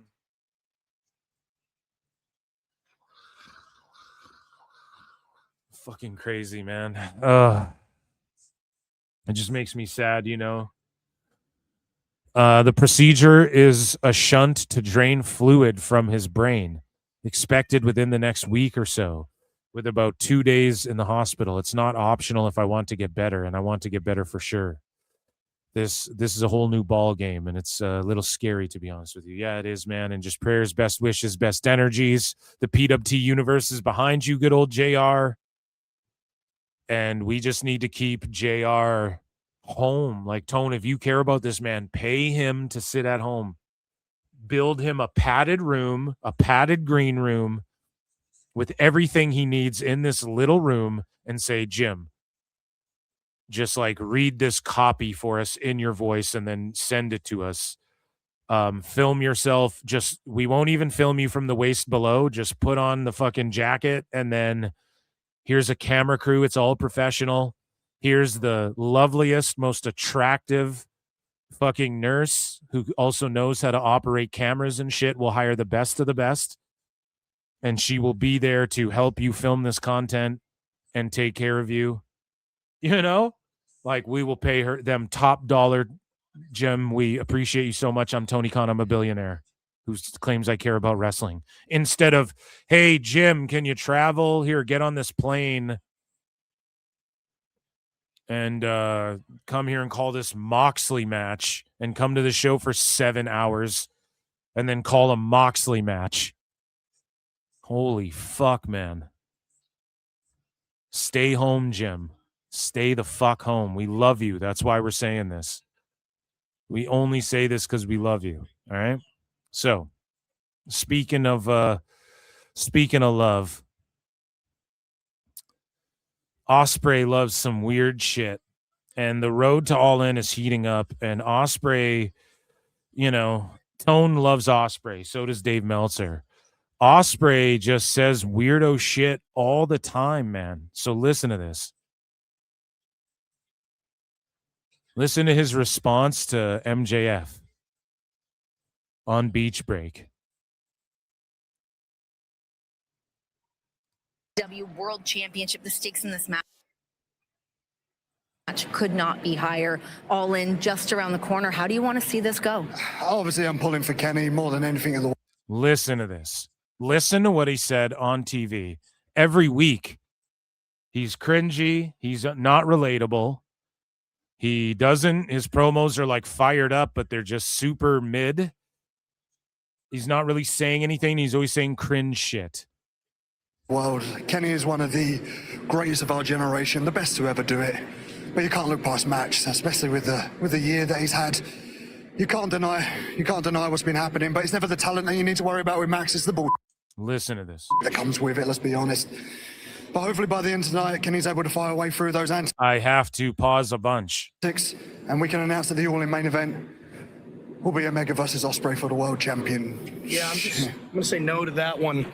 Also, I got to say, you sounded quite judgmental while you were speaking about me. That was a little rude, because I'm not judgmental when I talk about the fact that you claim to be the best in the world, and yet you've never won this. I'm not judgmental when I think about the fact that you're a grown-ass man looking for the love, affection, and admiration of Jon Moxley. I think you have it. Was that a compliment? Please, sir, can I Oh, God. MJF's just getting have cringe. some more? I don't judge. Here you are judging me. An era of looking at him. But isn't it ironic? Turns out, so what Kenny Omega's you're doing so. 2 steps back on August. Listen to what Ospreay says right here. I just skipped through to the part. Listen to what he says. 30th. Max, you've mixed up your mouthwash with cat piss, boss. Take 2 steps back. Max, you can be the youngest, you can be the longest, you can be a multiple-time world champion, but there's a lot of people that can easily say the talent didn't beat me, all the bull that comes with you beat me. Max, you can be the youngest, you can be the longest, but the best, mate, you don't even crack the top 50. I know Japanese girls that are 14 years old that can be better than you, matey. I know Japanese girls that are 14 that could be better than you, mate. You what? Put this man in fucking prison? He needs to be locked up, man. This is unbelievable. And then burying your world champion. You're not even top 50. At what, doing moves? I know 14-year-old girls in Japan, bruv. Whoa. That's illegal. Right? That's fucking illegal, dude. So I don't know. I thought that was funny. It's an epic fail. Ospreay stinks. MJF is just cringe edgelord shit. Right? And so in other roster news and just this is and that's, MLP Mayhem is going worldwide. MLP announces not only are they on TSN, but they are officially on my AEW. Stu Grayson for the Canadian Championship is taking on Gresham. That's awesome. We were just talking about Stu Grayson. Gresham rules. Alice Crowley, shout out El Juggalo in chat. I'm sure he's there promoting JCW shit. And Alice Crowley, I think she does shit over there. Johnny TV will be there. Grizzled Young Vets, Giselle Shaw. So again, a working relationship with AEW. And they are on my AEW. Speaking of new working relationships, Tahuti Miles, and no one's talking about this. So Ashanti the Adonis wins his ROH debut. Tahuti Miles, Ashanti the Adonis in AEW. And let's see if Swerve throws him a bone. Now, according to AJ Francis, Top Dollar, BFAB, Tahuti, and AJ all fucking still text, but none of them still text Swerve. And there's a reason for that, allegedly. So if Swerve was smart, he'd throw him a bone and put together Hit Row. Hit Row 2. Why? Oh, come on now, Phil. It's copying old WWE. Yeah, but that's all they fucking do. So you might as well do it. When they're sitting there going, bring in Sheamus and have him be part of the bar. Why is John Alba not going, we'll take Ashanti and put him with Swerve and do Hit Row? Motherfuckers, do it. I'm lost for words. And then he's just got this garbage like rock music. You know? Like who gave him that theme?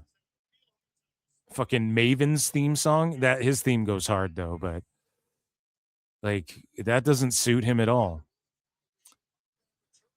And this is just affecting all of the TV stuff. And as I spoke about, holy fuck, man. As I spoke about, been on the air almost 4 goddamn hours in the afternoon. It's hot as shit. And my brain is melting like Meltzer on a San Jose Sunday. Okay. But Media Gazer posted this about, and we discussed. We spoked. No, fuck it. It's called spoked now. Okay. We spoked about this earlier. That when WWE, when it comes to the attendances, let's say WWE does SummerSlam and there's no attendance records or whatever the fuck that get hit, that 25,000 people show up. ESPN, Netflix, none of them care about that. As I said before, as we spoked about earlier, if 100,000 people show up to WrestleMania, Netflix is like, if they all stayed home and they stream this shit on Netflix, we'd be happier to get 100,000 more viewers. You know what I'm saying? The streamers don't give a fuck. If anybody shows up to these shows, they'd rather everybody watch the fucking shows at home and stream it on their platforms, right? The problem with AEW when they do low shitty attendances is that Paramount, eventually, currently WBD, they own a stake in AEW. So unless they just, no matter what, get the 10% off the top, which still it would be fucked if it's low attendance, they're like, what the fuck when AEW does low attendance? Because they're actually bought in and they own some of the company. Do you know what I'm saying? So Paramount WBD is set to emerge with roughly $80 billion in debt once this deal's done, with net debt projected to equal roughly 6.5 times annual EBITDA. Now, if you've ever listened to Eric Bischoff and Conrad Thompson, oh, come on now, Eric, that's not very fair. Then you know. Oh, come on now, Eric. That Eric Bischoff talks about EBITDA. Okay? Which sounds like a Meltzerism, sounds like Meltzeritis, like me with spoked EBITDA. It's just like a silly word, but it's EBITDA. And Bischoff talks about it all the time. And so a level analysts consider high for a media company. So it's considered to be high debt. Once they merge, they're coming out of it with $80 billion in debt roughly and 6.5 times annual EBITDA. Now, Bischoff talks about like if your EBITDA's out of whack, you get axed, blah, blah, blah. And so I quote tweeted this and I was like, yeah, Paramount's for surely going to give AEW $185 million of the fucking monies that can go towards this, or fucking pull them out of this, or that they would invest in shit. Oh man, AEW does roughly what UFC does, but the cost does way da da blah blah blah blah. Dave, none of that matters. They own a stake, the attendance is down, they don't really bring viewership, and $80 billion in debt. Why would they give AEW $185 million every year, which is what Dave wants them to do? Now, would they give them $50 million or something and tell them to show? I don't know. Maybe. I'm not saying AEW won't get like a, here's $40 million. Sure, you can come on our shit, but it'll be more like a TNA deal.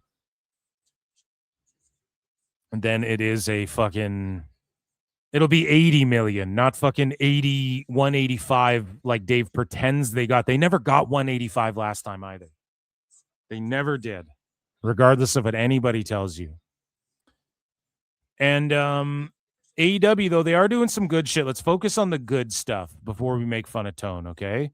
They are doing things like Brawl in the Ballpark and golf on the golf course or whatever. Grapple on the golf course. Right? And the aesthetic looks cool for some of these shows, the fan interaction. This is better marketing, doing shit like this. One guy they need to market and push and refocus and repurpose is Anthony Bowens. Again, a standout baseball player. He's on every red carpet. Even the Netflix events, Bowens just pulls up. It's like WWE superstars are there and Anthony Bowens for some reason. So he's a guy you want to push. I've been saying this since day one. Like when the Acclaim break up, the money's in Bowens, not Caster, even though Caster rules and shit. But he's here and he hits a fucking home run. And this is videos courtesy of the Twins. And Twins, I love parties that never end. And Twins. So, yeah, this is Anthony Bowens crack-a-lacking one out of there before we get into the rest of Brawl in the Ballpark and what Tone had to say before and after the show.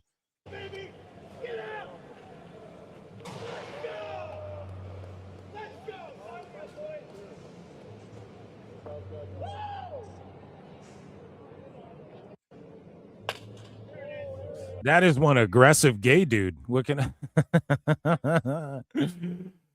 So here's what Tony Khan had to say. He got in the ring.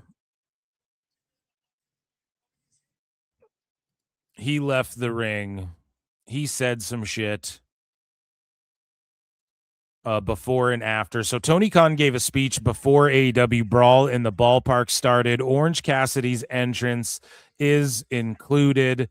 So the music will get us flagged. StreamYard is the glitchiest piece of shit right now. But basically, I want to run the Best Guys Tony Khan. Everything's frozen, and now it's not. Jesus Christ, that is super annoying, chat.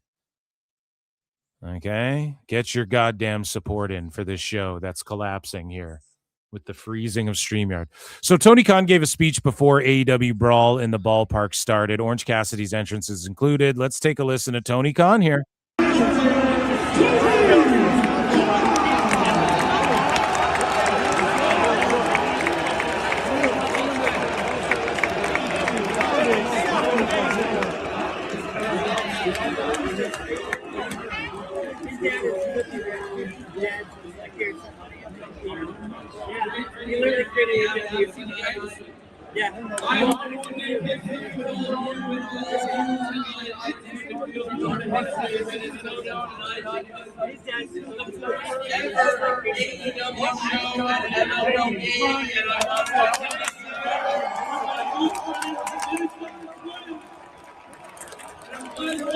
I think this is a positive for AEW. They should be looking at more awkward venues and doing shit like this. Can't really understand what Tone's saying, but it's just funny to see him doing this.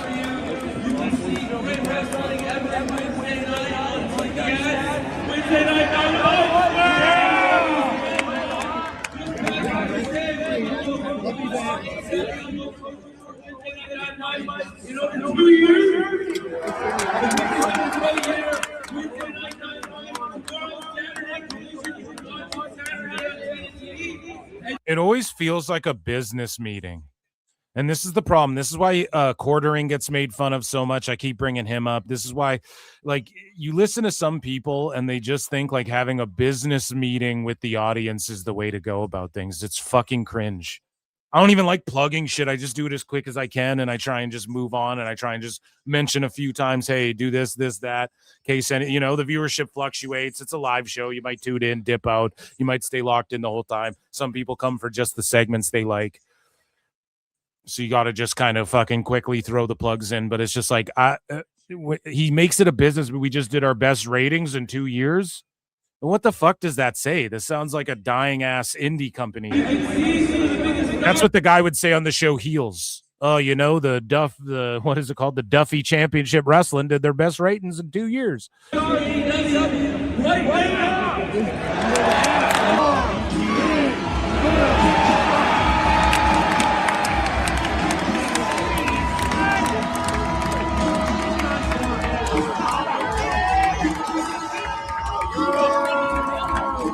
So everything's frozen like a duck.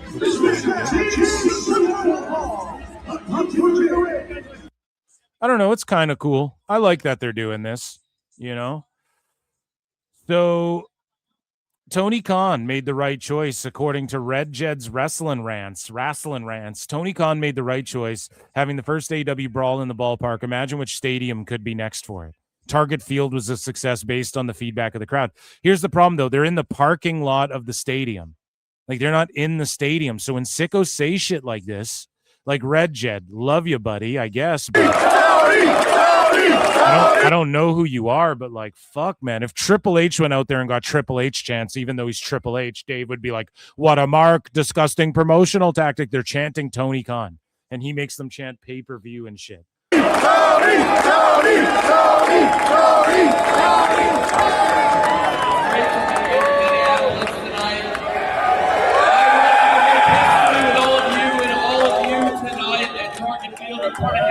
Minnesota tonight because this is the first ever AEW show at an MLB game.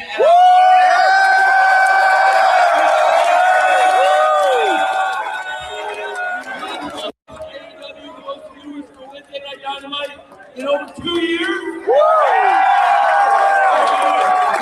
See, like they're already cheering, woo, yeah. Half the people are like, do we cheer for that? Is that a good thing? Oh, is this a good show? What did we just get free tickets to because we bought 4 beers or more at the fucking... Tomorrow, Saturday, Collision. You can watch it Saturday on TNT, and you can see some of the biggest stars in AEW right now.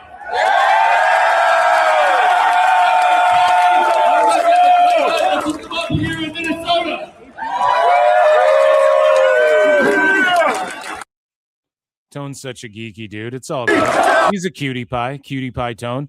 So here's Tone, man. He's at the ballpark. He's got a cup with a T on it. Like, this guy, I have to fucking like and retweet this. This guy just gives me fucking fuel for this show.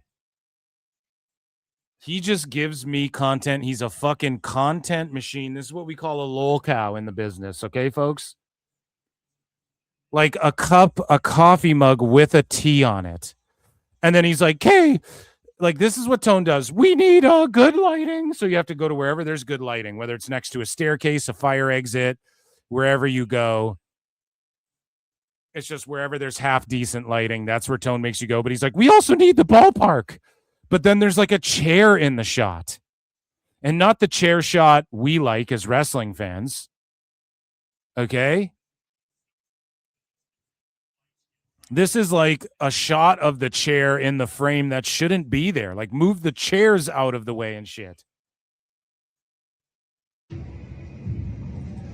It's great to see you, and I hope that you're all... Oh my God, dude. It's great to see you. And I hope... Imagine if I started PWT Live Show.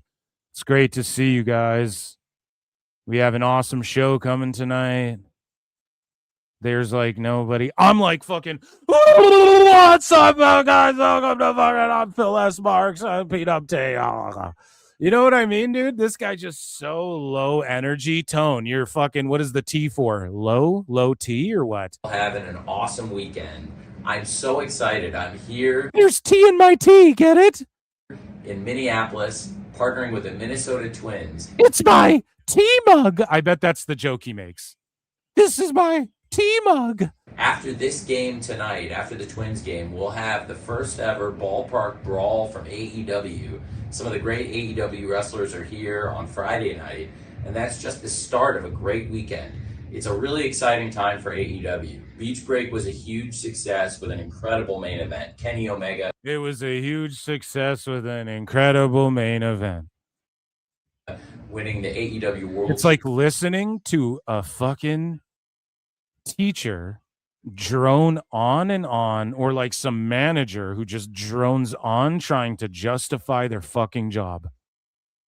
Just droning on and on like you're being lectured. And you're like, dude, just hurry up and shut up so I can take a shit in the bathroom and text on my phone for a while. Championship from Konosuke Takeshita. And it was a great night of wrestling. We also have a new international The best guys, champion, Tony Kyle Khan. Fletcher, defeating, with Kenny Omega defeating Oh MJF. my God. And with winning the world title. Just an incredible. Excuse me, let me correct all this. Dude, do a take two and just leave this part out because it's not important. Incredible match, but also with Kyle Fletcher defeating Konosuke Takeshita and a new international champion. It's just an incredible night of wrestling with Willow Nightingale returning. This is Tone's first live in a few weeks, man. Nightingale, of course, winning the Casino Gauntlet match. And, of course, Chris Jericho taking on Tommaso Ciampa in a great match, a great night of wrestling. And, of course, a new world champion, Kenny Omega, defeating MJF. And, of course, it was a very big circumstance, a world title match on TV, Kenny Omega regaining the championship, and huge stakes in the Kenny Omega MJF match, that Kenny Omega would never challenge for the world title again if he did not win the championship on Wednesday night at Beach Break. He did win the championship, and it was a great night for AEW, just a great night. I just found it was a great night, such a great night. It's so great that I'm just so excited. And I actually just woke up 2 minutes ago. They let me sleep on this table like Johnny Gargano. I mean, he doesn't work here. Holy shit, dude. Out here while I've been at the ballpark in Minneapolis, that this was the most viewers on TBS for Wednesday Night Dynamite in 2 years, since Blood and Guts 2024. And that's such great news. I'm overwhelmed. It's the most viewers on TBS in 2 years. And that was a time before we had viewers on HBO Max in addition to the viewers we get on TBS. So do you see the narrative? Do you see what Tone does here? He goes, oh, we did these great ratings. Plus, we weren't on Max last time. So Dave already knows the assignment. Dave already knows what lie to push and peddle. The dirt sheets go, oh, including Max. Took Timbo goes out, oh, including Max. I say that guy's name. He still has 0 viewers. Nights. And we're coming up on a big Saturday night collision tomorrow, and there's so much excitement around AEW with a great Beach Break show with a new international champion, Kyle Fletcher, defeating Konosuke Takeshita, and with Kenny Omega defeating MJF for the world title. And, of course, Kenny Omega besting a great... Oh, my God, Kenny Omega. What am I even saying? There's no way I'm listening to this whole thing. Champion Kenny Omega, now the 2-time world champion. He's held every world title in AEW, a former World Trios champion, former World Tag Team. No one cares, Tom! Champion, and now the 2-time world champion. And Kenny Omega, of course, thankfully, with his win, he's the world champion again of AEW. The fans are so excited. This was such a great main event. The fans are so active. I mean, excited. Kenny Omega now. Dude, Tone, cut it. Oh my God, Tone is just fucking tired, burnt. Tone, cut it. Cut it right here and just redo the video and just don't even say this shit. Just say it was a great night last night. New world champion. We're at this ballpark. I'm tired. Of course, will not have that circumstance ever hanging over his head now that he wouldn't be able to challenge for the world title. But moments ago, here in the ballpark in Minneapolis, where they've been such great hosts for us here at the Minnesota Twins, and we're so excited to partner with them. Ahead of tomorrow's collision, I just had a really exciting phone call in the office that the Twins have been so kind to lend me here at the ballpark. I had an exciting phone call with somebody. Oh my God, the Twins were so kind to let me use their offices here at the ballpark. And then he smiles, then he goes dead serious again. Who does face that circumstance. Somebody who we haven't seen since AEW Revolution. Somebody that's a huge part of AEW and one of the great Hangman. Oh my God, he's announcing Hangman. Do we do this whole thing? I want to watch UFC, guys. We can't do this to whole kick thing. off AEW Saturday Night Collision. We'll watch like a minute or two more, unless someone like super chats me and is like, Phil, finish the video. I can't. This is so boring. I was so excited when I saw Tone at another live, but before this, I listened to a bit of it just to like get, I wanted to feel it out. And like, it's just so boring, man. Here for the first time since Revolution from Hangman Page to kick off AEW Saturday Night Collision tomorrow. So much exciting news in AEW. What an exciting time for the company with the return of Willow Nightingale now for her to be the number one I don't think she was even hurt. AEW Redemption. I don't think Willow was even hurt.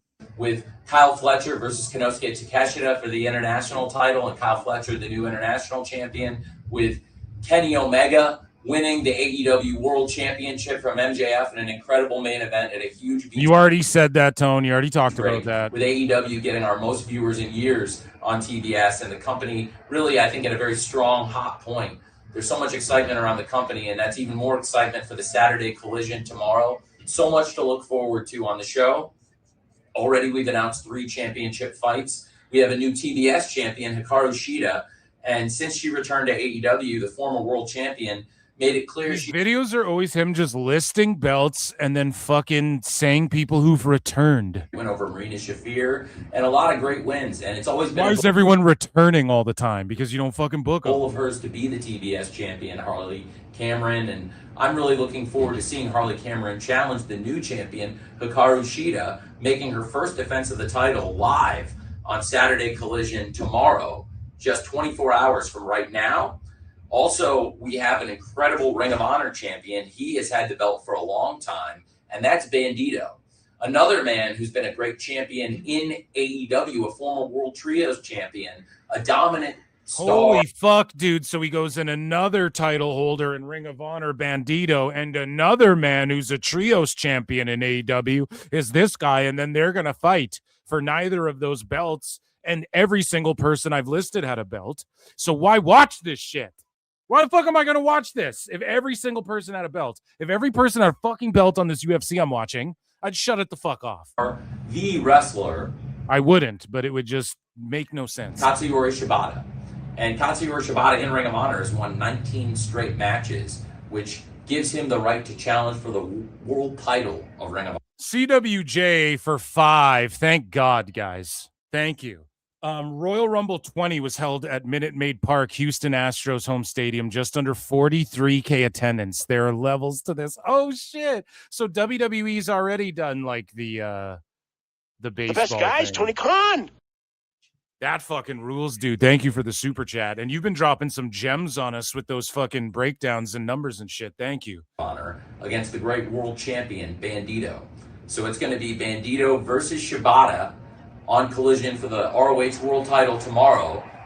And we've got a huge national title fight. Oh my God, it's everyone's a title. It's title. This has been awesome as the national champion. He's been on a great roll, but before he got so... If you're in AEW, you don't want a title, so you can stick out a little bit better. He lost a match to Speedball Bailey. Speedball Bailey's had a great year. He's won some huge matches, including one-on-one against Mark Davis. He's been on a roll. He's won several matches in a row as part of a team and as a trio. And he is trying to really do his best in AEW under difficult circumstances after what happened with his former partner, the Jet, Kevin Knight, the TNT champion. So on TNT tomorrow, the great Speedball Bailey will challenge Mark Davis. The great Speedball Bailey. For the national title, and as great and hot as Mark Davis. Davis.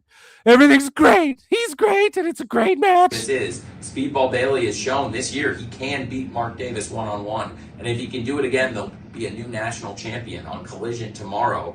And speaking of the great champions of wrestling and in Virginia, it's very fitting. again, here just moments ago, I just got off the phone, the very phone that you're watching this video on. I just got off the phone. Oh my God. Here, take my phone. It's like, oh God, dude. The very phone you're watching this video on, I took a phone call. You don't even have two phones. You got 3 cups, 2-cup tone. You ain't got 2-phone tone? You ain't got a work phone? Oh my God, dude. With Hangman Adam Page. And Virginia's own Hangman Page has told me he wants to return, and he will return to AEW. And we'll hear from Hangman Page to kick off Saturday Night Collision tomorrow night. And that's at 8 p.m. Eastern, 7 p.m. Central on TNT. You can stream it on HBO Max. I started drinking, chat. We've had great viewership this year for AEW. We've really been able to grow the company. We're having an awesome year. Such an exciting week. To grow the company, we looked at their fucking attendance numbers and we looked at the averages of every quarter since 21. He's lying. New world champion Kenny Omega, and so much excitement going into Redemption and AEW All In, which is coming up in London. And of course, we've got a huge challenge there. And as it stands, it will be the world champion Kenny Omega versus the winner of the Owen Hart Foundation tournament, which is Mr. Will Ospreay, of course, who is challenging, trying to become the first Englishman ever to win a world title in England. It's never been done. And he's going to face off against somebody who has been a mentor, a friend, a hero to him and to many. Now the AEW world champion, the incredible Kenny Omega. And incredible. He's not just great, he's incredible. To look forward to, so much excitement again after an incredible Dynamite with the return of Willow to win the Casino Gauntlet, become the #1 contender to Tekla's World You said that part. Championship, knowing that Mercedes Moné looms whoever comes out as the world champion going into Wembley. I think there's a lot of excitement there. There's so much excitement. So Monet's not fighting at Wembley for the title? Oh my God. So it's not MJF, who's their ratings guy, and also Monet's not finally capturing the AEW world title at fucking. Oh my. It's great. My God, around dude. AEW with a new international champion, Kyle Fletcher. What an incredible match versus his former partner, Konosuke Takeshita, with Kyle Fletcher winning. What a fucking man. It's gonna be Willow Monet, then Monet will beat Willow. International title, and now we'll have multiple title fights and the return of Hangman Page, and it all happens on Saturday night AEW Collision, less than 24 hours from right now. Don't miss it. Saturday Night Collision tomorrow. Thank you very much and have a great night.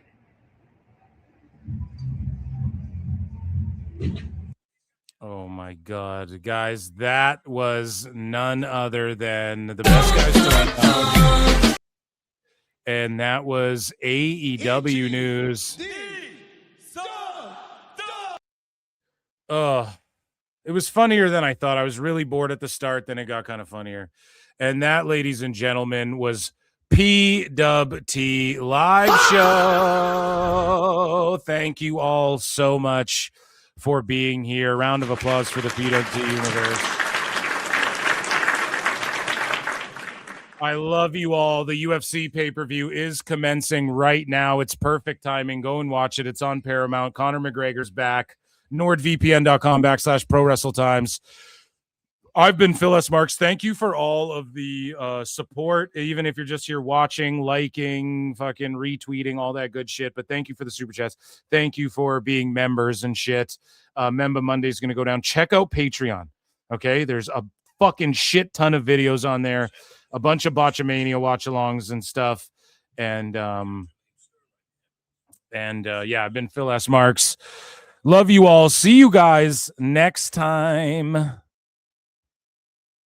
I'll see you guys Monday for Member Monday, okay? Peace and love.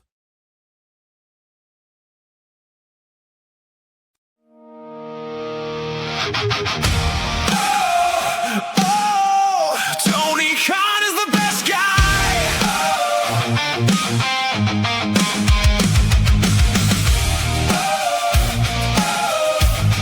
Ooh, yeah.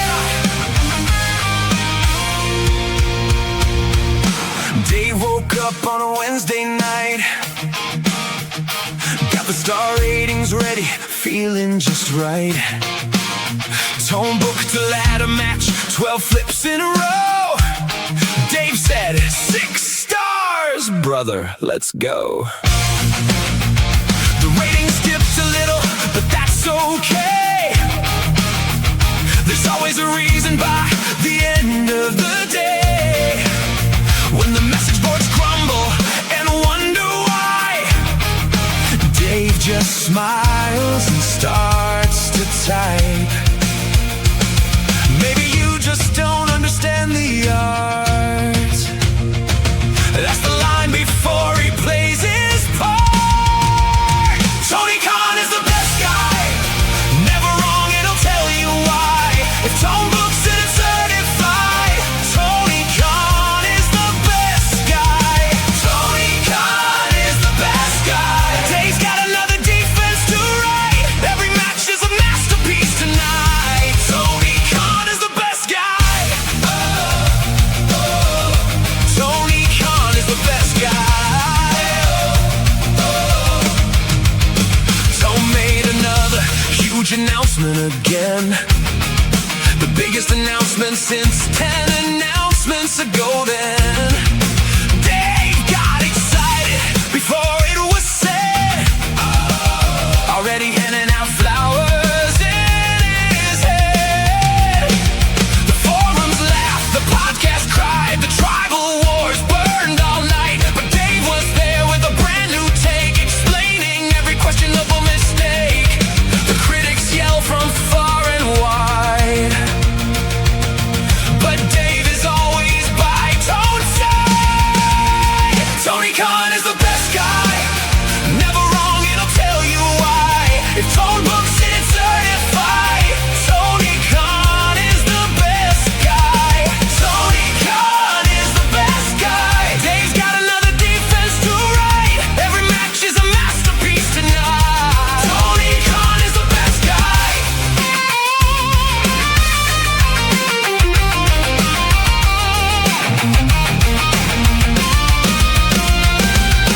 Tone on the phone at 2:45. Dave, what'd you think of the show? Dave said, Tone, that was wrestling history. That's exactly what I hoped you'd say, bro. The fans keep arguing year after year, but Dave's got 5 more stars to give right here.